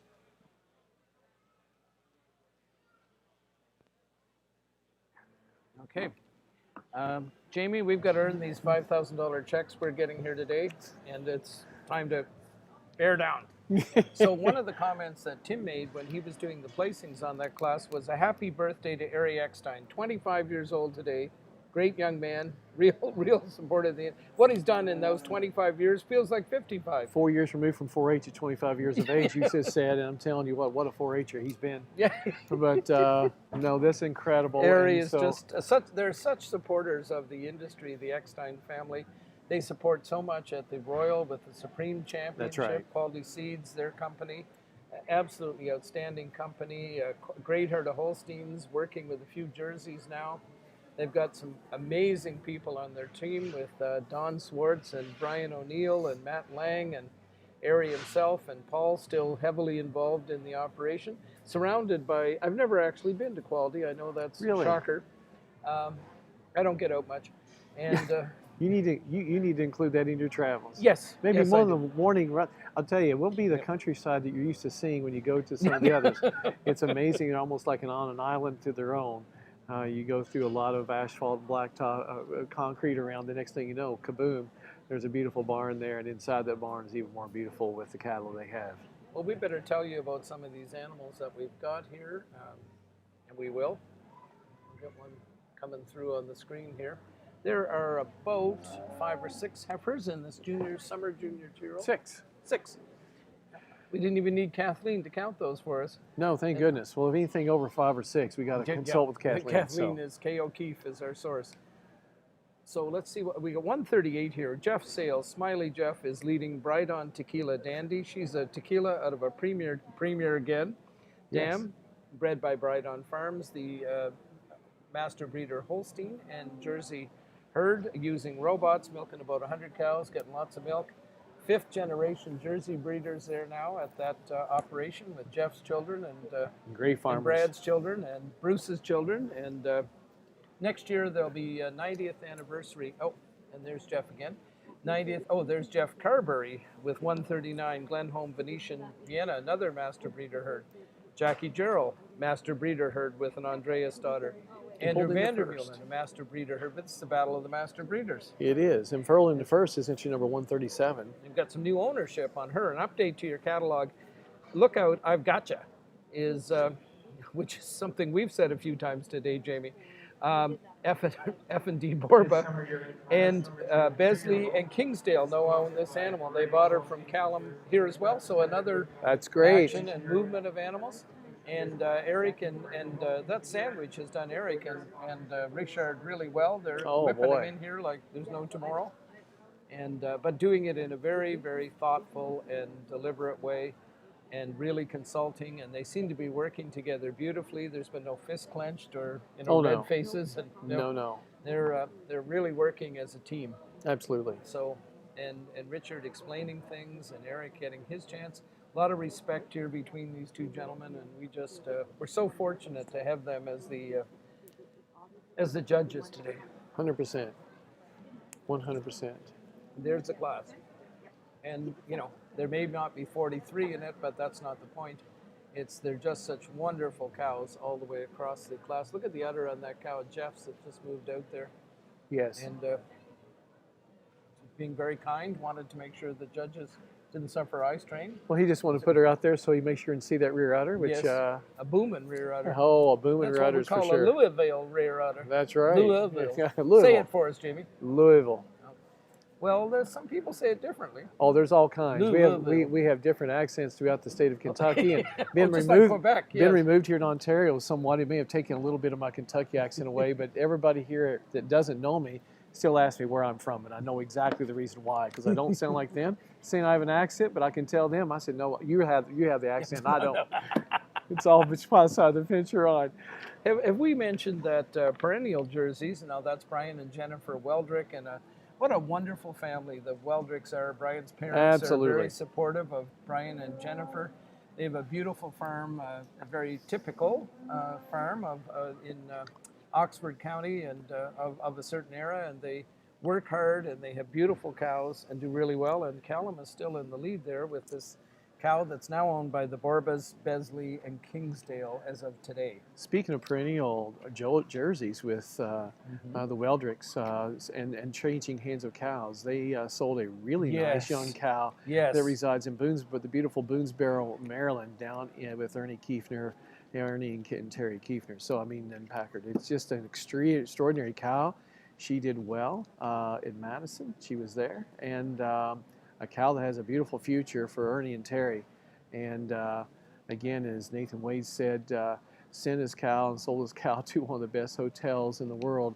Well, Brian Weldrick can say the same about where his cow ended up down there in Boonesboro. That would be just like a luxury. It would be like my passion for Hampton Inns and staying what I regard as a luxury place. If you believe in reincarnation and want to come back as a cow, those are great places to be living as a cow for sure, amongst others. But so true. But certainly good caretakers and passionate people. And just a shout out to our friends in Boonesboro, Ernie and Terry, we really miss you and wish you were here. And they've been a great supporter of Canadian jerseys in the industry. One of the favorites of all time, Veronica, that's been one of the most influential cows in the last 10 years in this breed. That was bred here and marketed here from brought on to Ernie. And so anyway, and then they took it from there, they and Arethusa. So we got a placing here. Just before this placing is finalized, we will tell you. Everybody's been watching this online, and they were telling us that Ian and Jen Fraser Eckland-Neal, sponsors of the last class, bred, and I said they were hosting the Jersey people. They bred the first prize junior 2-year-old, intermediate champion Ayrshire, and reserve grand champion Ayrshire at NAILE 2021 down in Louisville this past week. So that's great. Congratulations. 3 breeds that have done a great job because they have some lovely Holsteins and really nice jerseys. So good for them at that is Dalkeith tremendous in the real Eastern Ontario. So I think we've got some results. In first place, ring number 137. The entry of Lookout. With Lookout, I've Got You. Also best bred and owned and best udder in the class. In second place, ring number 141. The entry of Owen Elgersma with Avonlea Silver CF Verona. In third place, ring number 138, the entry of Bride On Farms Incorporated with Bride On Tequila Dandy. In fourth place, 139, the entry of Glenholm Jerseys Incorporated with Glenholm Venetia Vienna. And in fifth place, ring number 142, the entry of Cedric Cleach with Cleric Colton Vidia. And now with his reasons on the class, our judge for today, Judge Laundrie.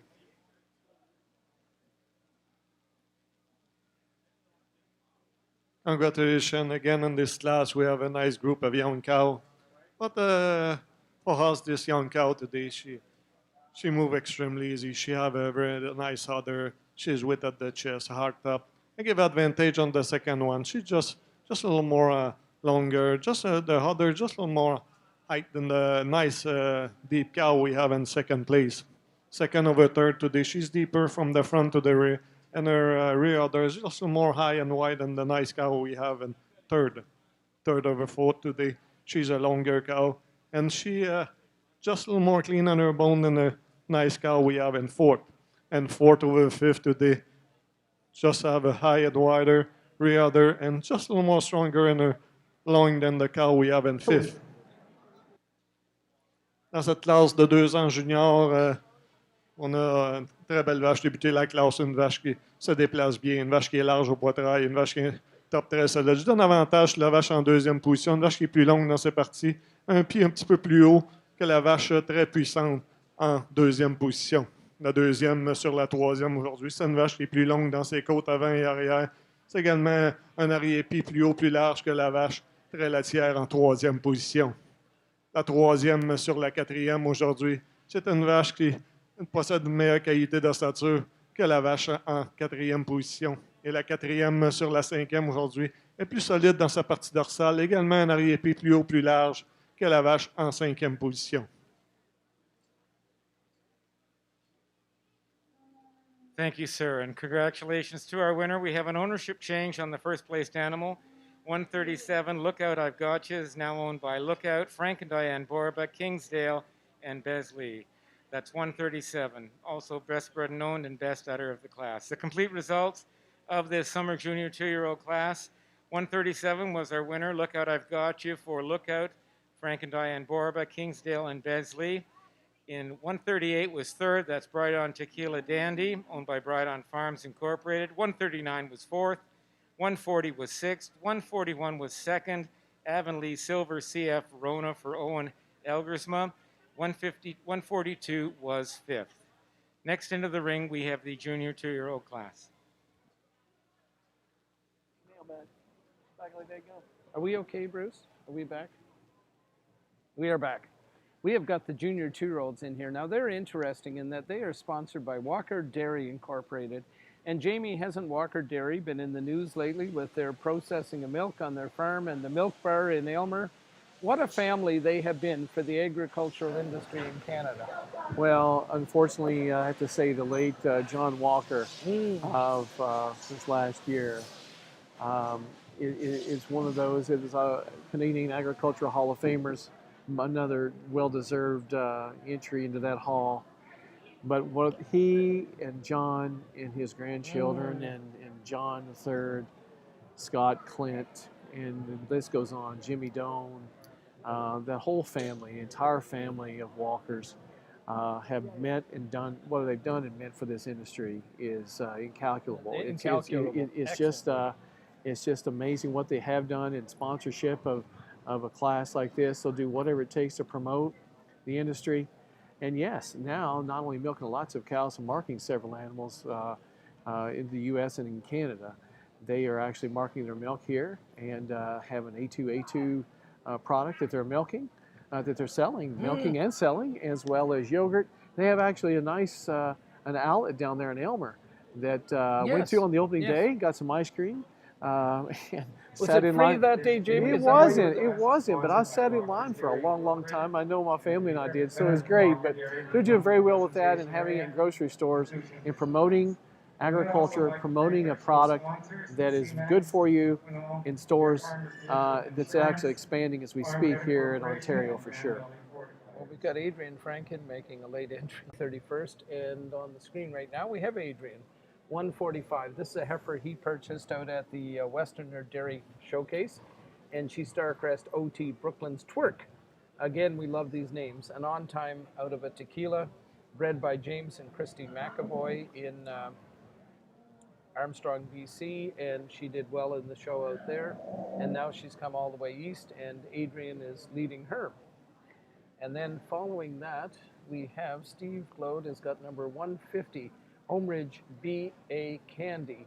She's a black apple, again, out of, I think, a Resurrection Dam, owned by Lookout Jerseys, Elite Haven, that's a whole, and Randy and Vera Peterson, that is Callum's sister, who lives in California, somewhere in the U.S., maybe Utah, maybe Idaho, maybe Montana, I don't know, somewhere out west. there. Yeah, west, yeah, she's in, I believe she's in the western, look at this beautiful young cow. Incredible memory system. And that's showing the Homeridge herd and what the Steingruber family did at East Farnham, Quebec.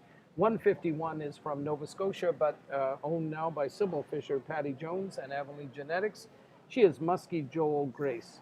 She is actually out of a Lookout cow family, and I believe going back to the Giller Glows, and Glossary and Grace, and just a lot of great cows through Bonnie Byrne and Piedmont. But a Joel daughter, and just look at the rib on this beautiful young cow as she comes into the screen here, or goes along. And now we've got 152. This is another Joel daughter from John and Sandy Kingdon, and Ken and Karen and their family. And she's a cow you can see on the screen. You love the udder on this cow. You love the rib on this cow. You love the hard top on her. And glad. And we want to just do a shout out to John for all his support of the show. Yes. Last year he got this Ancaster Fall Classic going.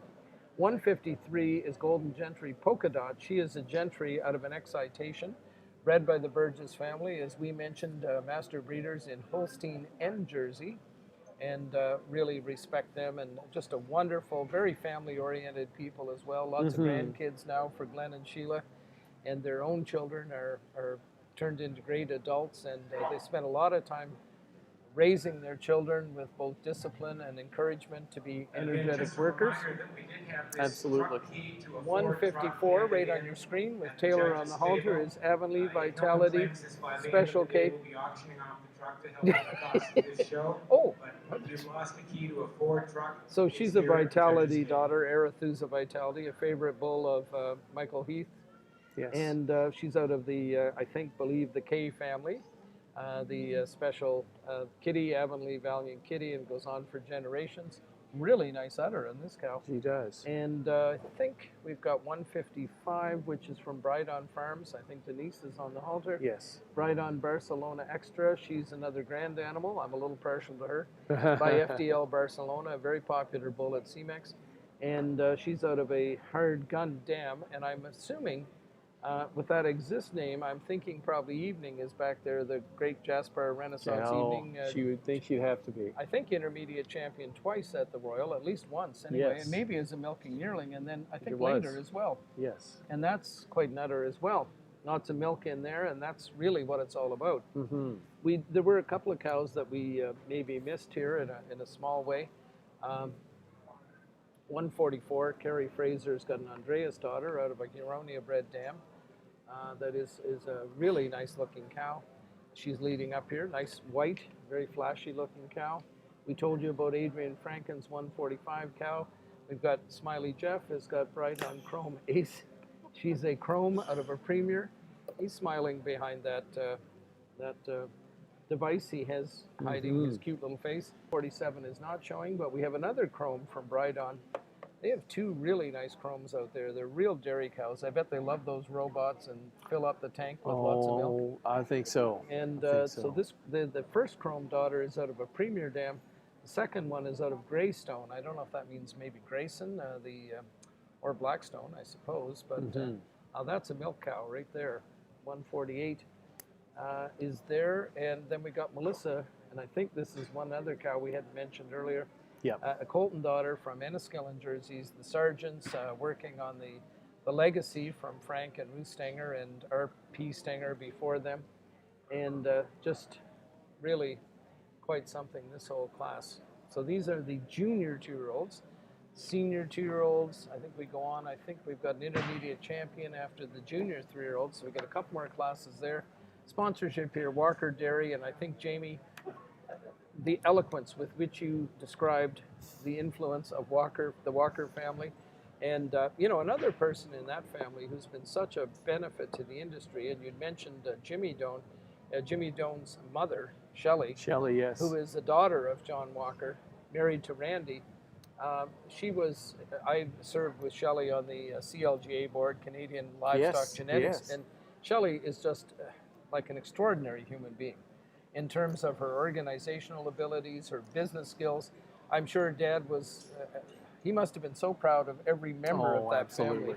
Like they all are winners. They very much are, and the thread that binds them all is John and his wife did such a great job raising such a great family, and you see it through the generations as you sit back and, we view things and have opinions on things, but you watch and you see the commonality in what they do and how they go about it. It's a passion, work ethic, and just as much as anything, if not more than anything, the honesty of which they do their business. And the integrity and character of them and their family is something to behold and something to emulate to be. Well, Jamie, what I'm going to do is I'm going to see if I can find some of our Brazilian friends. Okay. I'm going to see if maybe Tim can call them up to the front here. Well, if you can find them, see if they can find some Brazilian weather and bring it here and give a blast of heat. So that'd be great. I'll be back in a flash. As Richard takes another gander and look at these beautiful junior 2-year-olds, he and Eric, they will converse in the center again, and I'm seeing shortly will be making their first pull in this what is to be an outstanding class.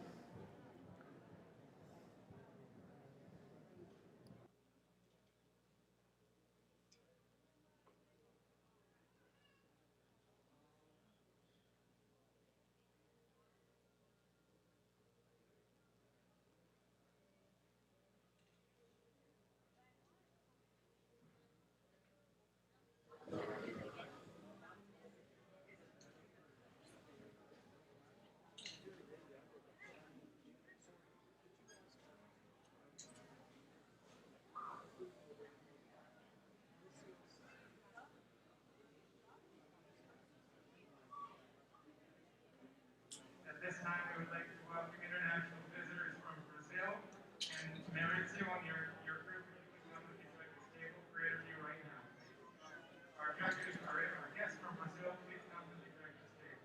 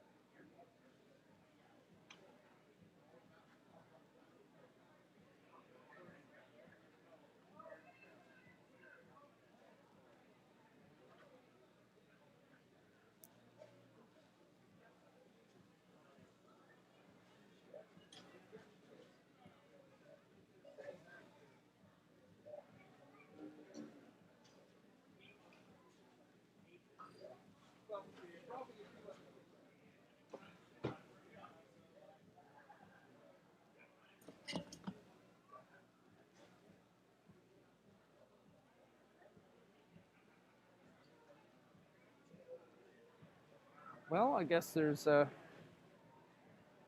some decisions being made here, Jamie. Yes, there are, Russell. Just waiting for the second pull as he is now stamping them out for the senior 2-year-old class. Or junior 2-year-old class, excuse me. I'm getting ahead. I was gonna give you the opportunity to recover, and you did so beautifully.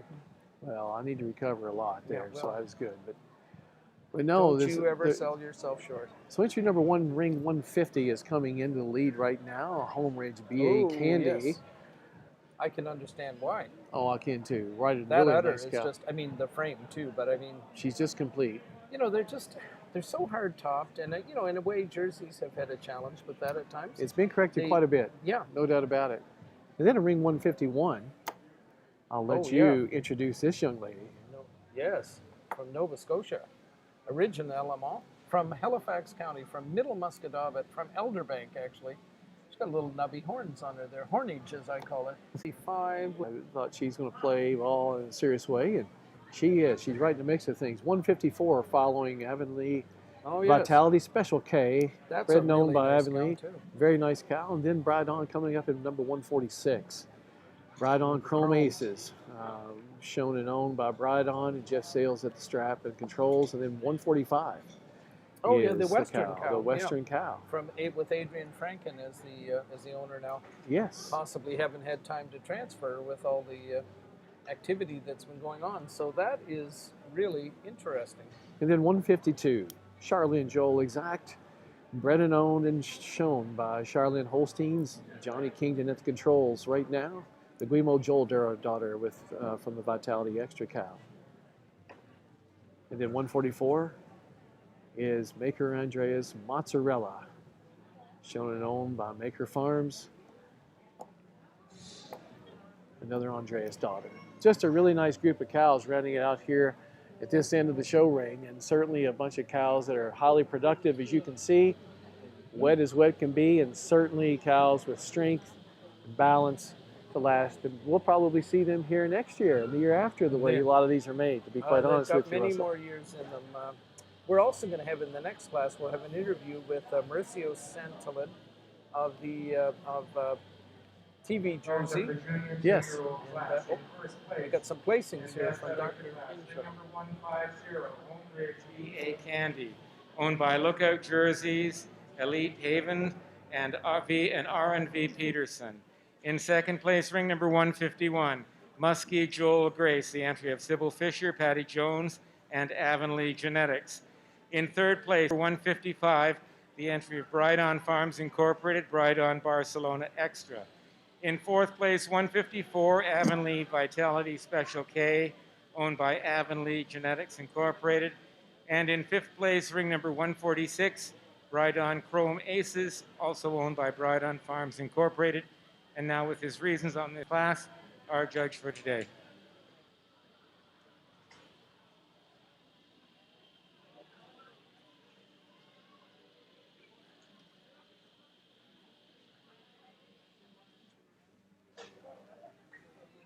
Congratulations again. Very nice junior 2 class. I goes with this cow on top today over the second place today. She's a longer cow. This cow, she have more balance other than we have in the second place. Second over third today, a little more stronger on her line. Just a little more dairiness than the cow we have in fourth. And fourth over fifth today, just a little more deeper, just a little more white at the chest, and the four other just a little more tight at the belly than the cow. Dans cette classe de 2 ans junior, pour débuter la classe, on a une vache très laitière, une vache qui a un excellent système à main. Juste un avantage à la deuxième, c'est une vache qui a plus de féminité dans sa tête, dans son cou, avec un meilleur plancher de pied que la vache en deuxième position. La deuxième sur la troisième aujourd'hui. C'est une vache qui a un avant-pied mieux soudé à l'abdomen que la vache en troisième position. La troisième sur la quatrième aujourd'hui. C'est une vache qui est meilleure un petit peu dans sa structure de croupe. C'est également une vache qui est plus laitière dans son ensemble que la vache très puissante en quatrième position. Et la quatrième. 144 was 8th. 145 was 6th. 146 was 5th, Bride-On Chrome Aces for Bride-On Farms Incorporated. 148 was 10th. 149 was 11th. 150 was our class winner and best udder of the class. Change of ownership, all this animal. It is now owned by Lookout Jerseys, Frank and Diane Borba. 151 was second, Muskie Joel Grace for Sybil Fisher, Patty Jones, and Avonlea Genetics. 152 was seventh. 153 was ninth. 154 placed fourth for Avonlea Genetics, Avonlea Vitality Special K. And 155 was third and best bred and owned for Bride-On Farms Incorporated, Bride-On Barcelona Extra.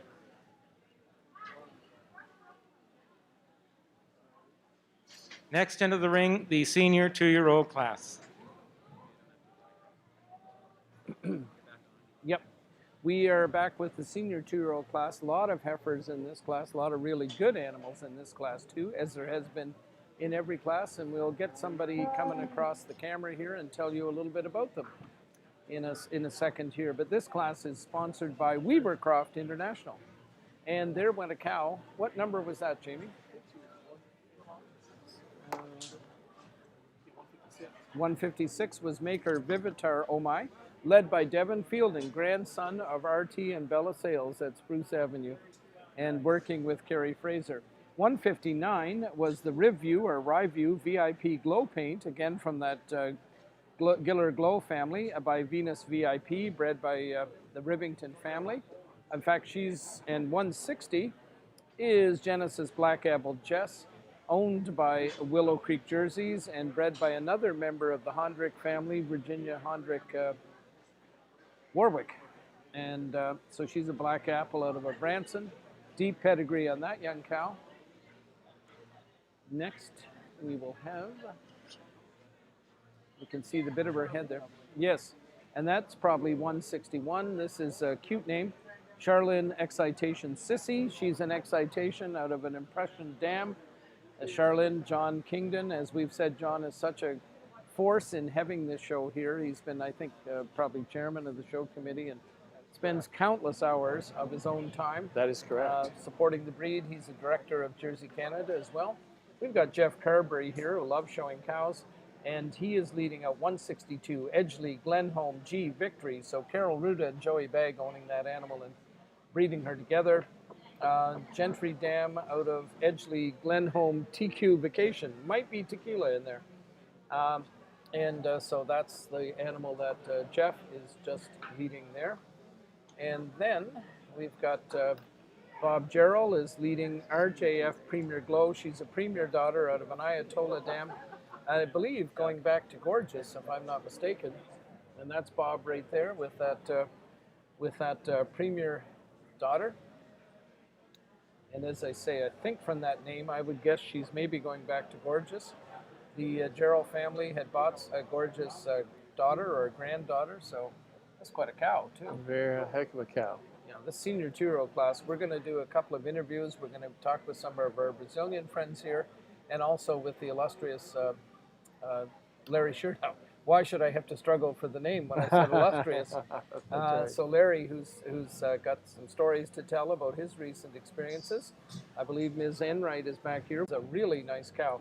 She's Really out nice. of a cow from their V family, and I'm almost going to guess maybe Huronian Centurion Virginia, Yes. a full sister Yes. to Veronica, who they made over 200 embryos out of that cow Yes. in their program. And I'm guessing with a V name, she might well be from that line. I think you're right. Now we got a pretty famous cow coming in right behind Jeff, and we'll see that in a second if Snickers there decides to keep moving. This is Golden Joyride Louisa, who was the intermediate champion at Lindsay last year, the intermediate champion at Ancaster last year. Fresh again as a senior two-year-old. She's a Joyride daughter out of a Comerica Dam, a 93-point Comerica Dam. Cow that is probably going to figure in this class. I think you're right, Russell. Is one of the things we've been waiting to see. Yes. See how she came out today. I remember last year, Jamie, how she thrilled us down at Lindsay when she entered the ring. And I was talking to Glenn. She may have been the one of the last animals to enter the ring. And then you thought, well, there you are. Yes. Judge's dream. An Absolutely. easy winner. The one you always want to see come in the ring. And she developed, the rear udder in this cow is absolutely unbelievable. And it fits the frame. Yes. It fits the frame. Yes. Like the thing is we can ooh and ah about the udder as you should. But this cow, with the depth she has, the balance she has, the width she has, and the length of frame she has, no doubt about it, she's going to figure into this class as one of those ones to make a decision. She'll be in that process for sure. Yeah, we want to give some credit to the Geralds with RJF, Victoria Shakira, Victoria's daughter out of a Game Day Dam.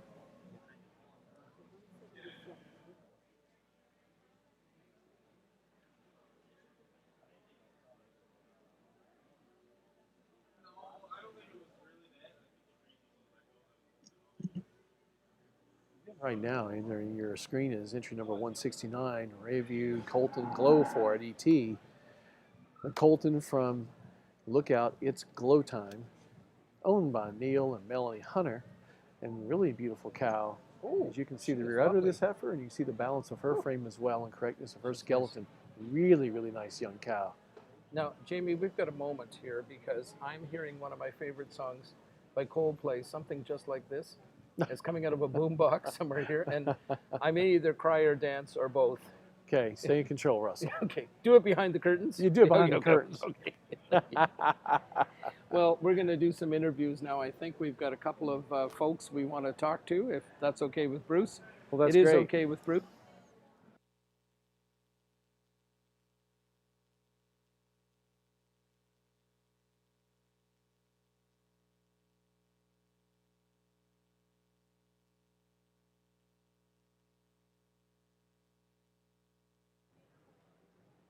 Okay, so I've got our first of two interviews during this class. I've got Mauricio Santolin. And Mauricio, would you like to introduce your friend from Brazil here? We are so thrilled that you guys came here from Brazil to see this national show. So would you like to do some introductions? Tell us about the position that this gentleman has. Okay, for us it's a pleasure to stay here in Canada. You can. Okay. For us it's a pleasure to stay here in Canada. We are from Brazil. I'm Mauricio from Jersey Association, and Nilce Maynards is a president of Jersey Brazil Association in the last 3 years, and now he is elected for more 3 years in the Jersey Brazil Association as a president for us. Every year is important to stay here in Canada and visit breeders and visit a royal. Now we have a new national show. It's fantastic. It's very, very nice, and you'll see. Maybe ask our friend, the president here, what's going on with the Jersey breed in Brazil? What direction are things going? Yes, the Jersey breeders in Brazil are growing a lot in the last 3 years. Nilce and his partners in the directory of Jersey Brazil invest a lot in marketing, in technical counsel, and things about the Jersey breeders, and this improve the great growing about the new Jersey breeders in Brazil. This year we improved more than 100 new breeders Jersey in Brazil. 100 new breeders Yes, this year? just this year. Now, why is that happening? Maybe ask if he's got some answers on that too. Qual que é a importância de esse crescimento da Jersey Brasil? Qual que é a importância que se tem? Qual foi o motivo? Acho que principalmente o trabalho feito na associação, né? A renovação do quadro técnico, a reestruturação administrativa e principalmente o trabalho nosso do corpo a corpo com os criadores. Okay. He said about the Jersey Brazil Association invested a lot in technical and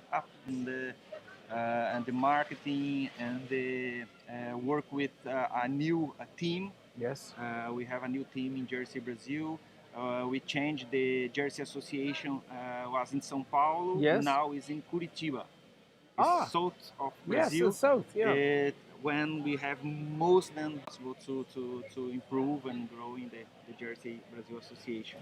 So a very important question, which is a little bit on a different topic. Tell us about Canal de Leite. Canal de Leite is a project. Is a project that improve the dairy industry in Brazil. We do weekly programs, and we have an internet website and Facebook, Instagram.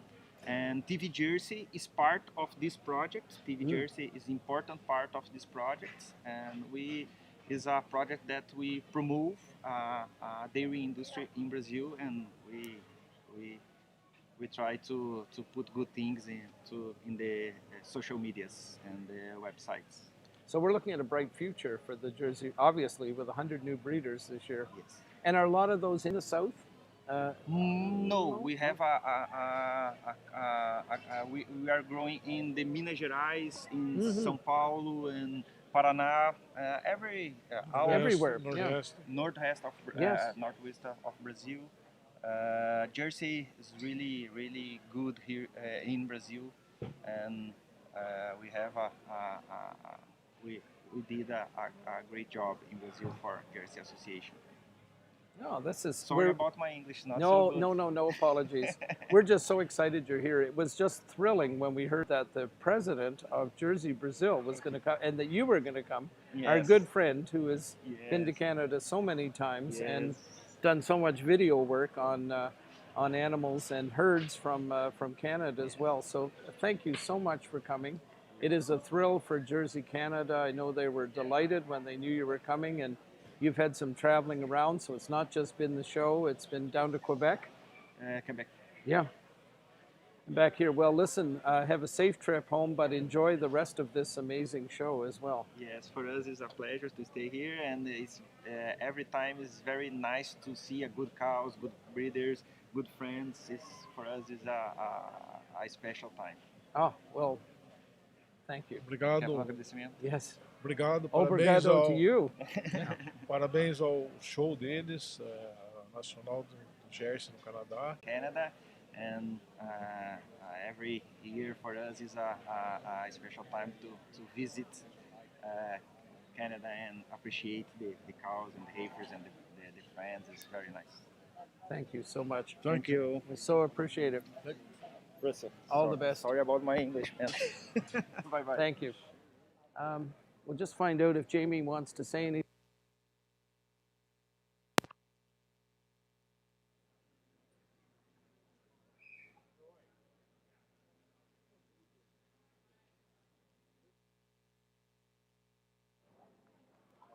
Yeah, you don't need any encouragement to eat the mic, do you? You know that? Oh, yes. Okay, well, we have another very interesting interview for us now with a gentleman named Larry Sheardown. Larry, tell us your story. Well, with the Jersey breed. With the Jersey breed? We don't want all those 40 years you've been on the face of the planet, you know. Well, of course, Rexley Jerseys is our herd. It goes back a long way. 60 years on the farm. My dad's been there. 40. I worked with him alongside.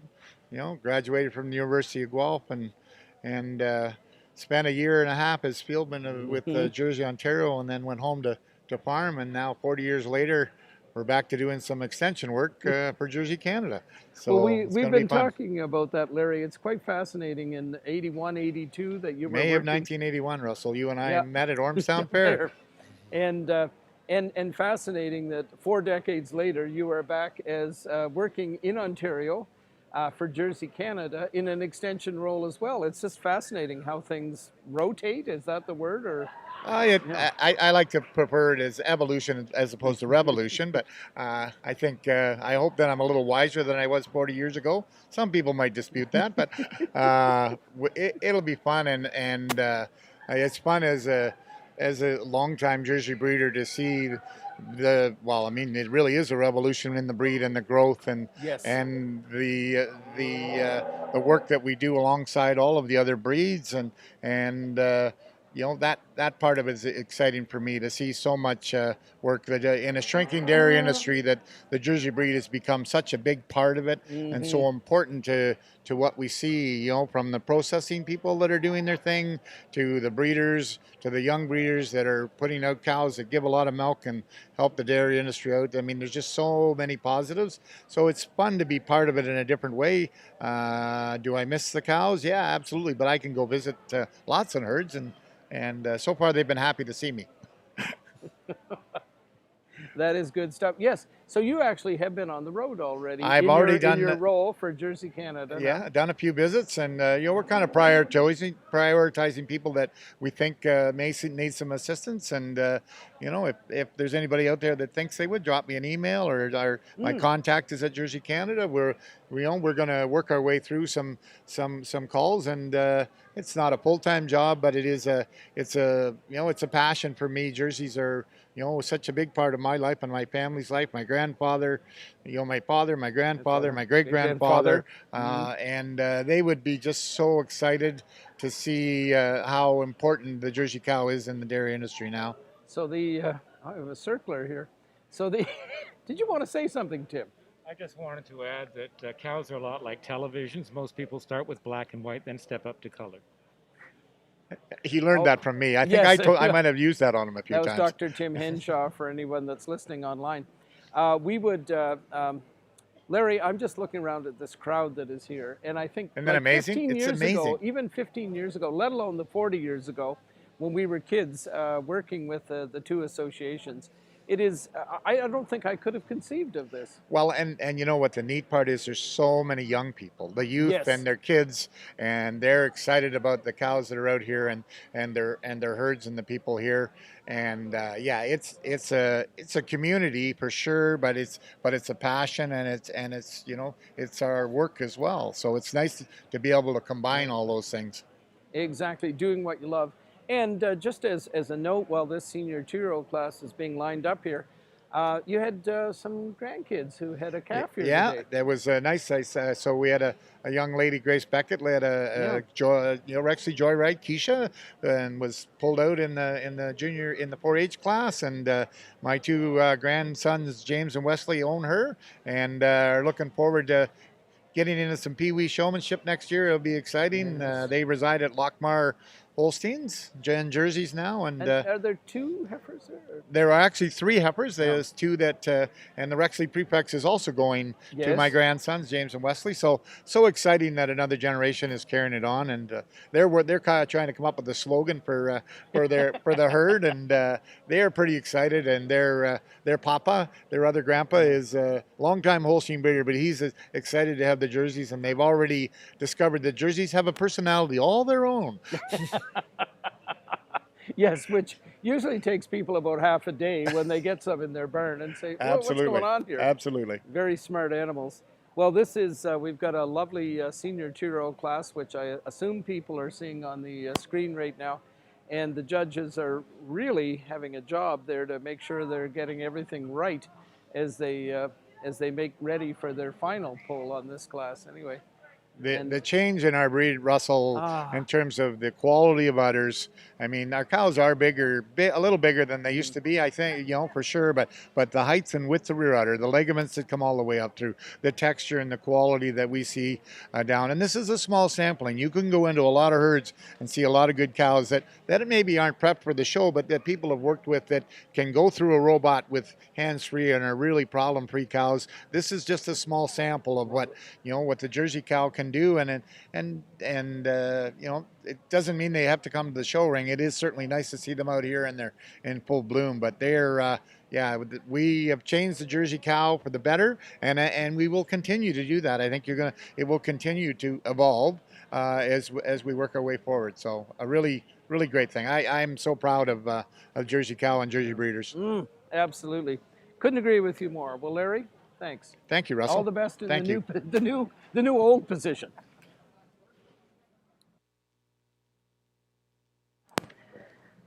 Okay, Jamie, there's been some action happen here. Oh, yeah. You're not hearing me. Looking very, very intent. Oh yeah, he was rolling, and with Bride on V Snickers right now, the victorious, and then in second at this point, James Walker. Mm-hmm. And we'll get some numbers here in a second. Trying to find. Yeah, we know Snickers anyway. We know, and wouldn't it be cool if she is out of deed? I should probably pull that up and just make sure about H. Viper and see what her pedigree is. Hello to Larry. Said Lucy Caron in Quebec has said hello, Larry Sheardown, who was just on our live video. I will, Jamie, you'll be able to make some astute comments, and I'm going to find out if this is indeed from the very same family as Veronica. Well, here they come right now as we see entry number 165. We're making our way around. Jeff Sales leading Bride on V Snickers. And then the second following is another entry number Victoria's 158, daughter. another Victoria's. They're Victoria's Faith 378F. Just a beautiful pair of cows coming in. And then the famous, infamous cow from Burgess is coming in third at this point in time. Golden Joyride, Louisa from Glenn and Sheila Burgess, their Joyride from the Comerica that had so much success last year, is in the third position. So as people can see online and here in the stands at the arena, these cows, it'd be interesting to hear the reasons and see how this is rolling, but incredible set of cows. Here is an interesting thing for you, Jamie. This H. Viper cow, who is the dam of Entry number 169, excuse me, is in fourth. Sorry. Coming around, Riverview Colton Glow for it. The cow was purchased by Neil and Melanie Hunter. A Colton from Glow Time. It is a cow that we really remarked on her mammary system and frame as she came around. She's in the fourth position, along with entry number 157 coming around at Maker Christmas Crack. And then entry number 164, Drintex Colton Taz, with Colton from Drintex Getaway Taylor. So the I've just made a discovery here, and so this cow, the Snickers cow that's leading, her dam is actually by Hometown Action Hero, bred by Neil and Melanie Hunter. And Viper's dam is the Camerica, so there's a Bride-on connection there, then a Rapid Bay Resurrection, and we're going back into some breeding from Harv line at Dundalk, Ontario. So it is not the Veronica family, okay, or the Virginia family from Swiss Belle. It's Hermitage Count, which people like my age spend a lot of time looking at stuff like this.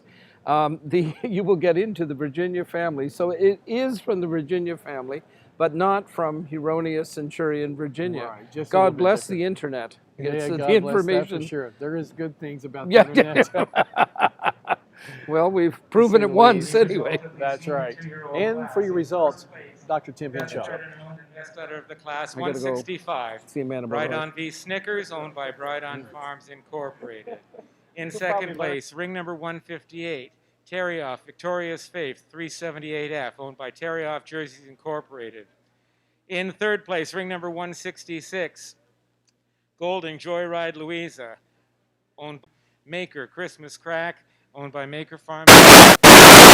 With his reasons for this class, our judge for today, Judge Landry.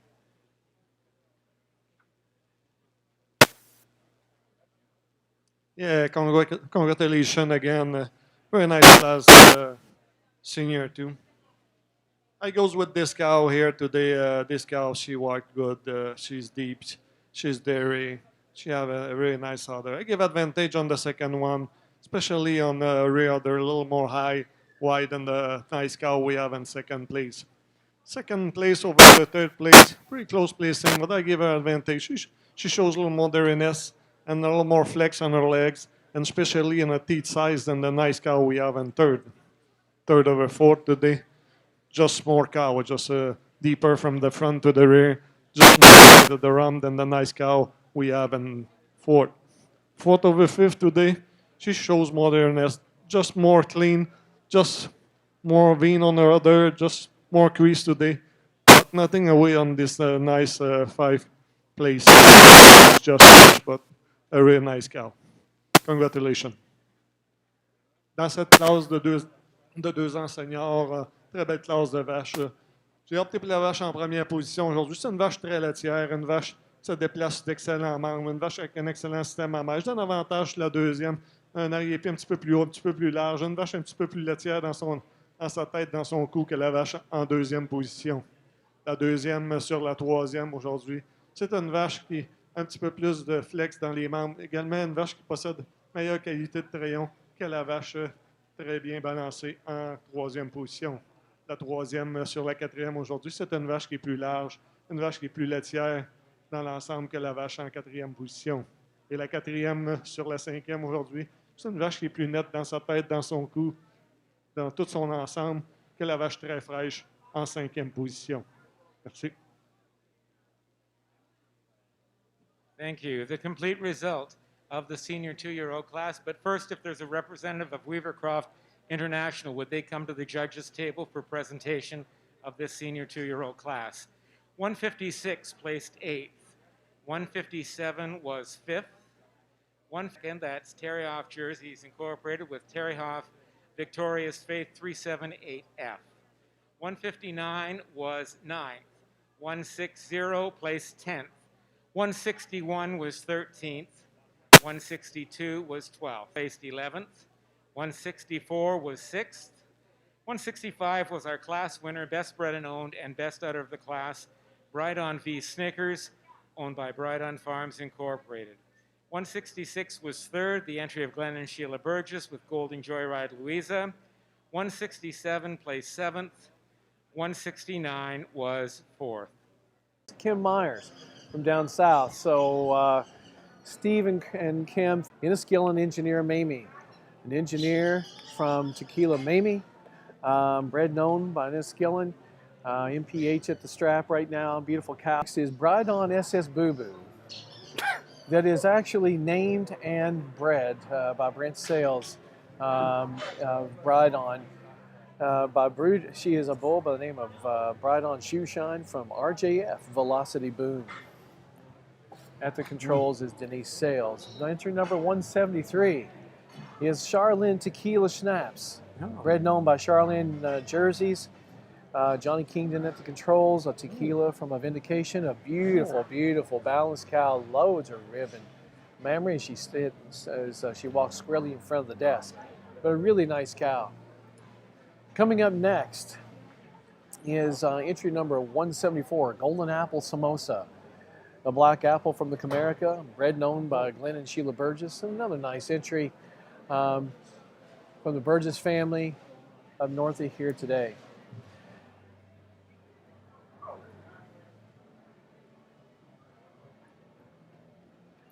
And Russell, as you've done several interviews and so acquainted with all the breeders and exhibitors here in Canada and elsewhere, we're coming up on another nice cow, entry number 175, which I'll pass it over to you. This is, I guess we've got John Free showing her.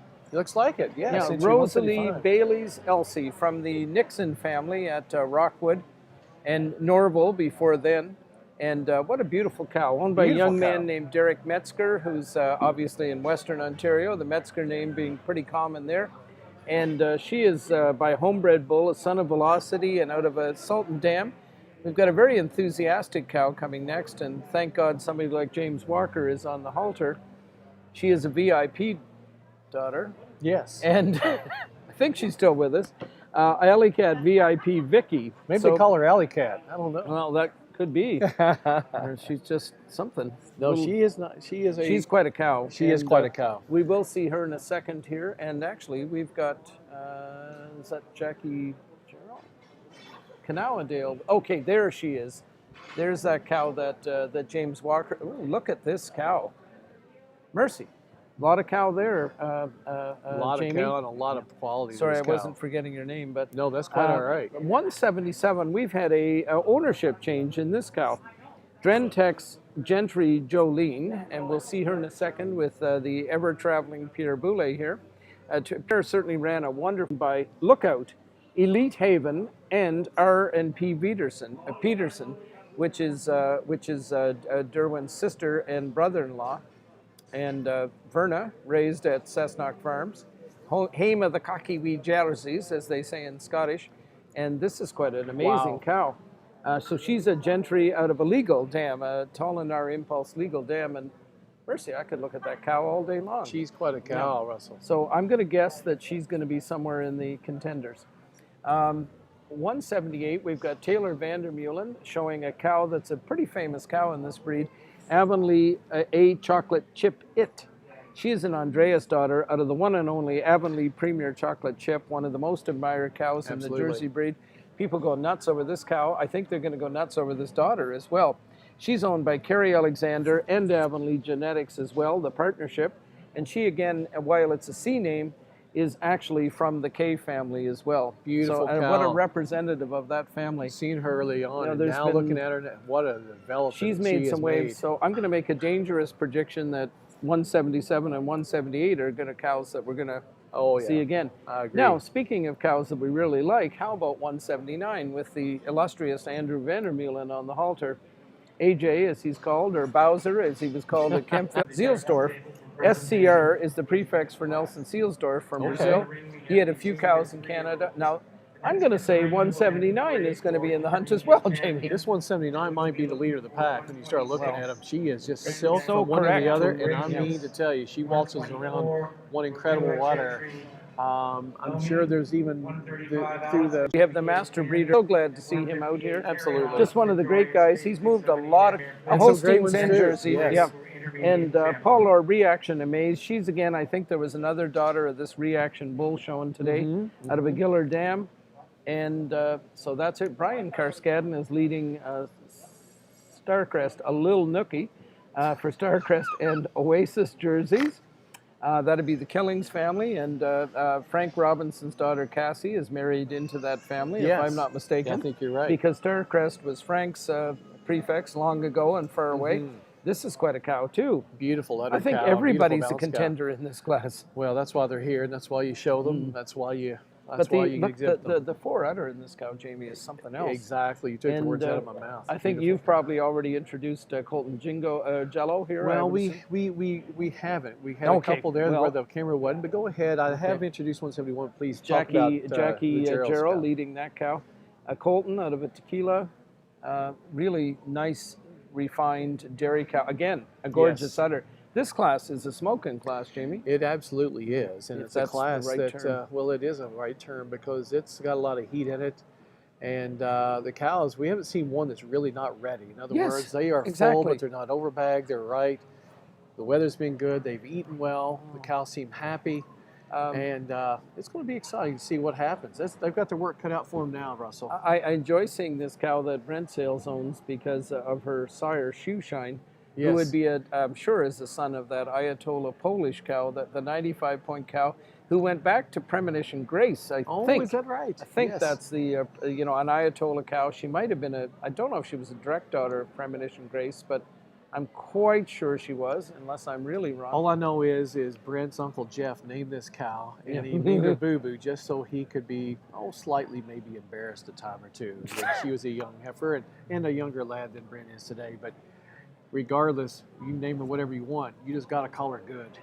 You don't know, you can call her whatever you want, but you're going to call her good no matter what her It's name just, is. this is a really, really exciting class. It And really I know is. we've been excited from the get-go, but there's reason to be.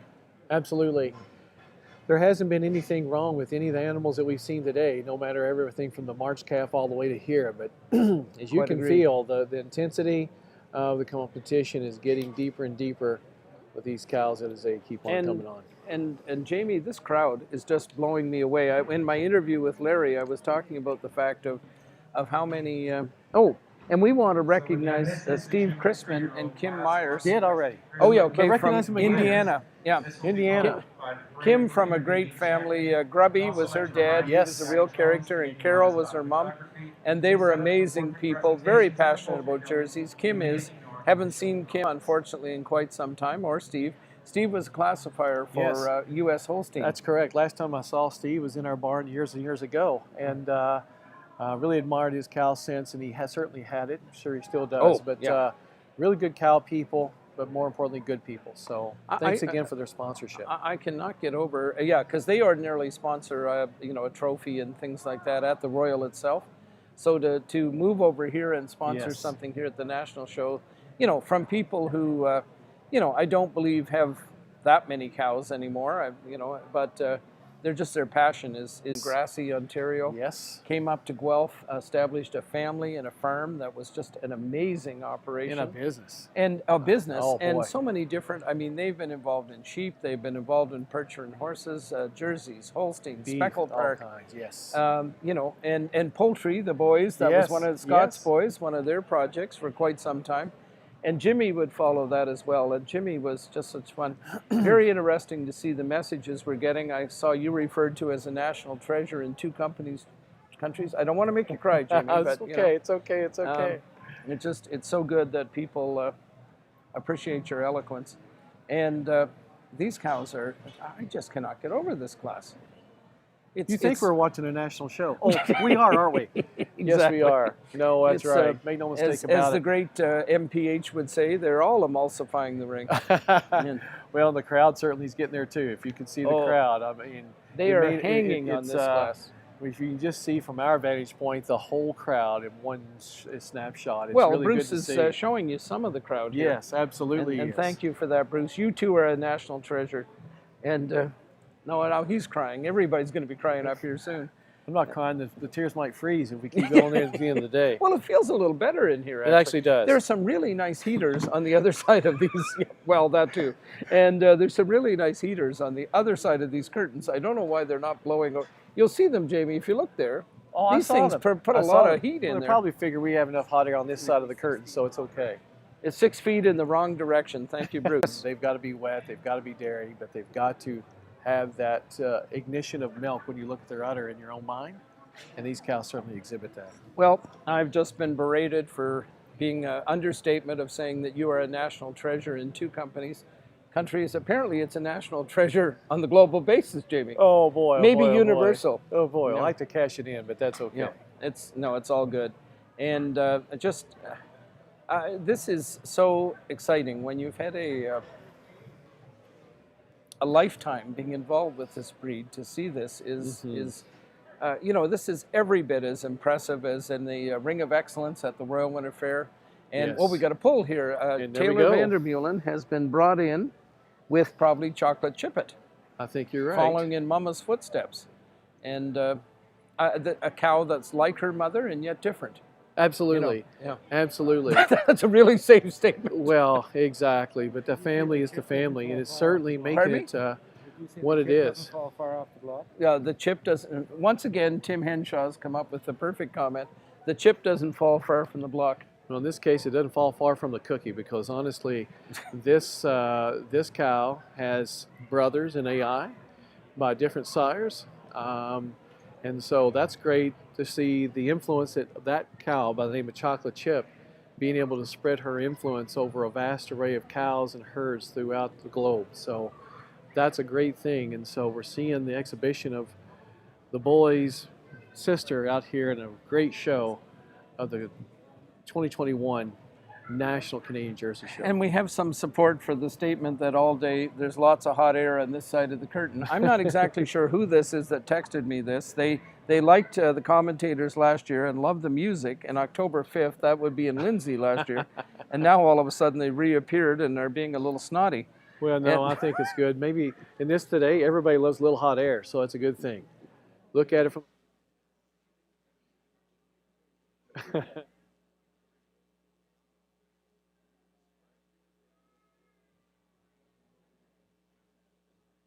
Yeah.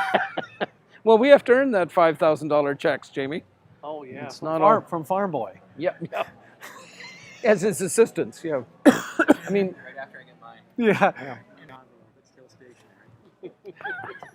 Jamie, would you like to share that with the crowd? That is brilliant. I'm on mute. Oh, well, Stay there. Dr. Henshaw has just... Dr. Henshaw has just said, no matter how far you push the envelope, it's still stationary. Yeah, that's right. Yeah. Thank you, Dr. Henshaw. And look at this cow. Look at these cows all the way through this class. The udders are absolutely, Jamie, I would say there's times when in the Jersey breed you could have separated out a few cows at the bottom. Somebody really wanted to show at the Royal. You know how people really want to show at Madison sometimes, and they take a cow that, maybe isn't quite ready, but look at these cows are ready. Well, even with that being said, I remember years ago, and it's not that many years ago, Russell, even Madison World Dairy Expo as well as here at the National Show, and years going to the Royal, you take the last few years, or several years in fact, let's say half a dozen, before that, years ago, you'd see, just as you would allude to, that there'd be a few down toward the bottom end. It's like, well, they really didn't fit. But I can honestly say, when I was at World Dairy Expo this past fall in October, and here today for the National Show in Jersey, at the Jersey National Show, not going to be able to go, unfortunately, to the Holstein Show in Quebec next week, which we'll mention a little later. But, as I was honored to be an associate judge with Michael Creek in the National Ayrshire Show down in Madison, it is amazing from one end to the other. As much as we admired the top end, we see all the work at home, at the shows, and the breeding and the caretaking is widespread now to where we don't see what we used to, where only a few knew how to do it, Russell. Yeah, and I think that's a really good point. And young people have been encouraged to learn and to, what's the word I want? Almost do co-ops with Yes. people who know what they're, who have that experience. And people are very generous in the dairy industry. Well, I'm not going to tell you, so I can That's win all right. the time. And I think there was. Daniel Sargent was here pumping us full of information. And then the Starcrest cow that we liked so much earlier from the Killings is third. And Andrew is Papa is had his daughter. That's the Canowdale cow there. And I mean, I want to tell you, Jamie, I got the pleasure of seeing the Canowdale herd about October 4th, visited Yes. with Bobby Joe and got to know Chris a little bit, or Christoph as he's called. And what a herd of cows. And to think that they are involved in jerseys as well. They actually have chocolate chip down at their place because the flush bet, would that be Dr. Luke Besner, lives near them maybe? I think so. And so he is the chosen flush bet for that cow. And so she's down there living. It looks as amazing as a dry cow as she does when she's full of milk. Isn't that incredible? It's just, Chris pointed and said, well, you know who this is? And I looked at the head and thought, yeah, I do know who this is. And I had forgotten, actually, that she was down there living with the Ur family down there, along with Tubby, the St. Bernard. But anyway, that's another story. Beautiful cows in the line. Oh. After Michael Heath, Brown Scatty, leading in. I think, was he leading 175? Brian is leading 170, or Michael is leading 171. Right, but Brian Croscaden after that is 181. 181, okay, yeah, gotcha. The cow Brian Starcrest, a little the nookie. Starcrest cow is just from Oxford County of all places. Yes, and then Andrew Vandermeulen leading in the cow that we were really appreciating earlier on as well. Mm-hmm. And the for the wonderful, just it's an astounding class all the way through, and just getting the last few in line here, and then they'll have another serious look at them. I think they're fairly convinced about what they're seeing here. I think Chocolate Chippet is a pretty good chance of staying there. I think it's becoming official. And now for Tim Hinshaw for the results. Yes. Ring number 178, the entry of Terry Alexander and Avonlea Genetics with Avonlea A Chocolate Chippet. In second place, and Desperate Gnome 171, the entry of Enniskillen Jerseys with Enniskillen Engineer BB521. In third place, 181, Starcrest A Lil Nookie, owned by Starcrest and Oasis Jerseys. With regard to in fourth place, ring number 179, Unadale Colt and Rosie, owned by Unadale Farm, Betty Jones and Avonlea Genetics. And in fifth place, 176, the entry of Oxford Farms, Ellie Cat VIP 50. And now with his reasons on this class, our judge for today, Judge Landry.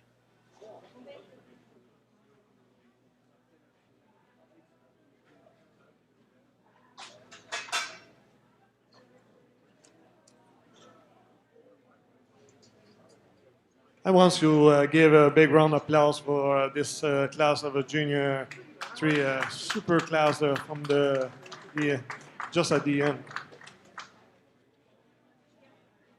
I start the class with this cow. She's a well-balanced cow, deep rib, wide at the chest, nice udder, hard top.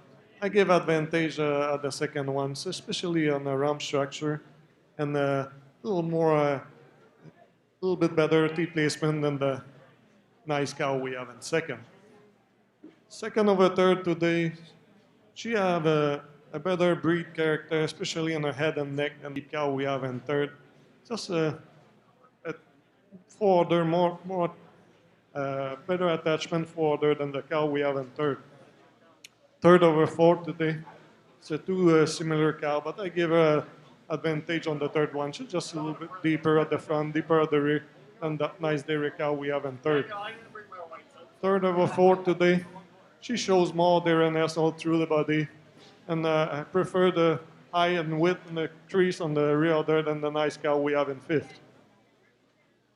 Dans cette classe de 3 ans junior, très belle classe de vache, la première à la dernière.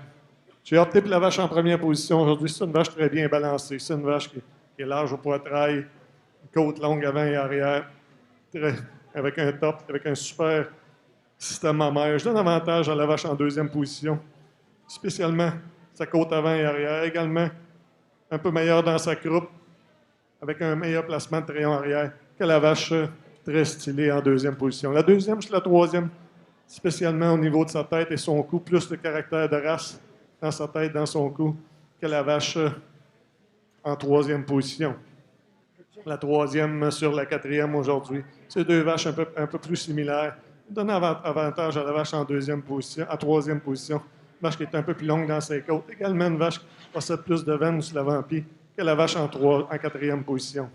La quatrième sur la cinquième aujourd'hui, c'est une vache qui montre plus de caractère laitier dans son ensemble. Une vache qui est plus dégagée dans sa tête, dans son cou. Également avec un arrière-pied plus haut, plus large, avec un meilleur ligament que la vache en cinquième position. Thank you, Judge. The complete results of the junior 3-year-old class, class 15. Ring number 170 was 9th. Ring number 171 was 2nd. The entry of Enniskillen Jerseys, Enniskillen Engineer, Mamie 521, also best bred and owned. 172 was 11th. 173 placed 12th. 174 was 8th. 175 was 7th. 176 was 5th.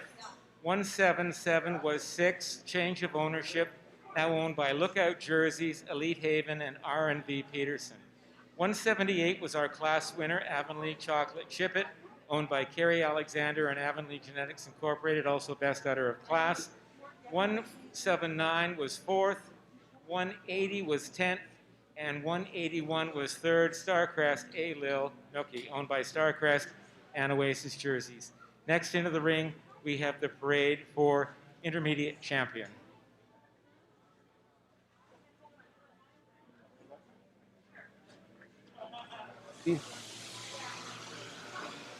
Okay, yes. We have got the go-ahead from our boss here, from Bruce Sargent. And we've now got the intermediate, the animals in the ring for the intermediate championship. Now they were led by 126 was the Drentex Black Apple Gracious, Joe Begg, Alan Cunnington, and Mike Bowles. And second was Rogia Gentry Lumi from Ferme Rogia in Stansted, Quebec. 135 with Michael Heath on the halter is Alex Vale Andreas Go-Go Love. Best udder and best bred and owned in her class, owned by Pleasant Jerseys, Jamie Alexander, and I would certainly say Catherine Milhausen as well. She was the first milking senior yearling. The second milking senior yearling was Starcrest Weapon of Choice, and owned by Quality Holsteins and West Coast Holsteins, daughter of River Valley CC Chrome. With Matt Lang on the halter, we've got Callum McKinvin here with the first prize summer junior 2-year-old. Lookout, I've Gotcha. Entered by Lookout, but now owned by F&D Borba, Besley Farms, Chris and Brianne Brown and family, and Kingsdale Jerseys.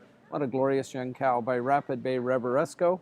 She is followed by Avonlea Silver CF Verona, another daughter of Andreas, owned by Owen Elgersma and kept at Avonlea, I believe. So we got that. We've now got Steve Glode with number 150, Homeridge B.A. Candy. She's bred by the Steingruber family and owned by Lookout Jerseys, Elite Haven, and R&V Peterson. Owns an Avonlea Genetics. Muskie Joel Grace, coming from the Golden Glow family at Lookout. Yeah, we're okay there. And then we've got the senior 2-year-olds. You'll remember this cow, Jamie, because we loved her in our class. 165, Brydon V. Snickers, first prize senior 2-year-old by River Valley Victorious.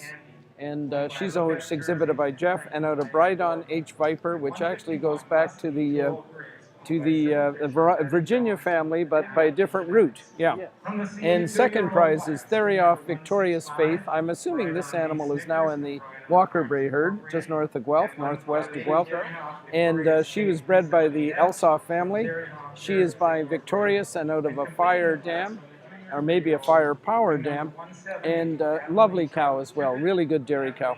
Then we have the final pair would be Avonlea Chocolate Chip-It, who is the winning junior 3-year-old, Kerry Alexander and Avonlea Genetics Incorporated. And I think we've got the second prize. Yes, we do. Enniskillen, Melissa Sargent is leading out Enniskillen Engineer Mamie 521. Exhibited by the Sargent family of Enniskillen Jerseys at Enniskillen, Ontario.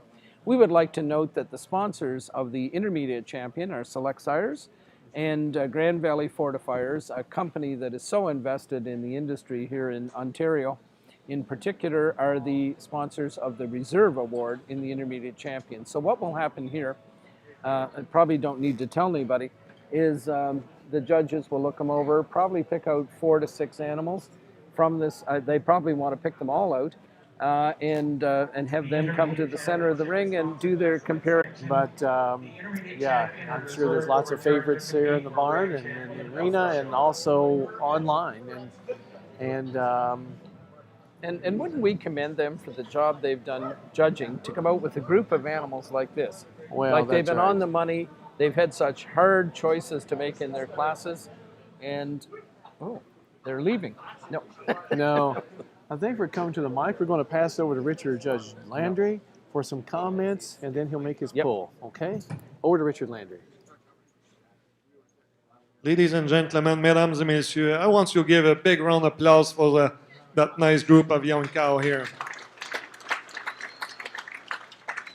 I'm going to select 5 cow. I can select more, but I'm going to select the 5.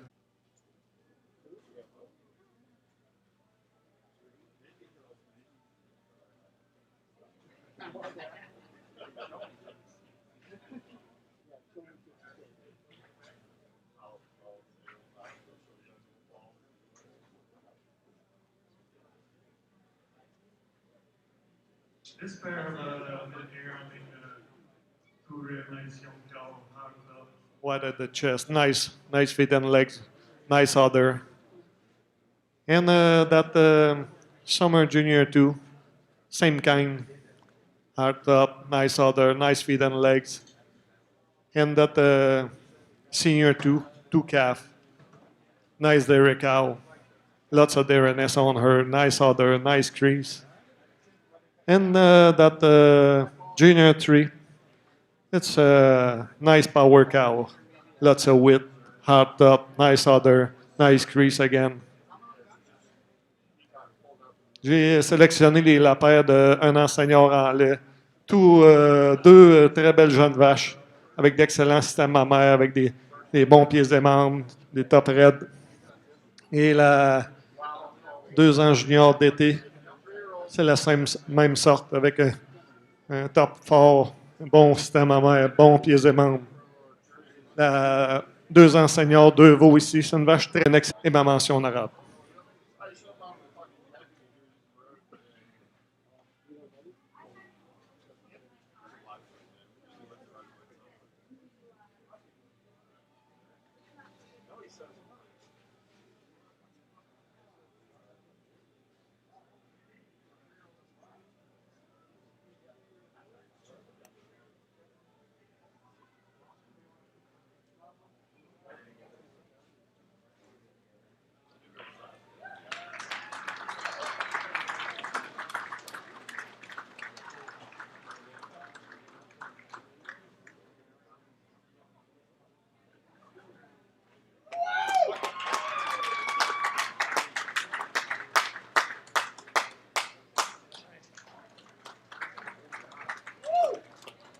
I use those 3 cow. For me, the junior 3, it's a really nice cow, deep cow.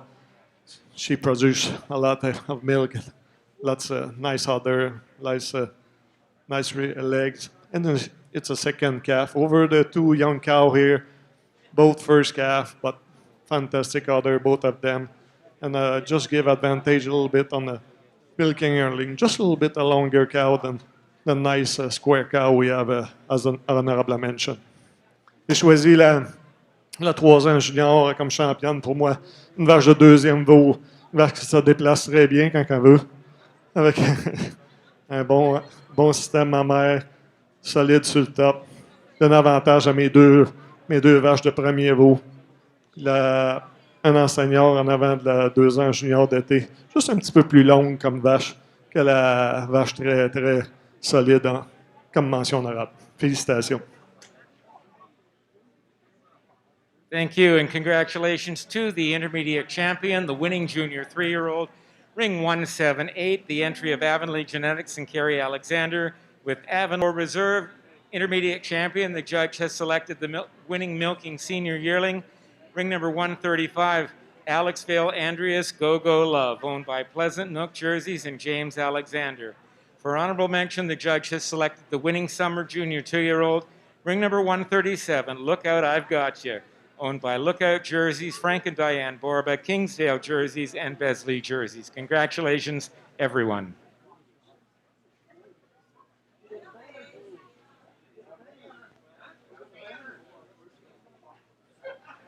just to make sure our people that are watching. Yeah. We on. Good. Okay. Well, Jamie, that was exciting with the selection of the intermediate champion, reserve, and honorable mention. And I'll let you make some comments after I tell folks who they are. Avonlea A Chocolate Chippet, exhibited by Kerry Alexander and Avonlea Genetics, is the intermediate champion from the junior 3-year-old class. The reserve is the first prize milking senior yearling as opposed to intermediate yearling. Alex Vale, Andreas Gogo Love, Pleasant Nook, and Jamie Alexander. She's an Andreas daughter as well. And the honorable mention is Lookout. Just a reminder to all. Lookout, I've Gotcha, now owned by F&D Borba, Besley, and Kingsdale. And Jamie, if you could comment on them. It's, I think Richard Landry said it all, but from my perspective, when you look at these cows, the overwhelming correctness of skeleton, the shape of the mammary systems, the definition of seam, the quality of those mammary systems, and the overwhelming daringness of these cows, I have no question in my mind. We haven't seen the last of these, and I know we're going to see a couple of them more today when we go out for Grand Champion. But I'm referring to the years ahead, bar no tragedy, get bred in time, and so on. I'm just glad that for that cow that was intermediate champion that we all love and admire, that she has brothers out there in AI from different years that are going to be able to spread some of that chocolate chip around. I don't think there's anybody that doesn't like chocolate. So at the end of the day, it's great, and congratulations to all three exhibitors of those three cows, and congratulations to the Jersey breeders that they've got great representatives that were chosen and selected today for their intermediate champion, reserve, and honorable mention. So it's just a great credit to the breed, and no disrespect to the ones that were pulled out and left behind and left in the barn. Okay. This breed today has been well represented by the exhibitors of Canada and the U.S., and also owners that are across the pond from the U.K. and Australia as well. So congratulations to everybody, and we're getting set and ready now for some more cow classes where it's just going to get that much tougher and tougher and more fun to watch as we now are into the senior 3-year-old class number 16. And isn't this interesting? Sponsored by Blondin Sires. And yes. It's so exciting for Jersey people to see a company. Blondin is so well known in the Holstein breed. They've been buying Jersey bulls. They've had their hand on a couple of Jersey cows as well. And in the senior 3-year-old class, which is going to be a great class, we've had Brydon Colton Trample, who is a dark-colored cow. She's by Colton, but she's out of a Kairos dam, and Kairos sold a lot of variation in color. And that black cow, yes, thank you, Bruce, is there. She's kind of fading into the background, actually, there with Greg McLean there. And no, Greg isn't, but the cow is. And then we have 183 is from the illustrious ferme Pierre Boulay, Montmagny, Quebec. And she is Forever Hopeful Spunky Micah. Now, she would have been bred in New York State. Interesting to see that Kingsmill name on the dam there as well, of Kingsmill, born at Kingsmill. Certainly a famous, was that North Carolina, Jamie? That's North Carolina. I've done a lot of business in the past years ago when Kingsmill was in existence. And so, yes, they touched this cow. That's kind of neat to see. And then after her, and we can see Andrew Vandermeulen, 184, leading Avonlea Fizz's Crackle. Again, the Cookie family. The Fizz out of Cookie's Last Crumb, all with K's. Then we have, as the illustrious superstar Jack Malia would say, Rive View, as opposed to Review, Joel Sinatra. We want to make sure everybody knows who came up with that word. This is Kyle Rivington and his family from Carp. And just as I say, some wonderful people that we're so glad to have in the Jersey breed. That's 185. A Joel out of an on time. We see Richard Osborne there with 180. Oh, there's Brian Carskadden with the Forever. 183, Yeah, the ferme Pierre Boulay cow coming there. And then we've introduced you to Andrew Vandermeulen, a former president of Jersey Canada, master breeder herd, Avonlea, of course. And Fizz's Crackle, so she's by the Tequila Fizz Bull from Select, and out of Cookie's Last Crumb, as we noted, since and they're doing a lot of business, and being of your day in Brian Carskadden. So doing a great job. The passion runs deep, with Dan Brady and the Dan rest of the staff Brady. as well. Chantel Charest. Chantel Charest, some of my colleagues, and so Gary of years past. Vanderpost. She's a Joel out of an Ayatollah, so lots of Ayatollah in her pedigree.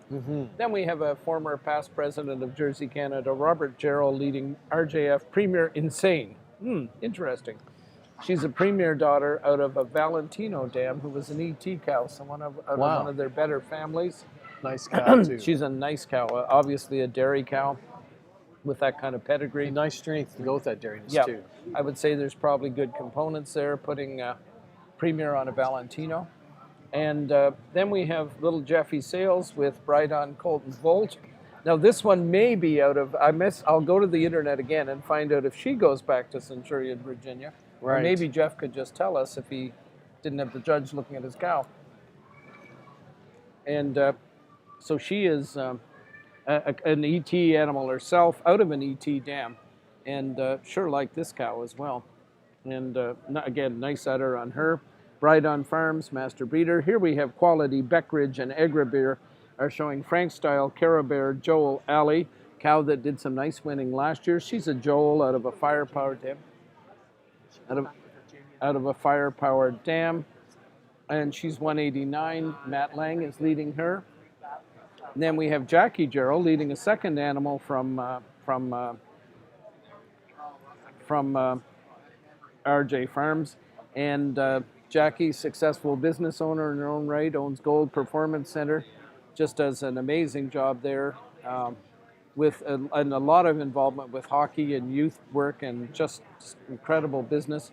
So she's got an engineer daughter, Bell's Charm. And did you get an answer out of Jeff or not? No, I did not. Okay, well. Too busy trying to do well in his class. Yeah. So here we have a cow. I really like the name of this cow that Jeff Carberry is showing. She's a Glenholm cow. Glenholm Clear Appeal.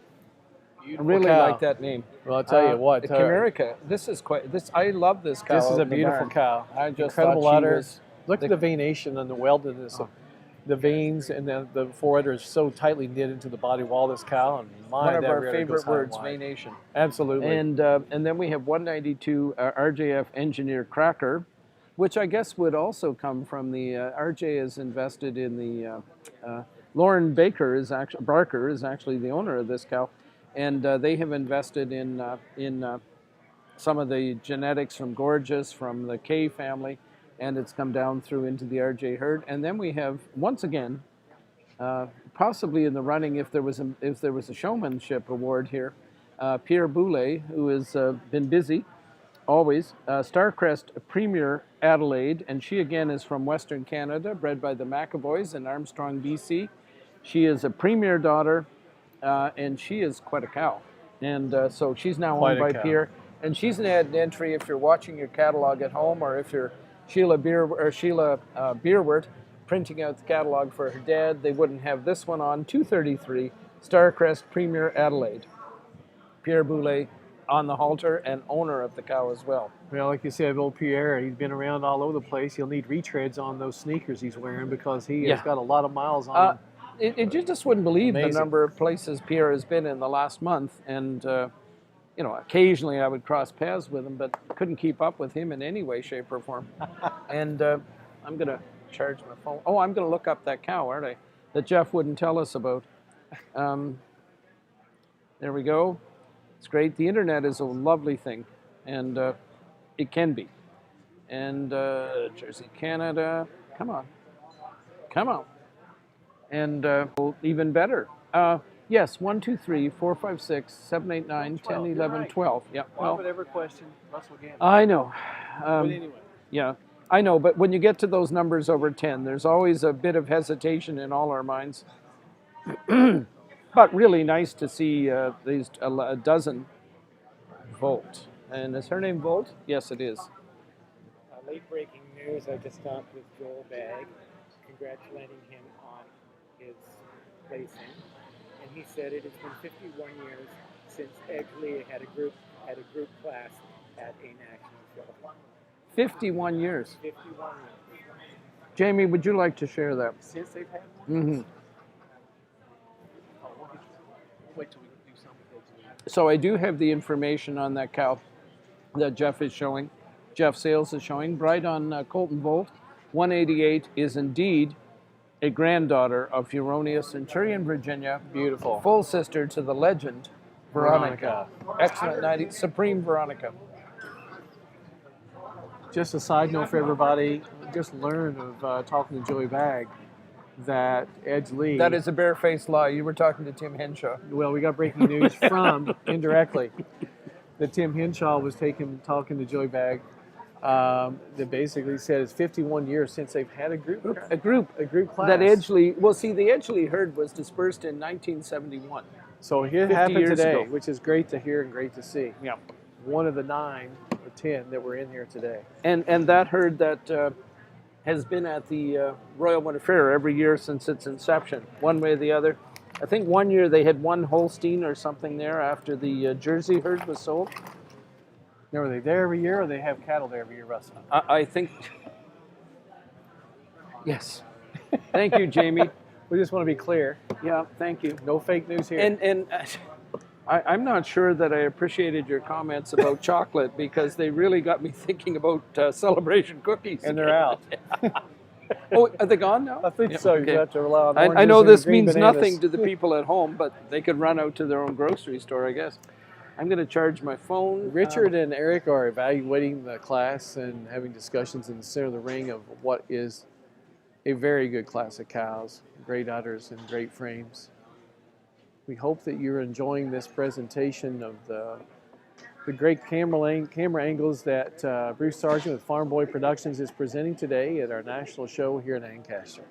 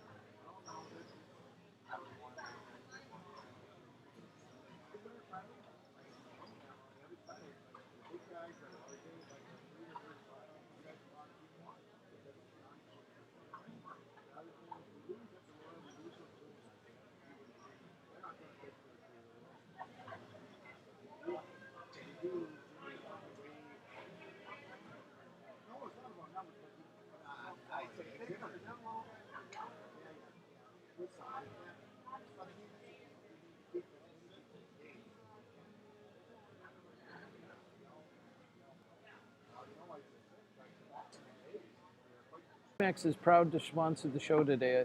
I'll have to say a bit more about that. Taylor Merlot. It must be bad. Congratulations to Jersey, Canada. Thank you for sharing. Thank you, Russell. What did she say? You I were want to pronounce it correctly. okay. Oh, review. Yeah. Thanks, Not to Russell, me, for the to judgment. commentary. You should have. Oh. I thought it was right. Oh, definitely sounds like Larry isn't. Oh, wasn't that a lovely statement? That is. Absolutely.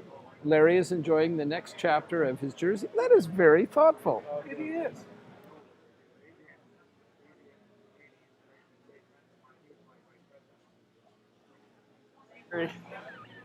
So, assholes pointing at me. oh, I yeah. noticed. Thank you very Yeah. much. Shh.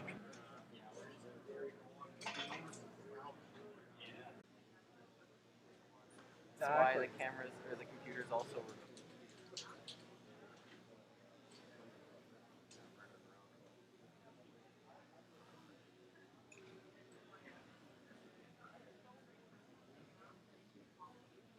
But no, I love your camera. Sounds really good. Yeah.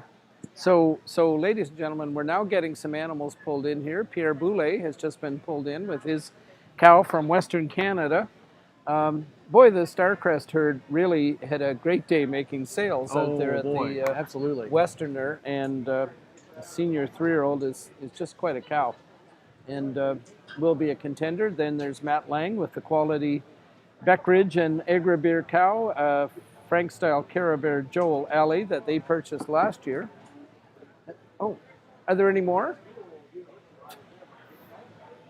I hate to sound greedy, but you know, are there more?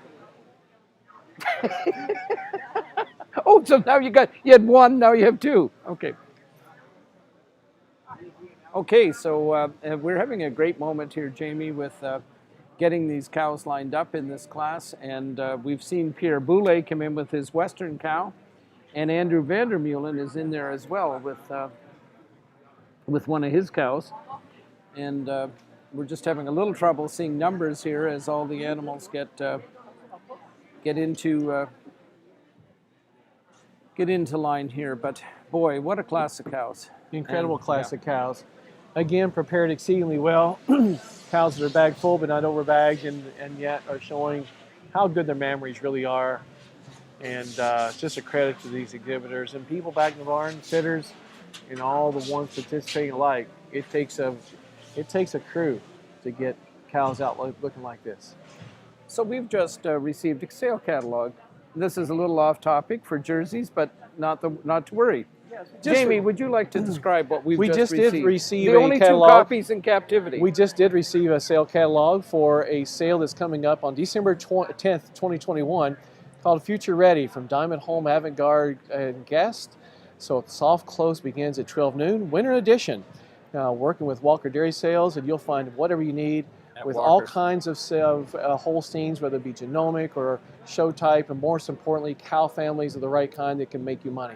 A place where a good investment will pay off here on December the 10th. So be sure and get your catalog, look online, look on their website, and you will find, even on Facebook, where you can get information regarding this sale.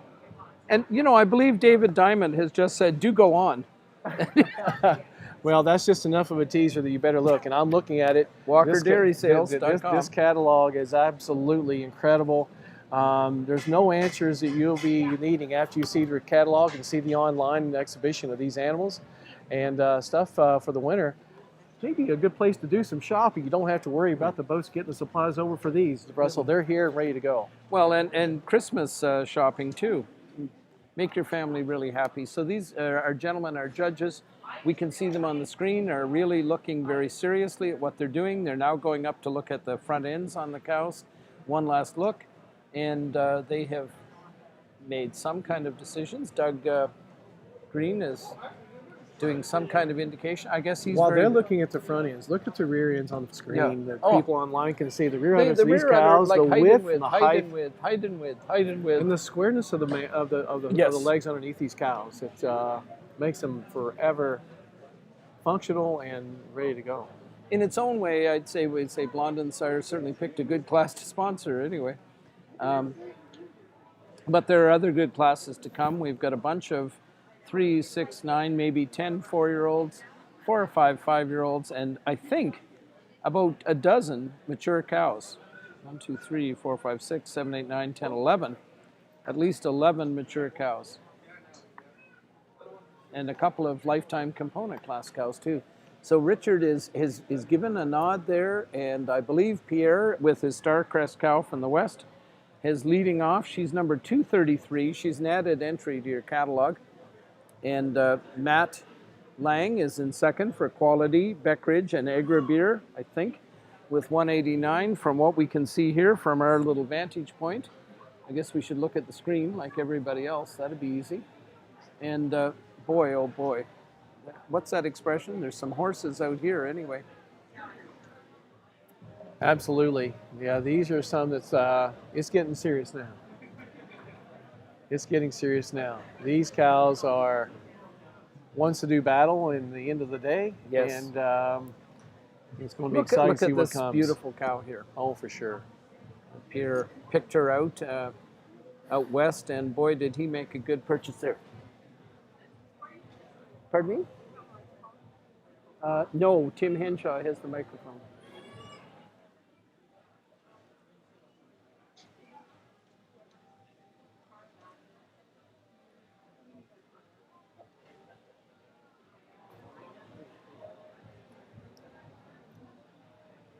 Late breaking announcement. We need a car move, please. It appears to be a white Honda Civic.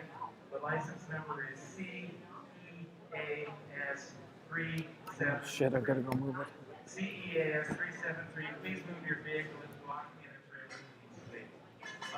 We don't want You're the not cows leaving until jumping over top of your car, so please move it. Wow, Jamie, this is just it's one of the best seats in the house to be able to sit here. I'm going to watch this gap in the thing so we don't have an accident like last night where people thought I broke my hip. And always a big worry with people my age. Look at the cotillion of people that's going out to collect awards and give out ribbons. We got to... Well, that's right. No, we're sitting here at a desk. It's like if you were ringside at a, not ringside, but courtside or ice side, I guess, if you were calling a ball game or even a football game or whatever. We've got the best seat in the house. And certainly when you look at this is no easy feat for these judges to assemble the pieces of the puzzle together. There's, they're all good cows, but there's variation in them, and you've got to do that balancing act between what traits are priority traits that really make the difference in longevity and productivity, and in the combined thing, like cows that can milk and last a long time. So, 100%. Very well said, Russell, because Thank it you. is the balancing act, and it is because, number one, there is no perfect cow in any class, and will not be a perfect cow in the classes coming. But with that being said, what traits are you going to be a little more forgiving on than some of the others? And Jamie, one of the things that I hope we've made a good mention of today, but the fact that CEMEX is the champion sponsor today, and I think that we've mentioned it before, but I think it bears re-mentioning. Doug is doing a great job keeping those tail heads down there, just FYI. It's been quite something that CEMEX has done, the sponsorship. They had stepped right into the breach. I doubt they hardly even had to be asked to make that donation, CEMEX has always been taking very- a priority to sponsor shows of this magnitude and have done such a great job, and it is no easy feat. Exhibitors received some wear from us from CEMEX yesterday. Yes. Joan Lau and Jim Bigger were here, to the best of my knowledge, but the monies that they put into these national shows, Jersey and Holstein and like, and just the whole support staff of CEMEX in regards to the promotion of not just showing, but showing is also an aspect of marketing for these exhibitors and breeders. So once again, a shout out to CEMEX and thank you for the sponsorship that's been given. It is very appreciated and forever going. So, yeah, here we have the results. Yes, passing off the mic to Tim Henshaw. Pierre Boulay, Starcrest Premier Adelaide. In second place, ring number 189. Frank Style, Carol Bear, Joel Alley, owned by Quality, Beckridge, and Agribur. In third place, ring number 184, and best bred and owned, the entry of Avonlea Genetics, Avonlea Fizzes Crackle ET. In fourth place, 185, Review Jerseys, Review Joel Sinatra.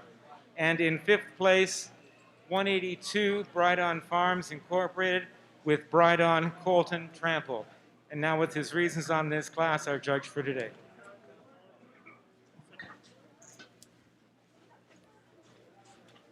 Oh, ladies and gentlemen, give a big round of applause for this class.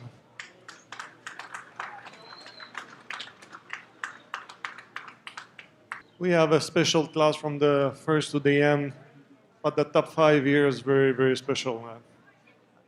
These two animals on top, they are very close placing for me. I give advantage on the first one. She's the one with the less foot. She's width at the chest. She moves extremely easy. She have a hard top, just a little more deeper at the front than the nice cow with the nice udder, then I make best udder in the class. Second one over the third one, just a little more straight on the top, just a little more strong on the top line, and more venation on the udder than that nice deep cow we have in third. Third over fourth today, she just shows more dairiness all through the body, and just a better teeth placement at the front and the rear, the nice cow we have in fourth. Fourth over fifth, just have a more breed character on the head and neck, and the teeth placement at the rear than the nice cow we have in fifth. Dans cette classe de 3 ans senior, je pense qu'on a une classe exceptionnelle. 3, 4, 5 belles vaches pour débuter la classe. Mais la vache en première position, c'est la vache avec le moins de fautes pour moi. C'est une vache qui a un top solide, des membres exceptionnels, large au poitrail, se déplace très bien sur ses membres avant. Donne un avantage surtout à la deuxième, la façon qu'elle se déplace sur ses membres avant, la longueur de la côte avant, sur la vache que j'ai mis meilleur pied en deuxième position. La deuxième sur la troisième aujourd'hui, c'est une vache qui possède plus de veines sur son pied, plus solide sur son top que la vache très puissante en troisième position. La troisième sur la quatrième aujourd'hui, c'est une vache qui est plus ouverte, plus longue dans ses côtes avant et arrière. Une vache qui est plus de caractère laitier que la vache en quatrième position. Et la quatrième sur la cinquième aujourd'hui, c'est une vache qui a plus de bris de caractère dans sa tête, puis meilleur placement de trayon à l'arrière spécialement que la vache en cinquième position. Thank you very much, and again, congratulations to our winner, 233, Pierre Boulay with Starcrest Premier Adelaide. And if there's a representative of Blondin Sires, would they please come to the judges' table for presentation? The complete results of Class 17, the senior 3-year-old class. 182 was 5th, 183 was 6th, 184 placed 3rd and best bred and owned Avonlea Genetics, Avonlea Fizzes Crackle, ET. 185 was 4th, 186 placed 11th, 187 was 9th, 188 was 7th, 189 was 2nd and best udder of the class for Quality, Beckridge, and Agrabur with Frank Style, Carobert, Joel Alley. 190 placed 10th, 191 was 8th, 192 was 12th, and added entry 233, the entry of Pierre Boulay, Starcrest Premier Adelaide, was our class winner. Next into the ring, we have the 4-year-old class.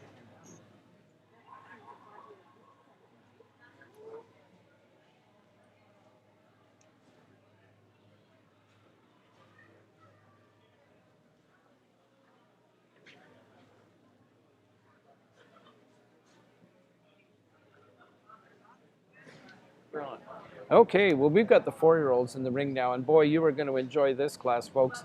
It's sponsored by Echo Brook Jerseys, which would be the family of the late Jim Mortson at Queensville, Ontario, and Joan Mortson, folks who had exhibited national champion females there and did a lot of showing. Mortson family, great supporters of the breed. Jamie, you've got something that's exciting you. Well, no, there's a cow that we are not going to be able to show you right away, but going away from us from Clark 195? Valley and Sandy McGilvery. Oh, Mount Elm Tequila Baby Butter, tequila from a Colton that, yes, I think anybody and everybody sees her, they could get pretty wound on this cow. We're maybe she's not the only gonna, one. But anyway, we'll see her later on. We've got, and we look out, Joel Brooksy has passed us by, but Andrew is here now at Andrew of Avonlea with Rosalie Bailey Sybil, who's by a Velocity son at Rosalie. Oh, no, Nina, Nina. And next we've got Melissa Sargent with Enniskill and Getaway Mamie. Now this is a cow, Jamie. Really liked her in the class in the barn. A cow that's probably quite fresh. Yes. But a glorious udder on this cow. I mean, this udder has got a lot of milk in it. It's got venation on it. I think it's got quite a nice suspensory ligament and wonderful shape. So that's a getaway out of that famous Mamie family. That is a beautiful cow. You're probably, I can see what you're saying, very right. Yep.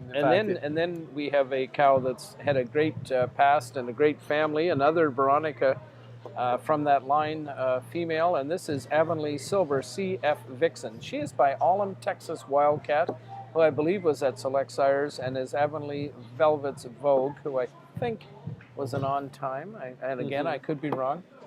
From Sybil Fisher, Patty Jones, and Avonlea Genetics.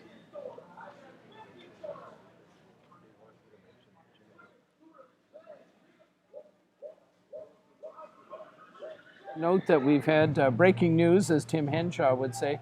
The Echo-Brook Trophy is usually passed out at the Royal for this class as well, from Jim and Joan Mortson, late Jim and Joan Mortson.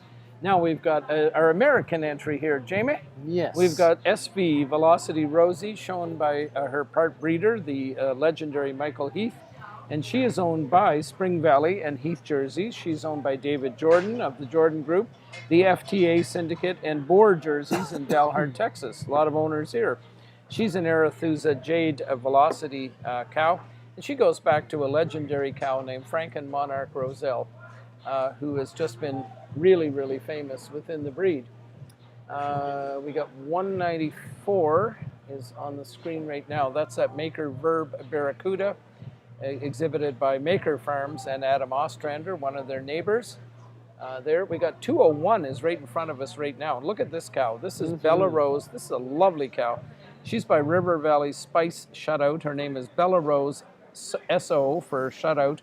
Gigi. She's from Christine DeRosier, Julie and Charles Sicard, and Ferme Blondin. Interesting. Wow. And she's out of an American bred cow by Führer as well, son of Nadine. Just an amazing udder on this cow. Big barrel on her too when you see her in the barn. Lot 202, number 202, sorry, not lot 202, is Charlene Velocity Nexus. She's again by Jade Velocity, so Steve Borland has made quite a contribution to this event.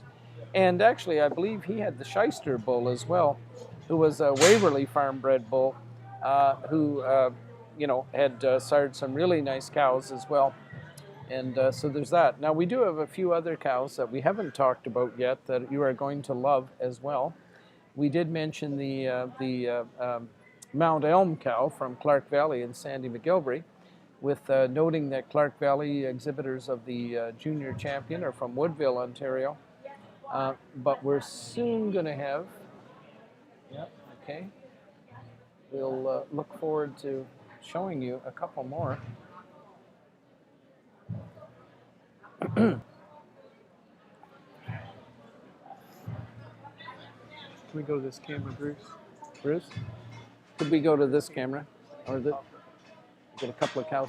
Yeah, there we are. There's Steve Glode from Lookout, exhibiting Lookout Premier Betsy. Now, she is a Premier daughter, Hawarden Impulse Premier, and Lookout Tequila Bambi, E.T., Campbell jerseys and Trailblazer jerseys, so that's the Campbell family down in near Bedford, Quebec, and Brent Jolie, who is everywhere, gentleman who's in Alberta a lot of the time, but has Quebec roots and had a strong connection with Rapid Bay Farms. Real milk cow, that cow. She is. She is a beauty by Premier. And then we've got Devin Fielding showing for Maker Farms and Adam Ostrander. He's 194 in your catalog. And this cow by a son of Veronica, Action Verb. Very interesting, and out of a Guapo dam, and Guapo was the son of Gorgeous. Beautiful cow, long body, long frame cow. Yeah, and again, lots of capacity there, and I think tons of milk in her as well. Absolutely. And then we've got Sandy McGill, the legendary Sandy McGilvery again, with this cow for he and Clark Valley owned together. So that's the class, and again, extremely exciting class. Yes, this cow that Sandy's leading, we didn't get to really see, or the exhibitors or people online didn't get to see, really is quite a cow, very balanced, nice udder and square, and such length from end to end. Length of head, length of neck, shoulder to hip to pin. The legendary Jack Malia would say she's longer than an Arctic summer day. Think about that, Jamie. I believe that's original, relating with have no doubt with his Jackness. And but indeed, it's a very fitting comment for these long animals. And I guess we really on this Brooksy cow, who did very well at Madison, and Callum is right there in front of us right now with 196. And this goes back to the Baby J cow and the Drentex Black Star Baby J, who was at Avonlea as well. And this cow is she's a weapon. She's a rig. She's lethal. She is all those words that are used to describe cows. And she's a Joel daughter. What a four-eye. And out of a Gentry dam, so she's got the rib coming from the illustrious Gorgeous cow. Eric Hetchew is coming to take a good look at her right now. and just such a balanced cow. The udder fits the cow. Tom Byers would be having fits over that cow because he liked them balanced. So that's the class. I think we now have talked about everybody in a positive and adoring way, and are ready to. There's something dramatic going on out back there with the pipes there, and I don't mean the bagpipes either. No. They're bagpipes, and I don't know how to play in noise I'm used to hearing. You know, the Echo Brook Trophy for the winning 4-year-old. Once again, you know, if you were doing cow shopping, you could probably be happy with any one of these or any combination of them in your trailer if you went home. You might have an awful lot less money when you went home, but and Angela, in your case, might say, "What is going on here?" Well, the one thing about it, I will say, and I can attest to, and I'm sure the breeders here will attest to, that not every buy is 100% guaranteed to make money, but on the average, for sure, when you invest in great cows, they're the cheapest investment you can make. And so they may cost more on the outset, but they're liable to make you more on the end of the day. So the poll is getting ready to happen. Richard is looking them over. I think his finger is getting ready to point somebody out and make some really good comments about cows. He's been a very thorough judge. He's been a very fair judge. He makes sure that he sees the class, and he has pulled the Brooksy cow from Lookout first, and 201 is the Bella Rose SOGG, and there's the Vixen cow from Avonlea as well. Those three are definitely, and Sandy Kingdon is heading her way into the ring as well. Oh, and the Rosie cow as well. Some sorting going on here.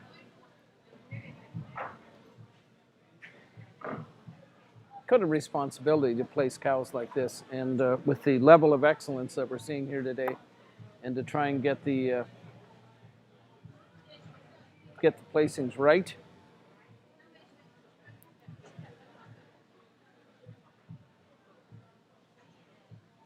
And we have another winner, a vehicle block. Oh, you need to come back here, sir. We need this back. We have another winner, a vehicle blocking a trailer. And stay tuned, the license plate is coming forthwith.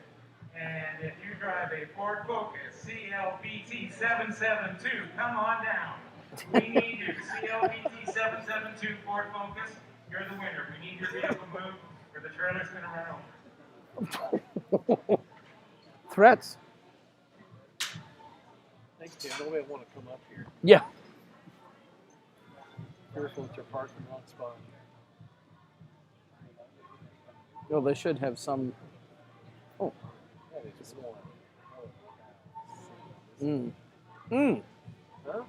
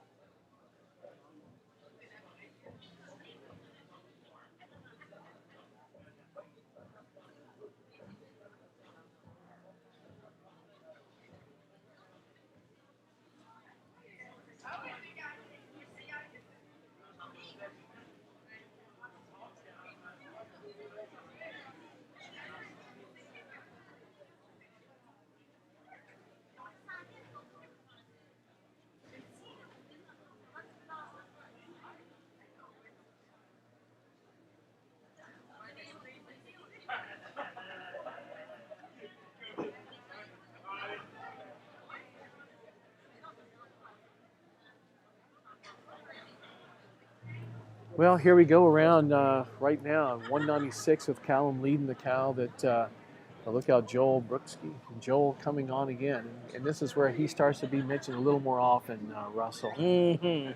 With these, these ages. Exactly. Entry number 201 leading out in second at this point, coming into the home stretch.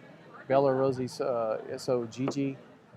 Entry number 202, Charlene Velocity Nexus, followed along by Avonlea Silver CF Vixen, entry 199. And then Rosie comes in at fifth at entry number 200, SV Velocity Rosie, followed in by 193 at this point. Lookout Premier Betsy, 197. Rosalie Bailey Sybil with entry 1. Well, it's debatable.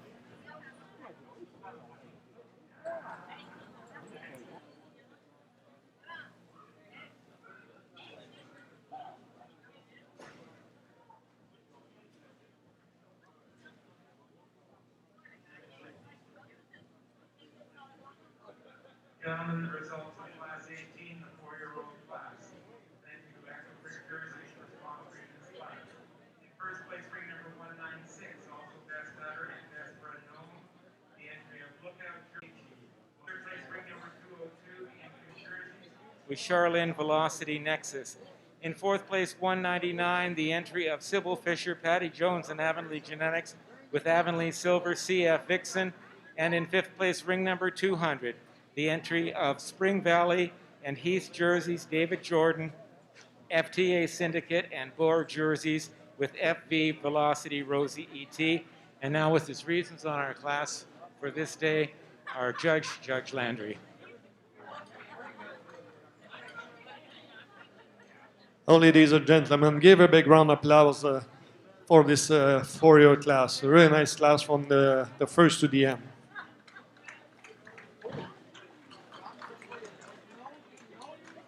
For me, really nice pair cow on top. Two nice cow, nice feet and legs. The cow that looks young, but I give advantage on the first one, just a little more deeper from the front to the rear than the nice cow, the other cow we have in second. Second over third today, I prefer the shape of the teeth than the cow we have in third, and the height other than we have in over the third place. Third over fourth today, she shows more dairiness all through the body, and she's just a little more clean on her legs than the cow we have in fourth. Fourth over fifth today, I prefer the shape of the rear udder and the floor udder, the cow, fourth one over the fifth one. Très belle classe de vaches de 4 ans.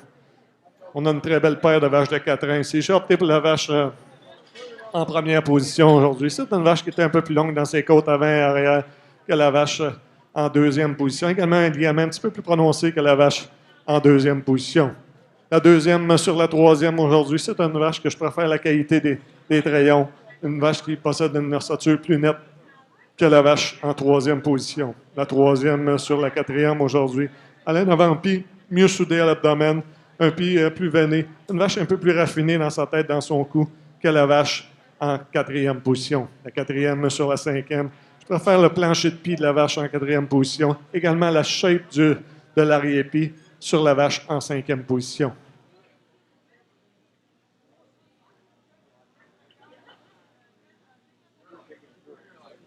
Ladies and gentlemen, the complete results of Class 18, the 4-year-old class, and again, this is sponsored by Echo Brook Jerseys.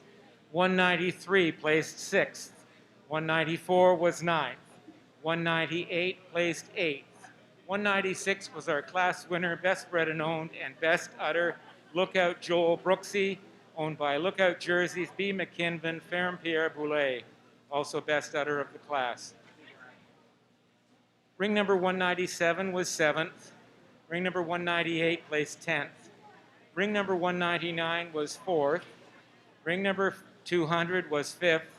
Ring number 2, Christine Derogier, Julia Charles Sicard, and Ferme Blondin. And 202 was 3rd, Charlene Velocity Nexus.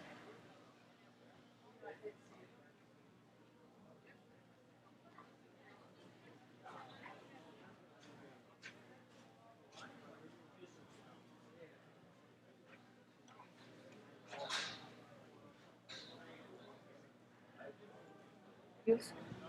Okay, ladies and gentlemen, we've got the 5-year-old class in here. This is sponsored by Bright On Farms, who probably need no introduction in the Jersey breed, but we'll introduce them anyway. Brian and Donna Sales and their family, extending across 3 generations in the family already. The farm was established in 1964 when Brian and Donna were married, and we've got ring number 204 here. This is Willow Creek Velocity Sunstruck. We've got Richard Osborne on the halter from Willow Creek Jerseys.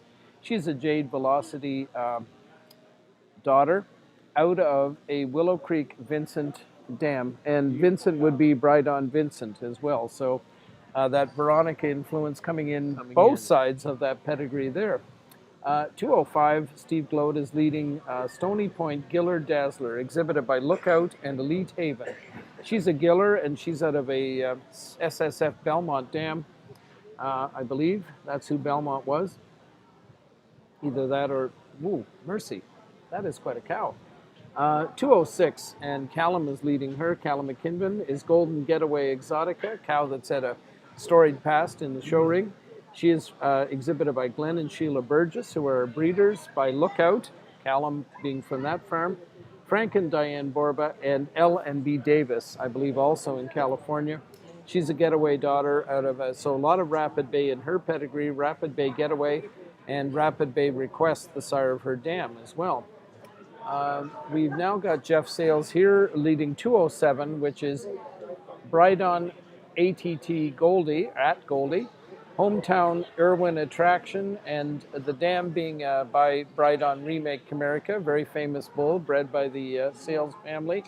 And as we noted, a Bright On farm sponsoring this class. No surprise that Bright On has stepped up to sponsor this class 57 years ago since that herd was established. Brian was raised at Spruce Avenue Jerseys, and we've told you about the fact that Spruce Avenue will be 90 years old next year. There was Theodore Sales, who was the sire of RT Sales, who was the sire of Brian and Dean and their sister Margaret, and Margaret's grandson, Devin Fielding, showing here today with Carrie Fraser.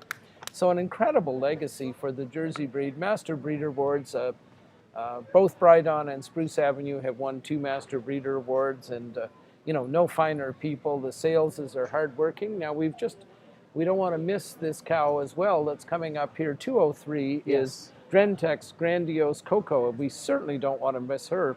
She's by Rapid Bay Grandiose, the son of Gorgeous. Yes. And her dam is by Regan, who would be a Rapid Bay bull out of Rumor as well. Beautiful cow. A lot of, and it's just a massive cage, as they say, Jamie, on her, along with beautiful udders. She's a 95-point cow who was making 11 or 12,000 kilograms of milk. Well, she looks every at bit about of it. 6% fat. It's every bit of it, and walks around just like she's a 2-year-old, Russell. If we were looking at production awards here today, I'm sure this cow would be a lead contender, especially for components. 11,000 kilograms is nothing shabby. And Richard's going to go over and have a good look at her as I do. Great cows in this class, and you can see broadside from the camera angle you're looking at, just like you're behind Richard there. And looking at these cows, I mean, certainly when we're getting in this stage of the game, different. We've had, just another quick point that was really good is that Patty Jones and her team, a little while ago, had taken 50 pictures today. Wow. Which is pretty amazing, Beautiful. you know. They must have been, moving them through very efficiently. And that was a while ago, so I'm sure the number is probably 60 or more now. Just one more reminder, we do have this key to a Ford truck that was turned in several Tim hours Henshaw is trying to give a truck away here that is parked in we've got keys, and I guess they know where the truck is, and the combo could be valuable for somebody. I guess as I was saying before I was so rudely interrupted by Dr. Henshaw, that, not really, there used to be times when the 5-year-old and mature cow classes would be quite wrung out because there'd been so many animals go to Brazil as heifers, so many animals go to Mexico that never got to turn into cows in Canada. Used to be a time, Jamie, when the Jersey breed was exporting 1 out of every 4 registered was going for exports on a yearly basis, if you reasoned it out. So, and that meant it was a little tougher to have really impressive classes. But I mean, here we've got cows whose udders are tied on like they're going to be 20 years old by the time the udder there's loosens definitely up. more cows staying at home, obviously, and I'm just glad that we have a lot of passionate people that take the extra time and money and effort Yes. and what have you to bring them out for everybody's enjoyment to see and to give examples of what the bulls and the maternal grain stars and the breeding can do. Yes. So breeders that are here watching can say, I like the way the pattern is, and this is what the value of shows are, to where you can actually see what kind of pattern bulls do short term and long time. And we can see what they do as heifers, we can see what they do as young cows and old cows, how do they last. Well, we've had some preliminary decisions made here by Judge Laundrie, and Callum McKinnon came rolling in there because he was called in with Golden Getaway Exotica, and second would be the Drentex cow.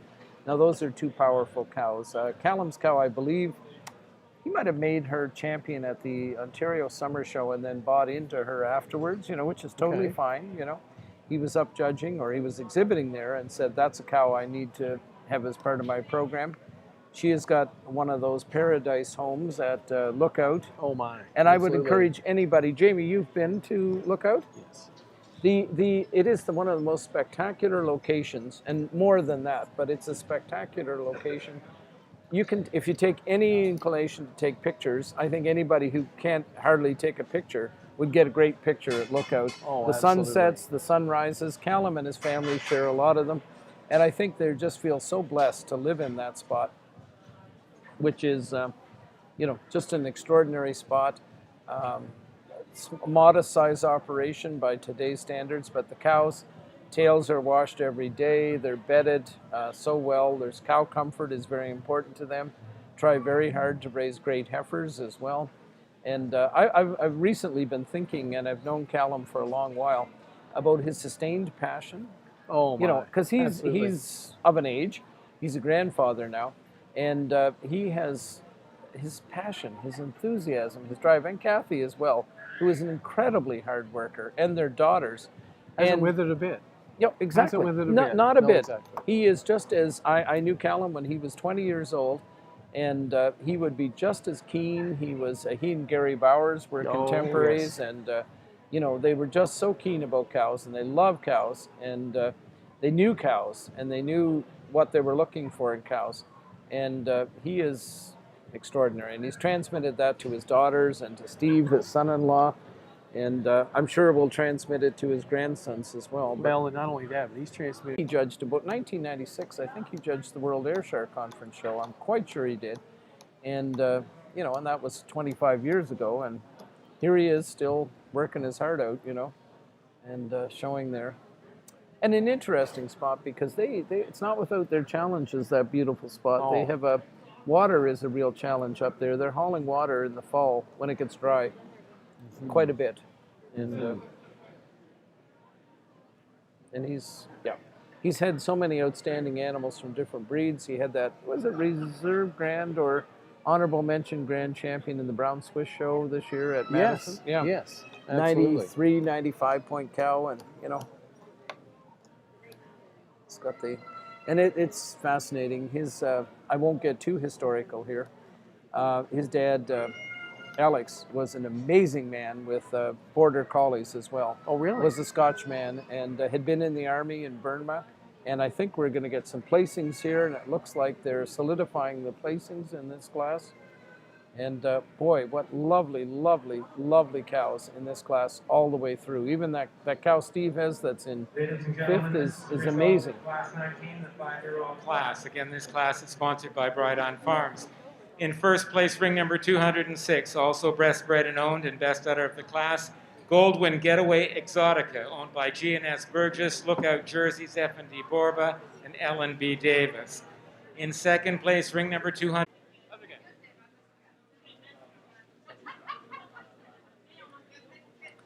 Again, in this 5-year-old class, really nice class. Just 5 cow, but 5 good one. Nice pair of cow for a start the class, but for me, the cow on top today, the way then she move on the rear legs, and especially the forward, they blend better with the rear flank than the nice cow we have in second place. Second over third today, she just deeper from the front to the rear, and she have a higher and wider rear udder than the cow we have in third. Third over fourth today. She's stronger on top. She's deeper from the front to the rear than the cow we have in fourth. Fourth over fifth today. She just shows more dariness today, more crease on the rear udder, and the fore udder blend better with the rear flank today. Dans cette classe de 5 ans, on a deux très belles vaches débuter la classe. J'ai opté pour la vache en première position. C'est une vache qui est légèrement plus longue. C'est une vache surtout qui a un meilleur, se déplace sur des meilleurs membres que la vache en deuxième position. Également un avant-pied mieux soudé à l'abdomen que la vache très puissante en deuxième position. La deuxième sur la troisième, elle l'emporte par sa puissance. C'est une vache qui est plus large, plus profonde en avant, en arrière, avec un arrière-pied plus large que la vache très laitière en troisième position. La troisième sur la quatrième, c'est une vache qui est plus laitière dans son ensemble. C'est également une vache qui est plus solide dans sa partie dorsale que la vache en quatrième position. Et la quatrième sur la cinquième aujourd'hui, c'est une vache que l'avant-pied il fit mieux avec la côte arrière. C'est également une vache qui est plus laitière, une vache qui est peut-être plus longtemps vêlée que la vache très, très stylée en cinquième position. Merci. Thank you. Again, the complete results of Class 5, which is sponsored by Bright On Farms. 203 was second. That's Drentex Grandiose Coco, Michael and Monique Bowles. 204 was fourth. 205 was fifth. 206 was our class winner. Best bred and owned and best udder of the class, Golden Getaway Exotica, owned by G.S. Burgess, Lookout Jersey, and B. And 207, that's Bright T. Goldie, owned by Bright On Farms Incorporated. Next into the ring, the mature cow class.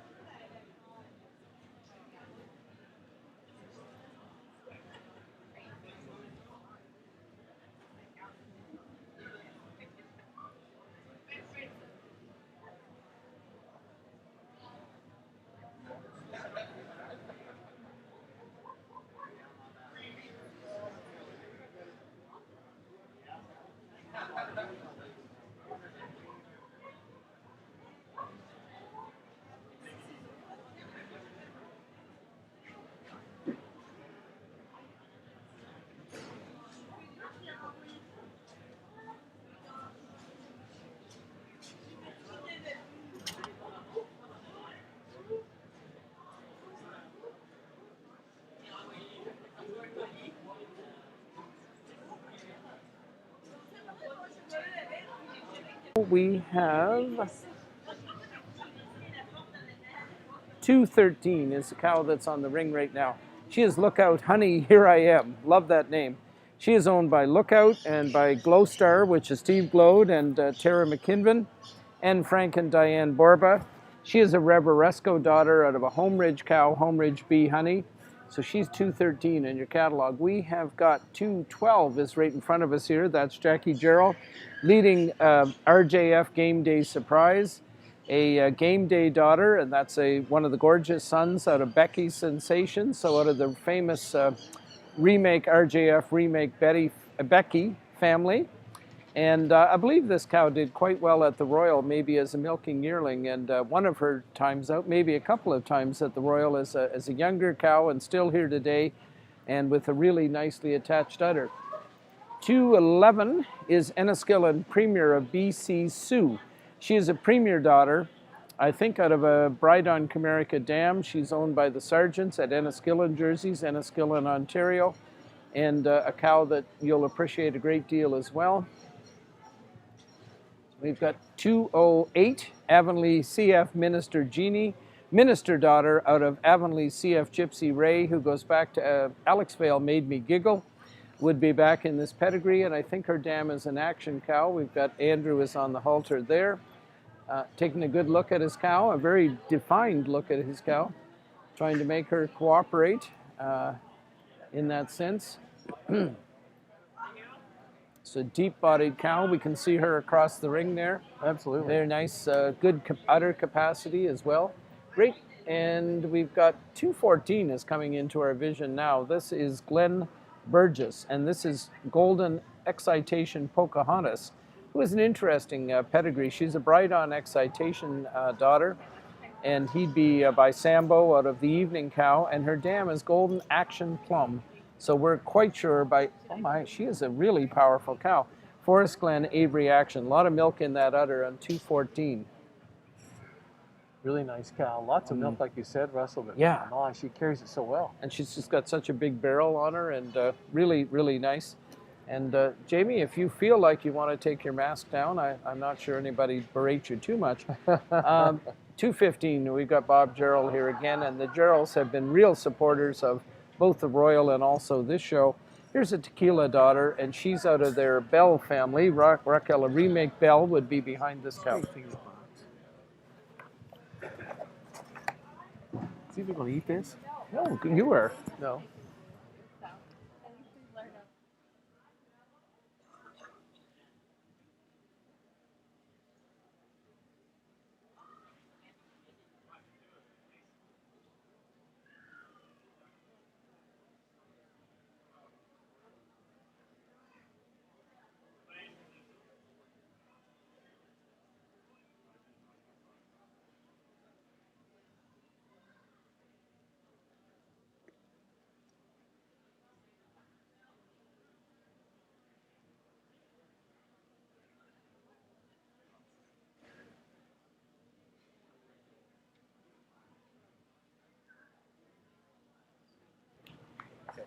Okay. Who have we got here now? We've got Callum McKinvin is coming into our screen with 218, and she is a cow, MB Lucky Lady Fired Up. I believe she's a 95-point cow. She's exhibited by Frank and Diane Borba, Lookout, and Elite Haven genetics, and she's a Jade Velocity, and out of the famed Marlou Comerica Fabian, who's just been an outstanding brood cow in the Lookout herd and in producing lots of great daughters, and made the Vorbas, I think, pretty excited about jerseys as well. So that's Callum right in the screen right now, following Melissa Sargent with Enniskillen Valentino Susie I. We'll probably have a better look at here. Here's that cow we mentioned earlier that Andrew is exhibiting, 208, the Minister Jeannie cow. Again, a minister out of a daughter of Gypsy Ray, owned by Avonlea Genetics and Sybil Fisher. Beautiful and cow. There's 217. That's that Valentino cow. Yes. Tremendous milk cow out of a really nice Bride on Vincent dam. And so she's 217 with Melissa Sargent on the halter there. Great cow. Yeah. And we better mention Bryland Jerseys. Absolutely, As the sponsor yeah. here. What a prefix, what a breeder. What a breeder, the two-time What Spritz people. cow that's been twice champion at Madison. And Brian and Linda Raymer, again, a master breeder herd. Brian's been a president of Jersey, Canada. His son, why am I drawing a blank? Lucas, and anyway, his family, they're pretty passionate about jerseys as well. Oh, absolutely. Jordan Raymer. Jordan, there you go. Is so passionate about jersey breeding. He's always asking, and he and Michael Heath have quite a competition to see who can get there first. Absolutely. And want to know who the sire of these cows is. So this is, again, a really outstanding mature cow class. I think we've got 1, 2, 3, 4, 5, 6, 7, 8. And, well, I don't know, has Kathleen verified that, or is that Tim's count? No, there was supposed to be 11. I think there's 10 in there. Yeah, because there's one that is not there. 219 is. Okay, count the number of legs, divide by 4. And that is Dr. Henshaw's formula. And I just kind of like how Kathleen just says it, you know, and Yes. this is how many cows are in this 10 class. cows, she knows. 10 Yeah. cows, correct? What's that? 10 cows in the class, correct? Yes. See, there we go. Yep. We're going to bypass the formula of Dr. Tim Henshaw of making it 40 and divided by 10. Too cold to pull the shoes and socks off to try to do any multiplication and subtraction. So anyway. It is, so there we have 10 mature cows, just, oh, so good. And I think probably the Ramers are probably pretty happy about sponsoring a class like this when there's they would be. Both the caliber of mature cows and the number of them as well. No, they would be very supportive of the class, of any and all classes, to be quite honest. And certainly the breeding pattern, Bride Lynn, if you don't know Bride Lynn, you haven't watched any Jersey shows. You certainly haven't read any results. I remember it's just amazing. That Carbala Silva cow that they have had, and still I believe in the herd, just an outstanding cow. I think she was maybe honorable mention grand champion at the Royal. Very, very competitive cow. Might have been intermediate champion as a younger cow, 94, 95 points. I'm sure 95. And well, and you look at even some descendants, and you go back 1 or even 2 generations, even 3, and boom, there it is. Bride Lynn has bred some of the foundational reasons why some of the heifers and cows have done so well. We saw today in our junior champions with Pleasant, with the beautiful calf that exhibited here today. They came from the very family we're referring to. Some of these girls are saying, I've got enough milk in me. I just need to. That's an excitation daughter. We mentioned her being out of an action. Yes. So there's a lot of consultation going on here. They're trying to get themselves nicely sorted out in terms of the placement of this class and think about, and again, when you get cows this age, you're going to have maybe substantial differences between the cows in their level of maturity.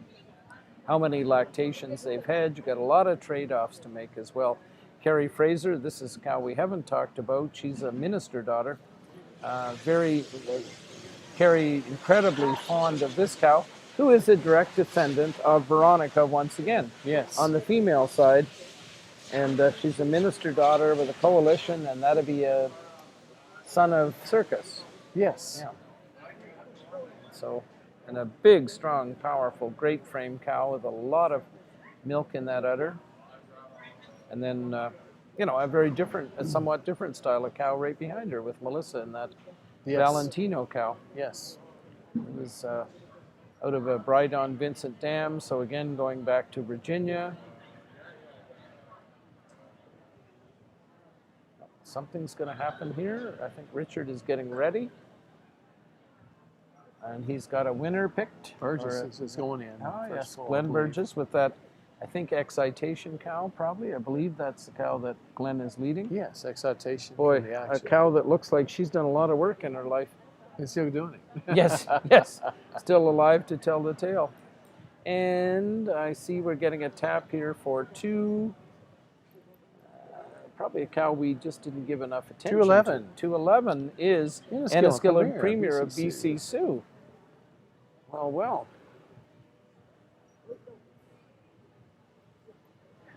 I think Daniel's got his plaids off and he's wearing his whites now. A hard-working young man, an incredible work ethic. I call him 24/7 Dan. He just never stops. Does a lot of cropping work, works with the cows. Maybe occasionally gets drawn over to the dairy to fork curds, or I guess that's Benjamin's job, isn't it?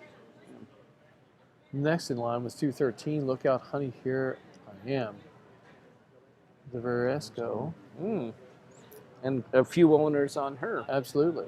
Look out, Gloucester and Frank and Diane Borba. But, I mean, look at these cows down towards the end of the class. Incredible. That 210 cow, a Dragon daughter, I think she's 94, 95 points, and, different point. But the udder is just outstanding.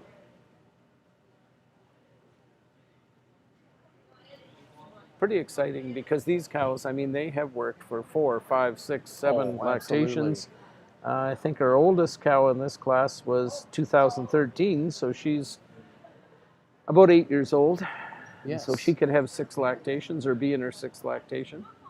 She's the cow that Callum is showing, kind of down there a few places in the class. But the next oldest cow is the one Daniel has that is 2nd in class at the moment. You want pause now? No, we're chatting away here, Tim. Is there anything you'd like us to share? I just did a funny joke when I saw the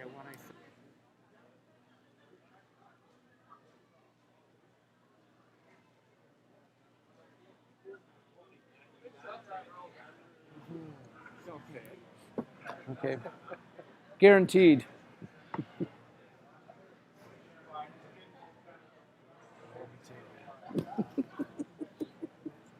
Who is he? You really.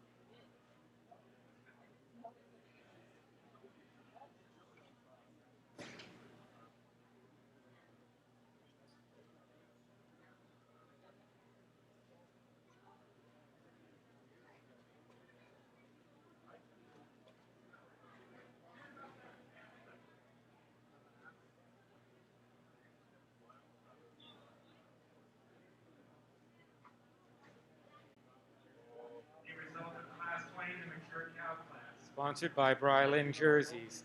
In first place, ring number 214, also best setter of the class and best bred and owned, the entry of Glenn and Sheila Burgess, Golden Excitation Pocahontas. In second place, ring number 211, the entry of Enniskillen Jerseys, Enniskillen Premier of BC Sioux. In third place, ring number 213, the entry of Lookout Jerseys, Glow Star, Frank and Diane Borba with Lookout Honey, Here I Am. In fourth place, ring number 212, the entry of Robert Gerald with RJF Game Day Surprise. And in fifth place, ring number 218, the entry of Frank and Diane Borba, Lookout Jerseys and Elite Haven with MB Lucky Lady Fired Up ET. Now with his reasons on this wonderful class, our judge for today, Judge Landry. congratulations again.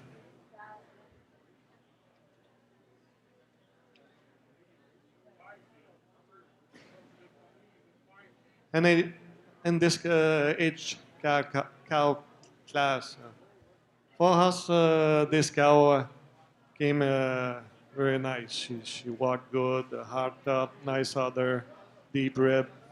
I give advantage on the second one. She's just a little more deeper from the front to the rear, just a more width on the rear udder than the nice, stylish cow we have in second.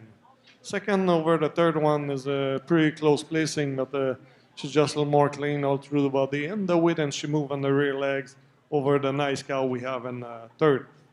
Third over fourth today, I give her advantage, especially on the rear udder, just a little more wide. So the crease just a little more deeper than the cow we have in fourth. And fourth over fifth today, she's deeper from the front to the rear than the nice cow we have in fifth. Dans cette classe de vaches adultes, très belle classe du bout de la première à la dernière. Je pense qu'on a une première aujourd'hui, une vache qui démontre beaucoup de capacité, une vache qui est large au poitrail, une vache qui est ouverte, une vache qui se déplace d'excellents membres. Je donne l'avantage sur la vache en deuxième position. C'est une vache qui est plus puissante dans son ensemble. C'est une vache qui est plus large un petit peu dans son arrière-pied que la vache très stylée en deuxième position. La deuxième sur la troisième aujourd'hui, c'est une vache qui est les meilleurs membres, et plus haut, plus large que la vache très puissante en quatrième position. Et la quatrième sur la cinquième, c'est une vache qui est plus longue dans ses côtes avant et arrière que la vache en cinquième position. Merci.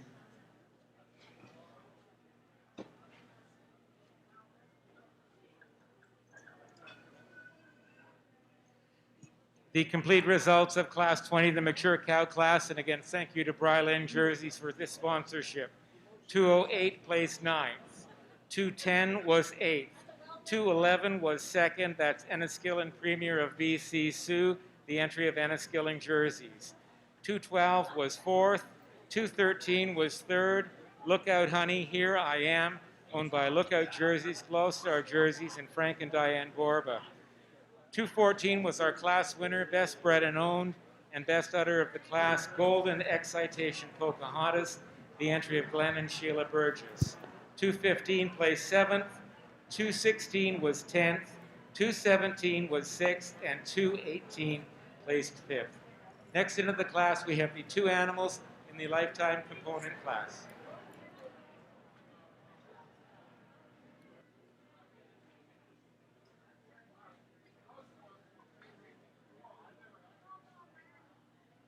We've got two animals in the lifetime component class.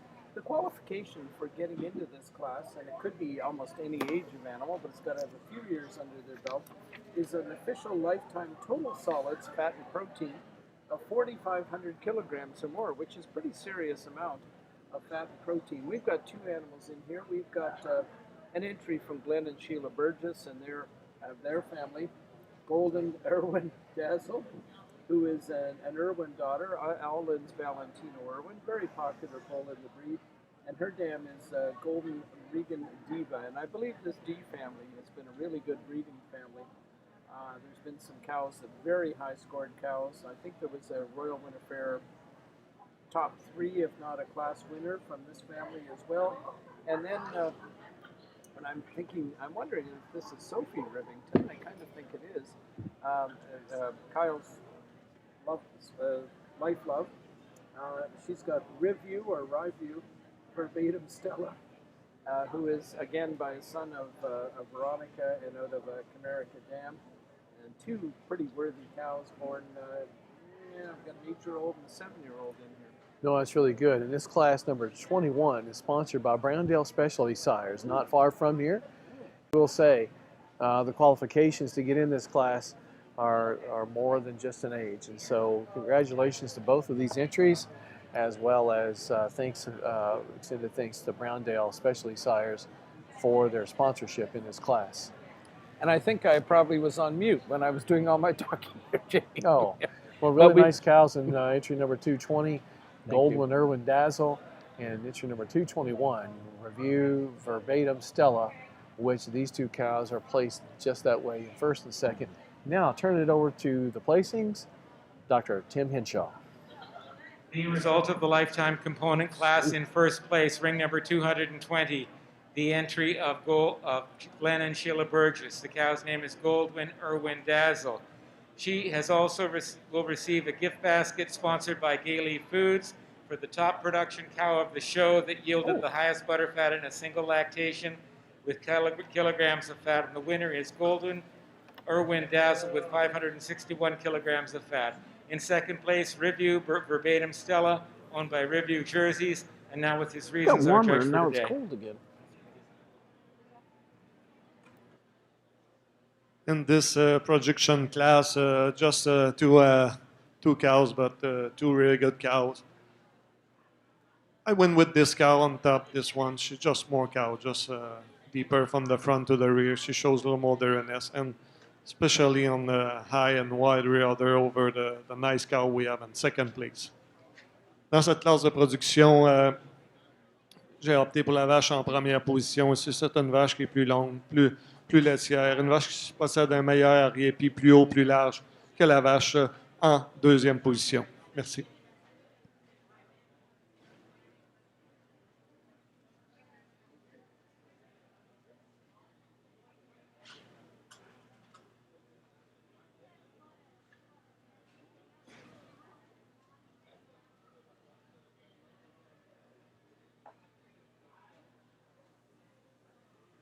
Result of class 21, the lifetime component class.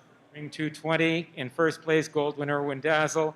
In second place, ring 221, Review Verbatim Stella, owned by Review Jerseys. Next into the ring, we have the Breeders' Herd, the Senior Breeders' Herd. This is class 22. This is sponsored by Rapid Bay. This is a group of 3 animals, all with the same prefix.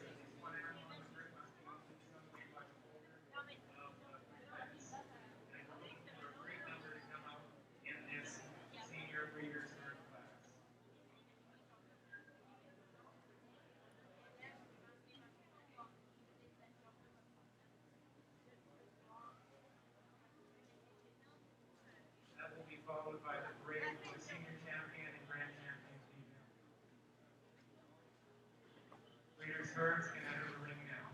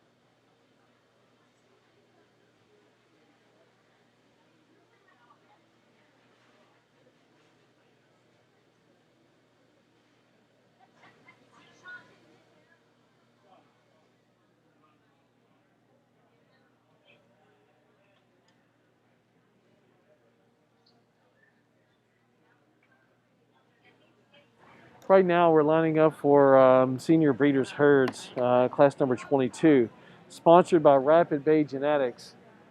So, yes, thanks to Rapid Bay for sponsoring this class. Steve Borland, incredible class to be a sponsor of. It means so much. And this is an exhibition of herds that for the breeders, it's a great class to be a part of, and certainly to place high in. It speaks loud and clear to the breeding establishments that are represented here at the National 2021 Jersey Show. So with that being said, they're lining up presently, and when they make some decisions after some evaluations, we'll give you those results as they come forward and down center ice here into the ring.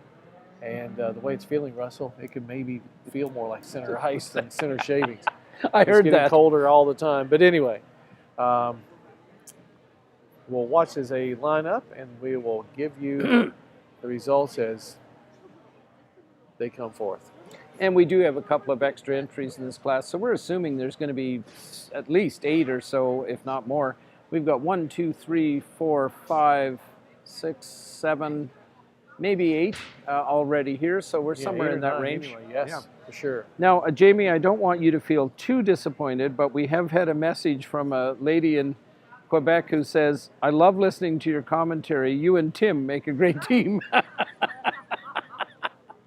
Well, maybe all day they thought you were Tim Henshaw. I have no words. You could have said whatever you wanted. I have no words.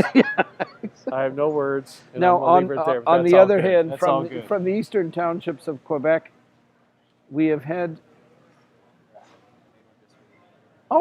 color commentary by Russell Gammon and Jamie. Oh, isn't that sweet?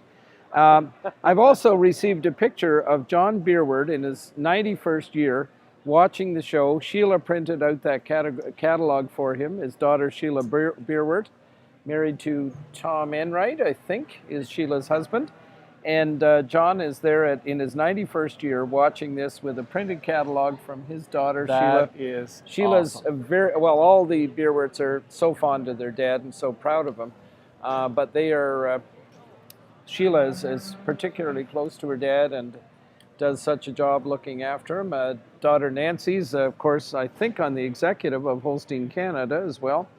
Married to Don Johnson, and we wish her well with that. But I guess she's had enough experience now that she knows what she got into when she married old Donnie boy. Yes. Yeah. Well, that's great. So 1, 2, 3, 4, 5, 6, 7, 8. Looks like 9. Doesn't Well, it? where's Kathleen when we need her? 5, 6, 7. Wait a minute. 1, 2, 3, 4, 5. Looks like 8. Yeah. Well, Kathleen's that's taking what I pictures. said. Sorry. Well, none sounded better, but it's not true. So we Yeah. want to be sure we got.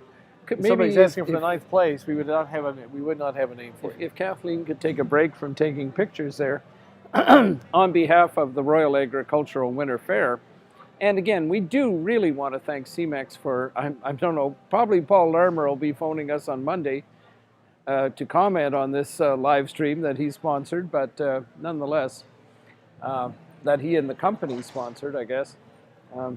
Well, anytime we can get this out to more people than can make it here, it's a great thing. No doubt about it. Okay. Color commentary is perfect. This is coming from Rob Leach down in Kansas.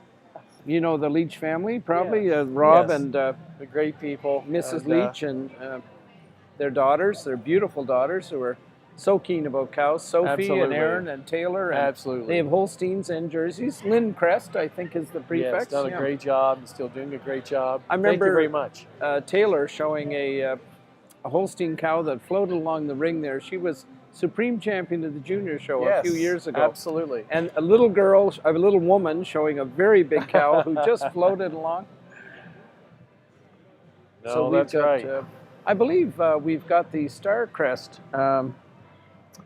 I think Pierre Boulay and his group are down there. That's the Star Crest breeders herd from the McAvoys out west, which is pretty amazing. Well, they they're were going to be late hard entry. to beat because they're so uniform and don't know what Richard's view is. But from our standpoint here, and there's a lot of great entries, so not Yeah. taken away from anybody else, but my oh my. You know, you've got Anna Skillen there, and Kyle Rivington, and Lookout, and Brydon, and Drentex, and Burgess's, and Avonlea, and then I believe that's the Starcrest.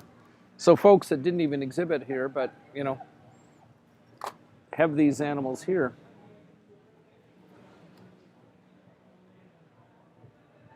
So we hope that at home you've been able to watch and maybe have a drink or two of a coffee or tea or something like that. Or coffee and tea is a drinks of the day, that's for sure. Safer. Yeah. And we want to also, like we said, shout out to CMEX, but also to Joan Lau, who does so much from the marketing department for everyone who, throughout the CMEX family, enjoys what she does for us. I'm a member of the Eastern team, but I just want to give a shout out to her and the whole marketing team and the product support. Just does a great job of promoting not just the sires at CMEX, but promoting our industry. And our industry is nothing if we all don't join and lock in arms to do that very thing. So, Joan, thank you so much. You've done a great job. And CMEX is well represented with your work here, with the signage and so on. And And Lowell's having a great time here. And Lowell's having a great time here as well. Exactly. Visiting with his friends. So at some point, before too long, we'll have some decisions made on this class. And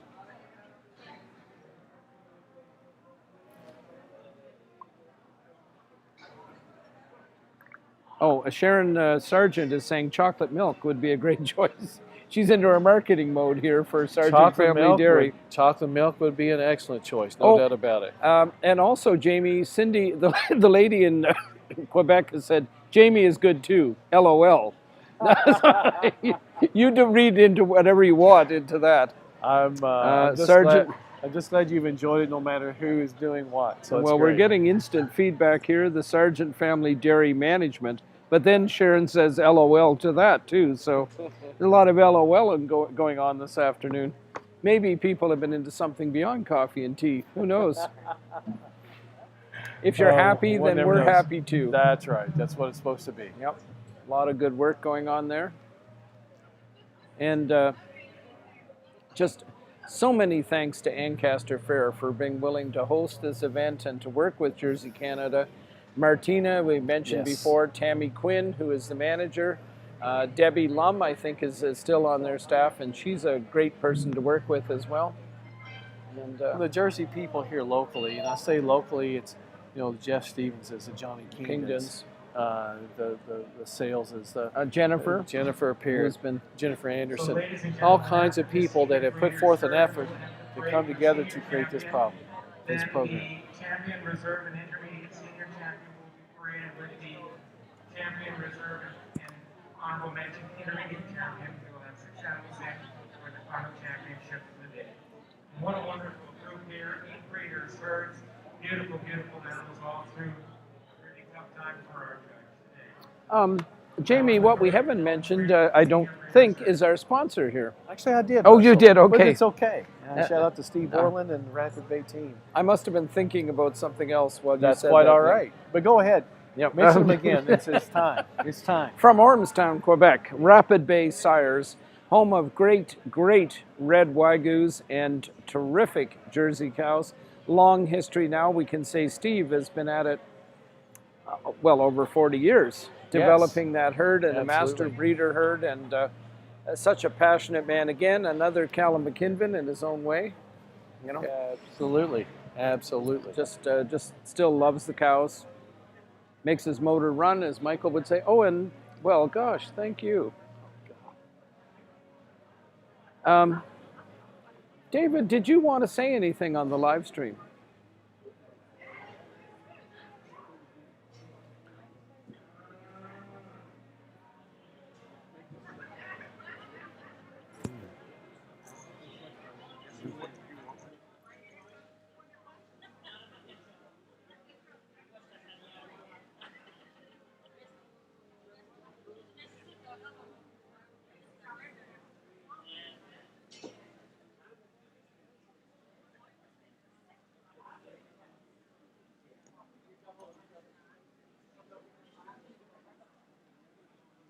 We're getting, and I think we're very, very close to some results. Richard is really looking very carefully. He's making comparisons across the ring, and there he goes. Avonlea has been tabbed to be first, and I think Lookout second. Probably folks that are really going to be in the race for both Premier Breeder and Premier Exhibitor. And Burgess is our third. And Burgess is our third. All makes really good sense. And Starcrest is making a move. Looks like they could be in the 4th position. Well, isn't that lovely for people out in BC who aren't actually exhibiting themselves here, and their quality of their cows is being recognized, and a consistent Avonlea combination. And I'm sure Richard is going to comment on that about dairy cows, and Avonlea does an awful lot of showing, but they really like their cows to milk too. I mean, they have to fill that quota, baby, and.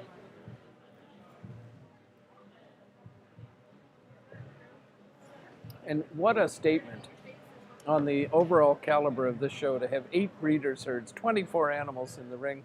8 times 3 is 24. And I think in 5th position is Brydon, if I'm not mistaken. Well, there's Erica, the TikTok sensation. The TikTok What sensation. an amazing young woman Erica is. Part of it, Jamie, is that she was born on May 15th at 8 p.m., which is just before my birthday. And I remember her grandpa Brian said, well, she came close. She was 4 hours early to having the same birthday. And there's another member of that family. I don't know. It's not Brent, and it's not Jocelyn. I think it's Denise, who was born just about on my birthday. And I was coaching Bruce and Carolyn, you know, that they could surely hit May 16th at some point in time anyway. But we love them all anyway. And boy, there's a family. Now they've got 4 children to be proud of. Oh, absolutely. Jeff and Julie have these 3 daughters that are here today. Yep. Please give them a nice round of applause. All of these dedicated farms and breeders bringing out, what a wonderful group. 8 wonderful groups. Yes, thank you. In first place, ring number 228, the entry of Avonlea Genetics. In second place, added entry 239, Lookout Jerseys. In third place, ring number 225, Glenn and Sheila Burgess. In fourth place, added entry 240, Starcrest Jerseys. In fifth place, 232, Bride on Farms, Michael and Monique Bowles, Drentex. In seventh place, 235, Enniskilling Jerseys. And in eighth place, 235, Kyle Rivington Review Jerseys. And now, with his reasons on this very difficult class, our judge for today. Ladies and gentlemen, I want to give a big round of applause for all those exhibitors and breeders.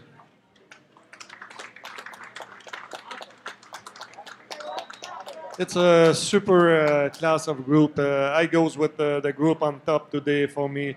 Just a more balanced group, all cow with nice rear udder, nice feet and legs over the group we have in second. Second over third today, we have some winner on the group on the second place, a nice udder, and over the cow we have in third place. Third group over the group on fourth place. Just a more mature group, more age cow than we have in the nice young group we have in fourth place. And fourth over fifth, we have better quality of udder than we have on the group we have in fifth.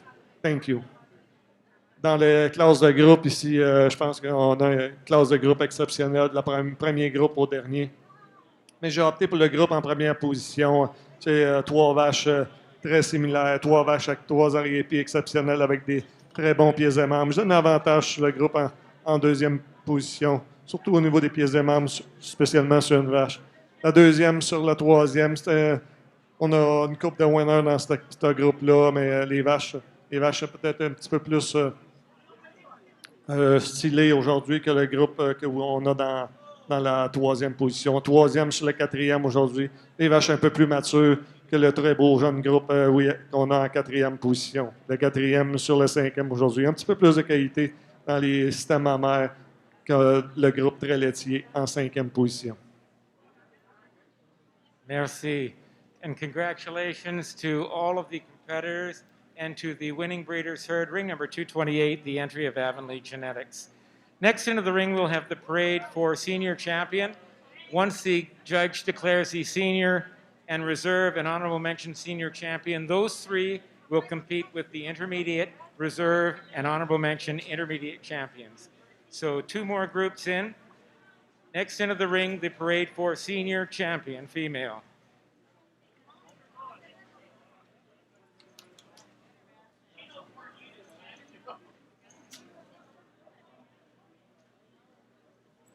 And we would also like to remind you that the champion production Lions Butterfat Cow Award, the daily food gift basket, goes to Golden Furwood Bass, which is 561 kilograms of fat in a single lactation.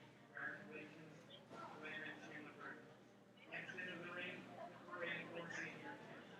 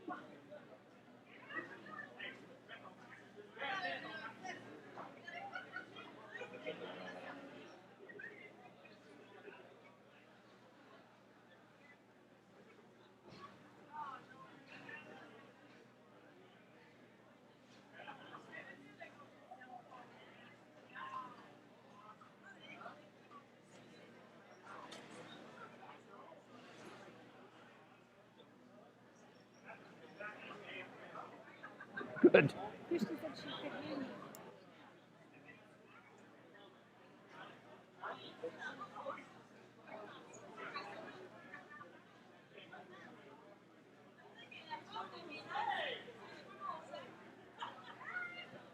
That was great.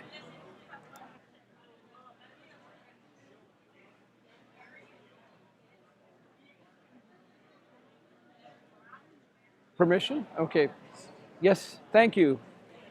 Ladies and gentlemen, we now have the parade for senior champion. We are one step closer to having the national champion name. So this would be the national senior champion that we're talking about now.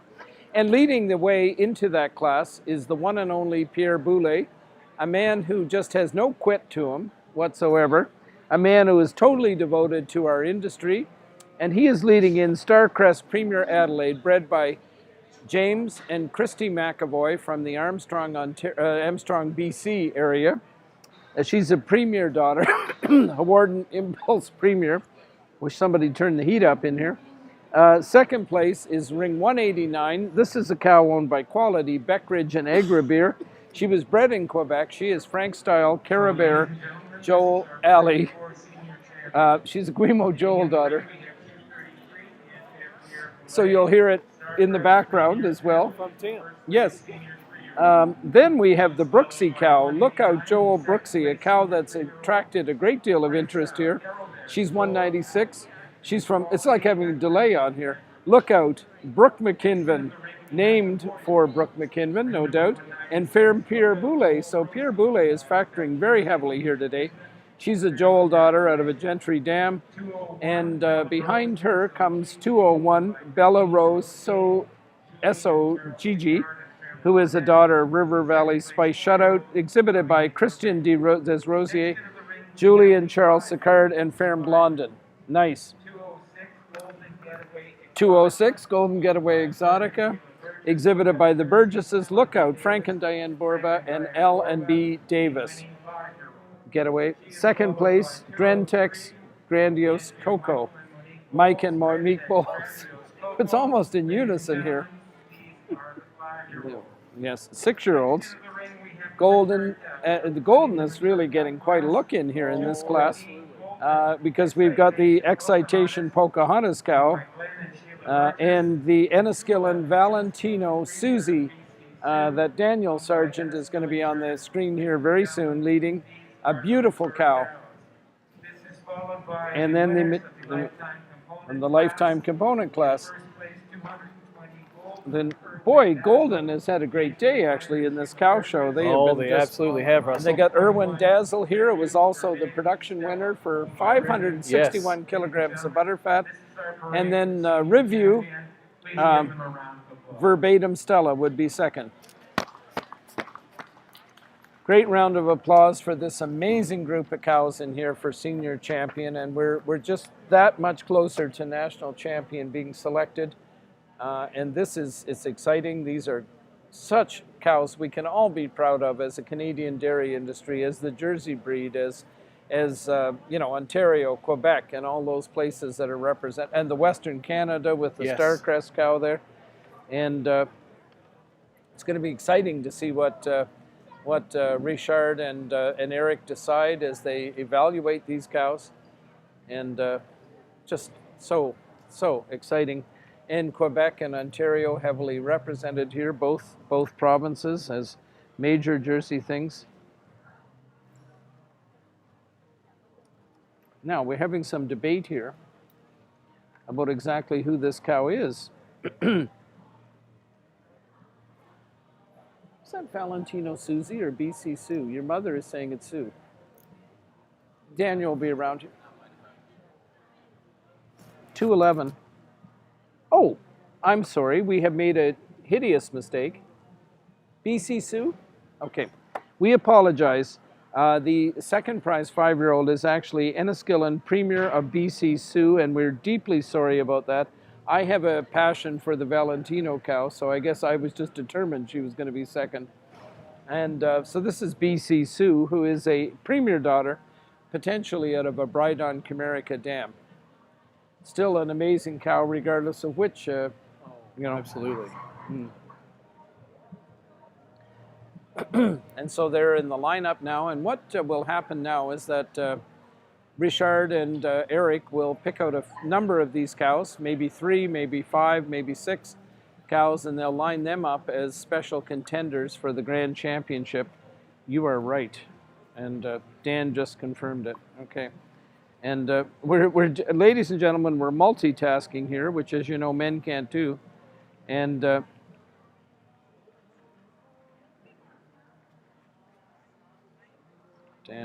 that's good.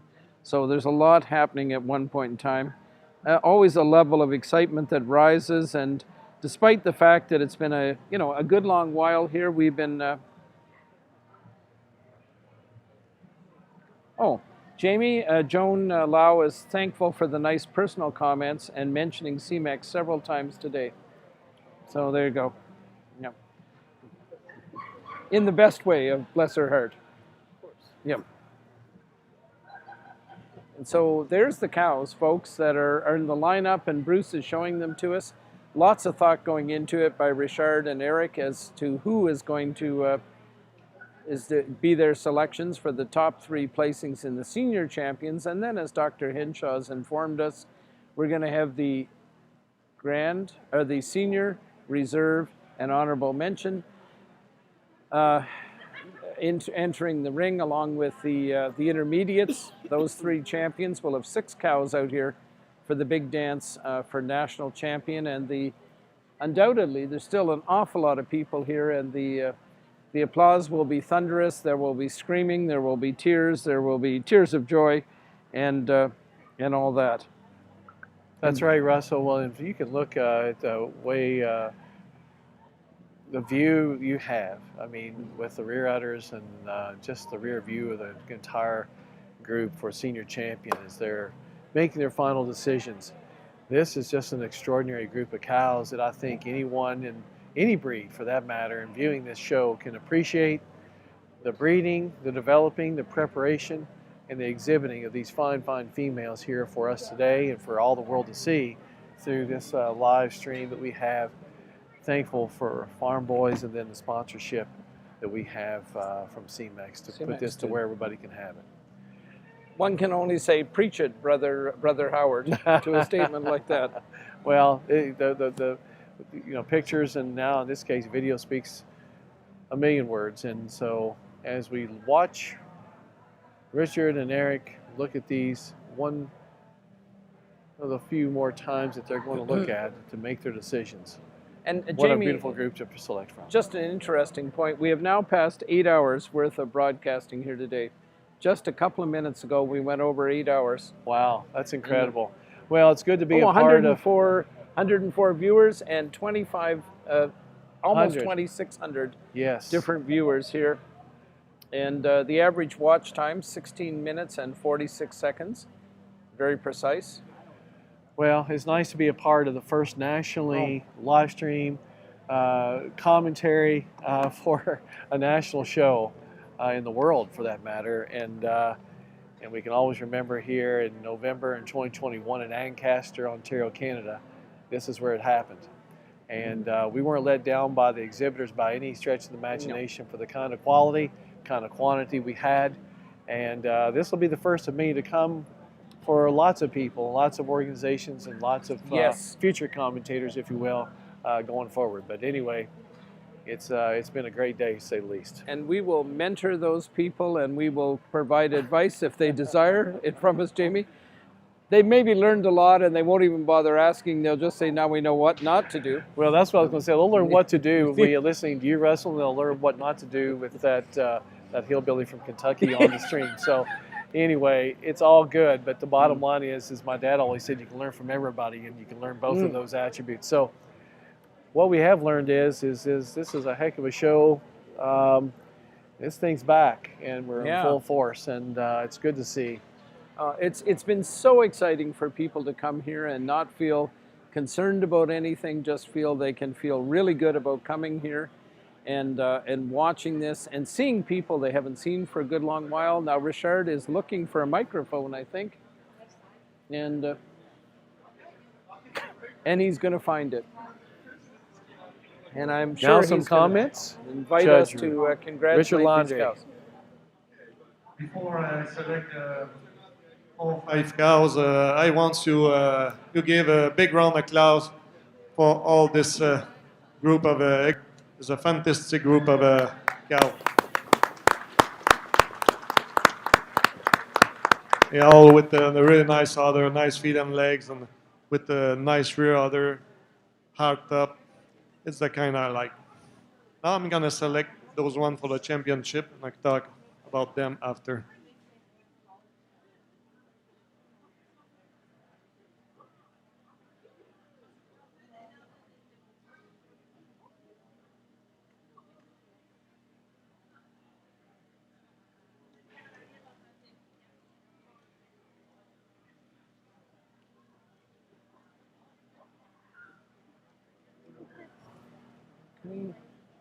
So we've got some indication of what's going to happen here. The senior 3-year-olds have both been let out. The 4-year-old has been let out. I guess the second 4-year-old as well.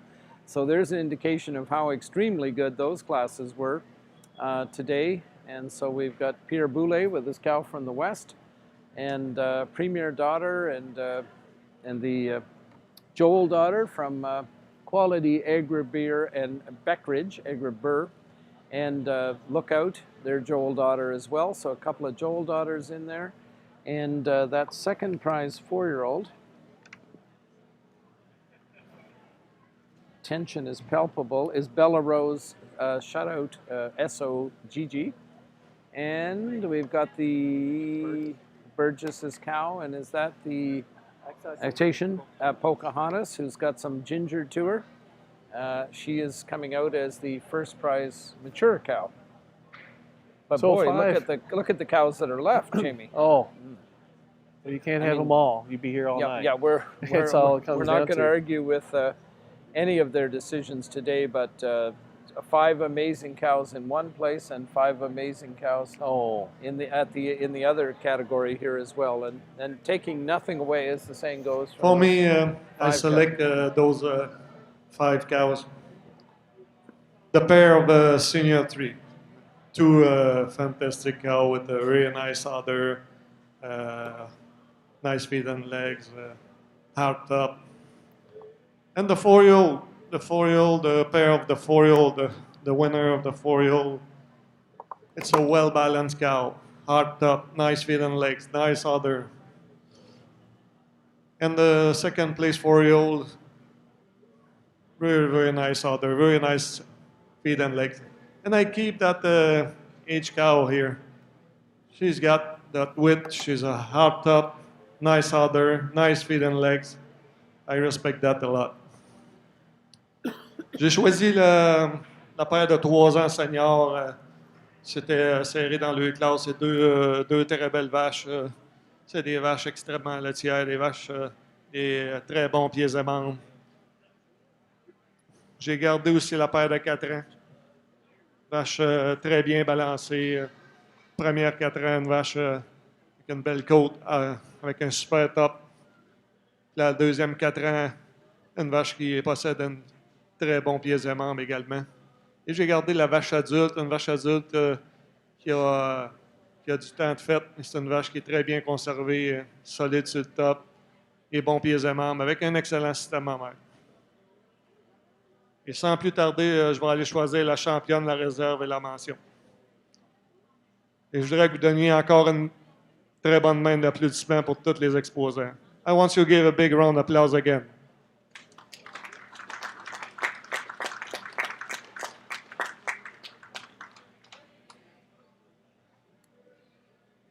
So Richard is getting ready to congratulate his senior champion reserve and honorable mention. Pretty quiet in here, Jamie, as people are waiting for that result. Yes, indeed. And enjoying the view, I'm sure. Absolutely.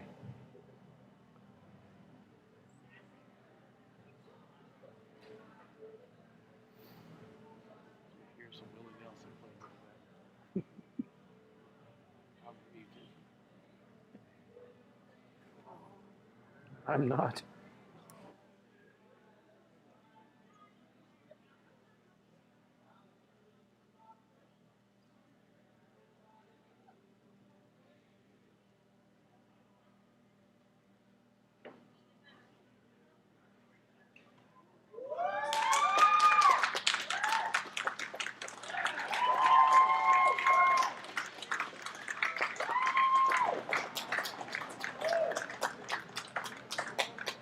The two senior threes and the 4-year-old are going to be your champion, reserve, and honorable mention senior champion.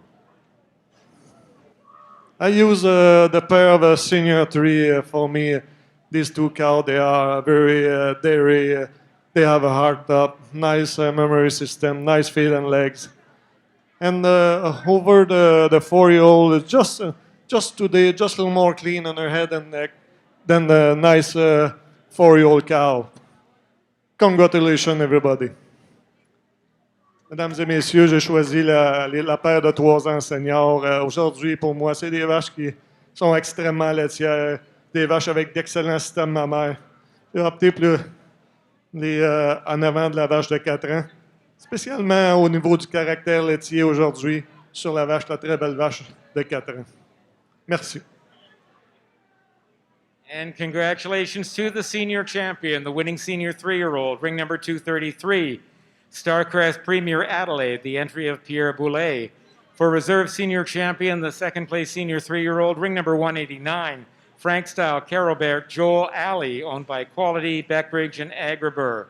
For honorable mention, senior champion, the first prize 4-year-old, 196, Lookout Joel Brooksy, owned by Lookout Jerseys, B. McKinven, and Ferme Pierre Boulay. These 3 animals will now compete with the 3 animals from the Intermediate Championship for Grand Champion of the show. Congratulations, everyone.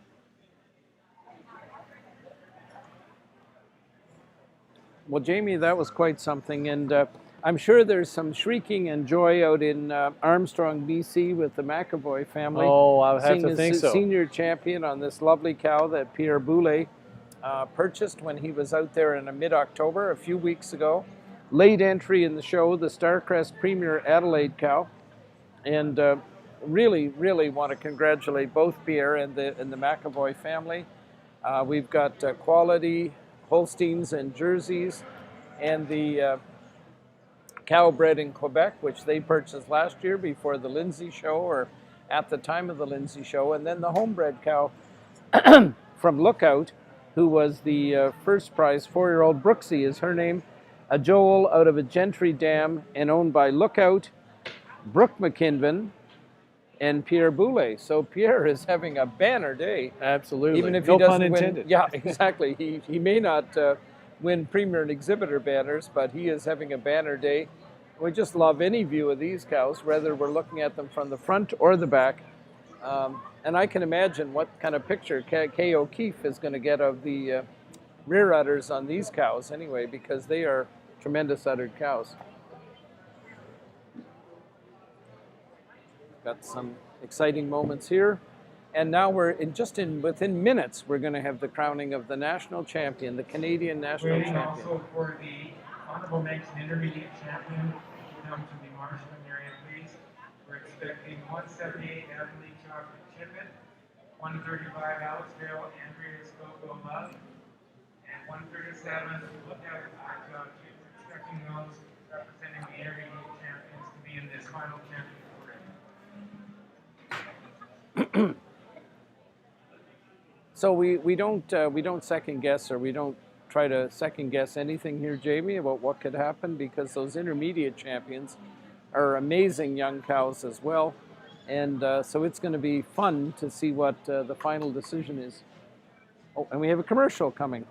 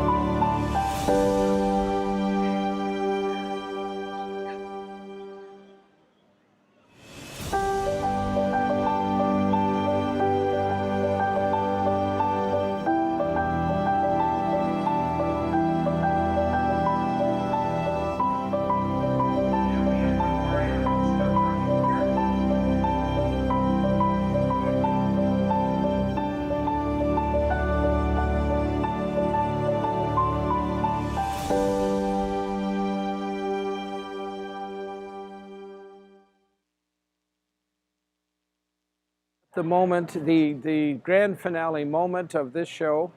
We have 5 animals in the ring at the moment. We have the intermediate champion, Avonlea A Chocolate Chip, the Andreas daughter, exhibited by Carrie Alexander of Rockwood, Ontario, and Avonlea Genetics Incorporated. And we have the reserve intermediate champion, and she's from the milking yearling class, number 135, Alex Vale, Andreas Go-Go Love. Love that name. She's by Andreas. And then we have 213, who was the Lookout I've Got You. She was the honorable mention. She was entered by Lookout, but now exhibited by Frank and Diane Borba, Besley, and Kingsdale. Steve glowed at the halter from Lookout, and part of the family at Lookout as well. And we have the 3 senior champions, which were just named, and they probably don't need any introduction, but Starcrest Premier Adelaide, Pierre Boulay is the exhibitor, the reserve senior champion, who would be Frank Style, Carabere, Joel Alley, Quality, Beckridge and Agrabeer, a Grimo Joel daughter out of a Firepower Dam, and then we've got another Joel daughter in Lookout Joel Brooksy, and a number of different exhibitors here. Lookout Brooke McKinven and Ferme Pierre Boulay. So is this not going to be exciting to have these 6 animals all in the ring? This is it. This is the moment, Jamie. This is it. This is the day, the part we've been waiting for, and certainly right now, who can say which way is going to go for Graham? Exactly. Because honestly, we have a junior 3 that was intermediate champion. We have a senior 3 that was senior champion. So at the end of the day, it could be senior 3s, junior 3. We know one thing for certain. Grand has got to go to one of them. In second place with 103 points, Avonlea Genetics. And Premier Exhibitor in first place with 120 points. Lookout Jerseys, Canton de Hadley, Quebec. Premier Exhibitor. Congratulations. And now for Premier Breeder. In third place with 97 points, Avonlea Genetics. In second place with 100 points, Brydon Farms Incorporated. And Premier Breeder this year with 104 points, Glenn and Sheila Burgess. Congratulations, everyone.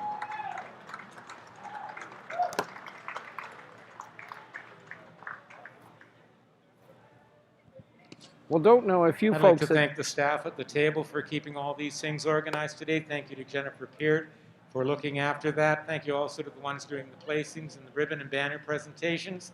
Thank you to Melissa Camere of Cosmopolitan.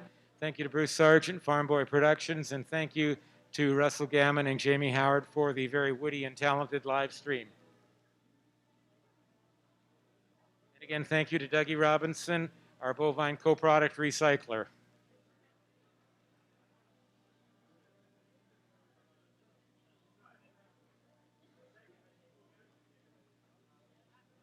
I guess we're going to have a few, some of these 6 animals are going to be picked out to be in the final consideration for Grand Champion.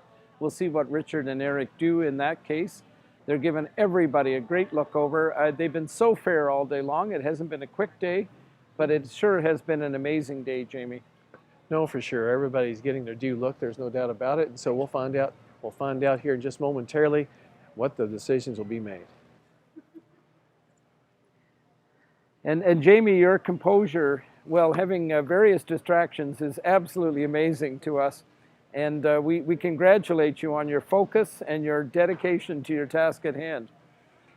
So in any event, here's 6 animals, and it's all down to this. It is, what would they say on those sportscasts, you know, it's all down to this.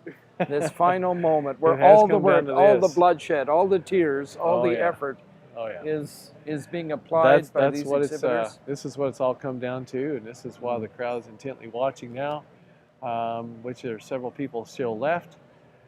But this is the part we've been waiting for, and here with the mic is the judge of the day, Mr. Richard Landry. Ladies and gentlemen, we are at the end of the day, and I tell you, I judge a invite him in and we judge me and Eric today.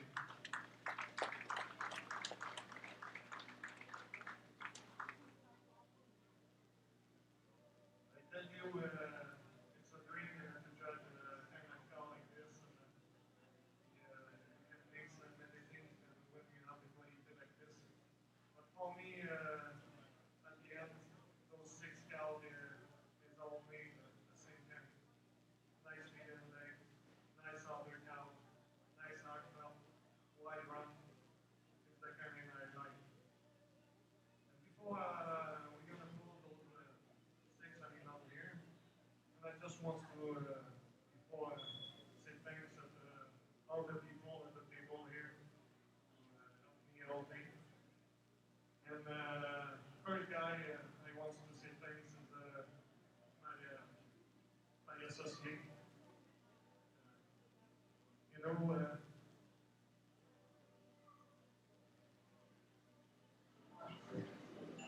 Eric is a really good friend, and he knows the cow. And I hope someday he have chance to judge a show like this, and I'm sure he's gonna do a really good job. Give it a big round of applause for him.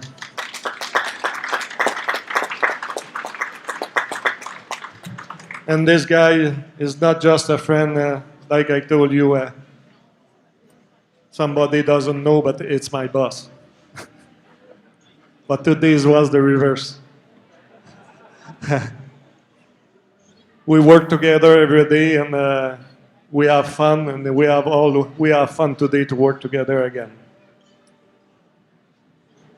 And I want to say thanks to all the people at home, my family. It's not the first time I judge, but I'm many times with the crowd over there to clip and show some. And my wife and the kids, sometimes they are alone at home, but they always like what I'm doing.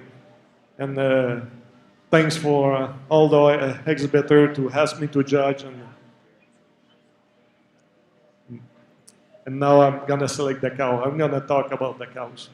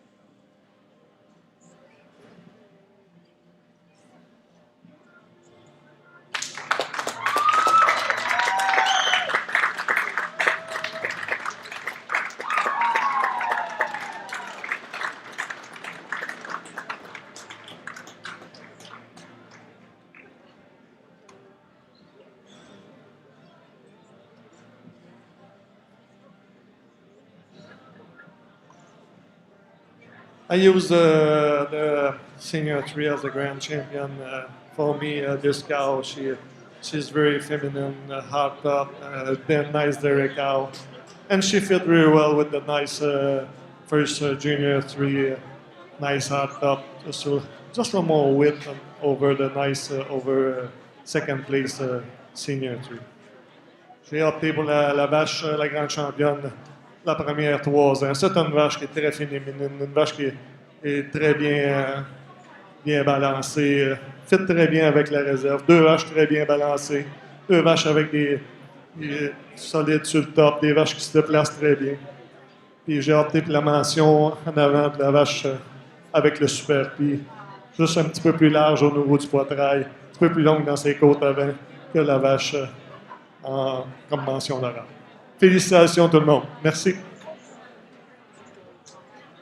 Merci beaucoup, and congratulations to the grand champion cow, the 2021 National Jersey Show 233, the entry of Polaire Boulet, Starcrest Premier Adelaide. For reserve grand champion cow, the judge has gone to the winning intermediate champion, ring number 178, Avonlea Chocolate Chippet, owned by Kerry Alexander and Avonlea Genetics. And for honorable mention, the judge has selected the second prize senior 3-year-old, the reserve senior champion, 189, Frank Style Carabere, Joel Alley, owned by Quality, Beckridge, and Agribur. Congratulations, everyone. Wonderful, wonderful representatives of the breed.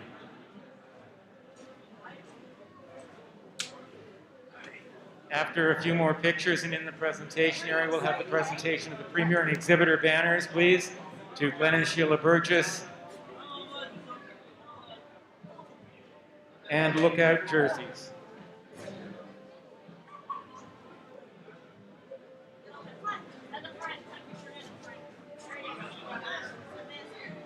Okay, so we've just had these champions selected, Jamie. The cow from the west, Starcrest Premier Adelaide, the first prize senior 3-year-old by Pierre Boulet. We've had the Avonlea Andreas Chocolate Chippet, A Chocolate Chippet, and then the Frank Style Carabelle Joel Alley from Quality, Agribur, and Beckridge have been now selected as the 3 in the final in the center of the ring. Your comments, please, Mr. Howard. Well, Russell, these are 3 good representatives, and the 2 senior 3s and the junior 3. You can look at all 3 of them, and they'll be quite honest. I think you can mix or match any of these 3 up and still not be wrong. Yes. The second place senior 3 looks exceptionally well. That rear udder, she's long and she's tall, and the openness of ribs she has. And when you look at this junior 3-year-old, the more milk she makes, the better she looks. Yeah. Even. So I'll be quite honest. To me, when I look at any of these 3, you could say this one was grand champion or that one, and I would not have anything to say against the person who said that made that judgment. So, but with it being said, today Richard's the judge. He did a fantastic job, and he picked 3 really nice champions. Congratulations, those exhibitors and those grand champion reserve and honorable mention cows. Okay, there's some presentations going on, but we want to acknowledge the Royal Agricultural Winter Fair for sponsoring the exhibitors dinner. That was last night. The exhibitors breakfast was sponsored by Farm Credit Canada, Jersey, Quebec, and De Laval. The refreshments were sponsored by Jersey, Quebec, and Frevtech Innovations Incorporated. The exhibitors meeting refreshments were sponsored by ST Genetics. The showmanship was sponsored by Select Sires. The showmanship live stream was sponsored by Farm Credit Canada. The national show live stream was sponsored, of course, by CMEX, our champion sponsor. The ring photography and exhibitor dinner. And Jamie, I'm sorry, I'm taking this away from you. Sponsored by the Royal Agricultural Winter Fair. Okay, and now we're going to do our wrap up here. It's been a day and a half. We've been 8 hours and 30 minutes, 8.5 hours in this amazing National Jersey Show. It's been, I'll break down if I try to describe what it's been. Well, it's been great, and it's a new way of seeing shows where everybody can't travel like they once did, and certainly being able to see this, and hopefully we've added to it, not taken away, because with what we've seen, it was an extraordinary show. But all the sponsors, all the people that have made this happen, I'll say kudos to you, congratulations, and thank you. It's been great, and thank you to everyone who has been part of this today. And partner, it's been a good blast today. It's always good to sit next to you, Russell, and have commentary and discuss the show. You're a credit to the industry, and you're a credit to the Jersey breed without fail. Thank you very much. Jamie, you're wrecking my heart here. Anyway, folks, thank you so much for watching. Thank you to CMEX for sponsoring this live stream. Thank you to Bruce Sargent for amazing work today. And I know he's going to try and cut us off, but we won't let him. And just thanks to everybody for being such a part of this amazing event. It has been a success. It was quickly organized, and it's been spectacular. So thank you, thank you, thank you, thank you, thank you. Good night, everybody. Thanks again.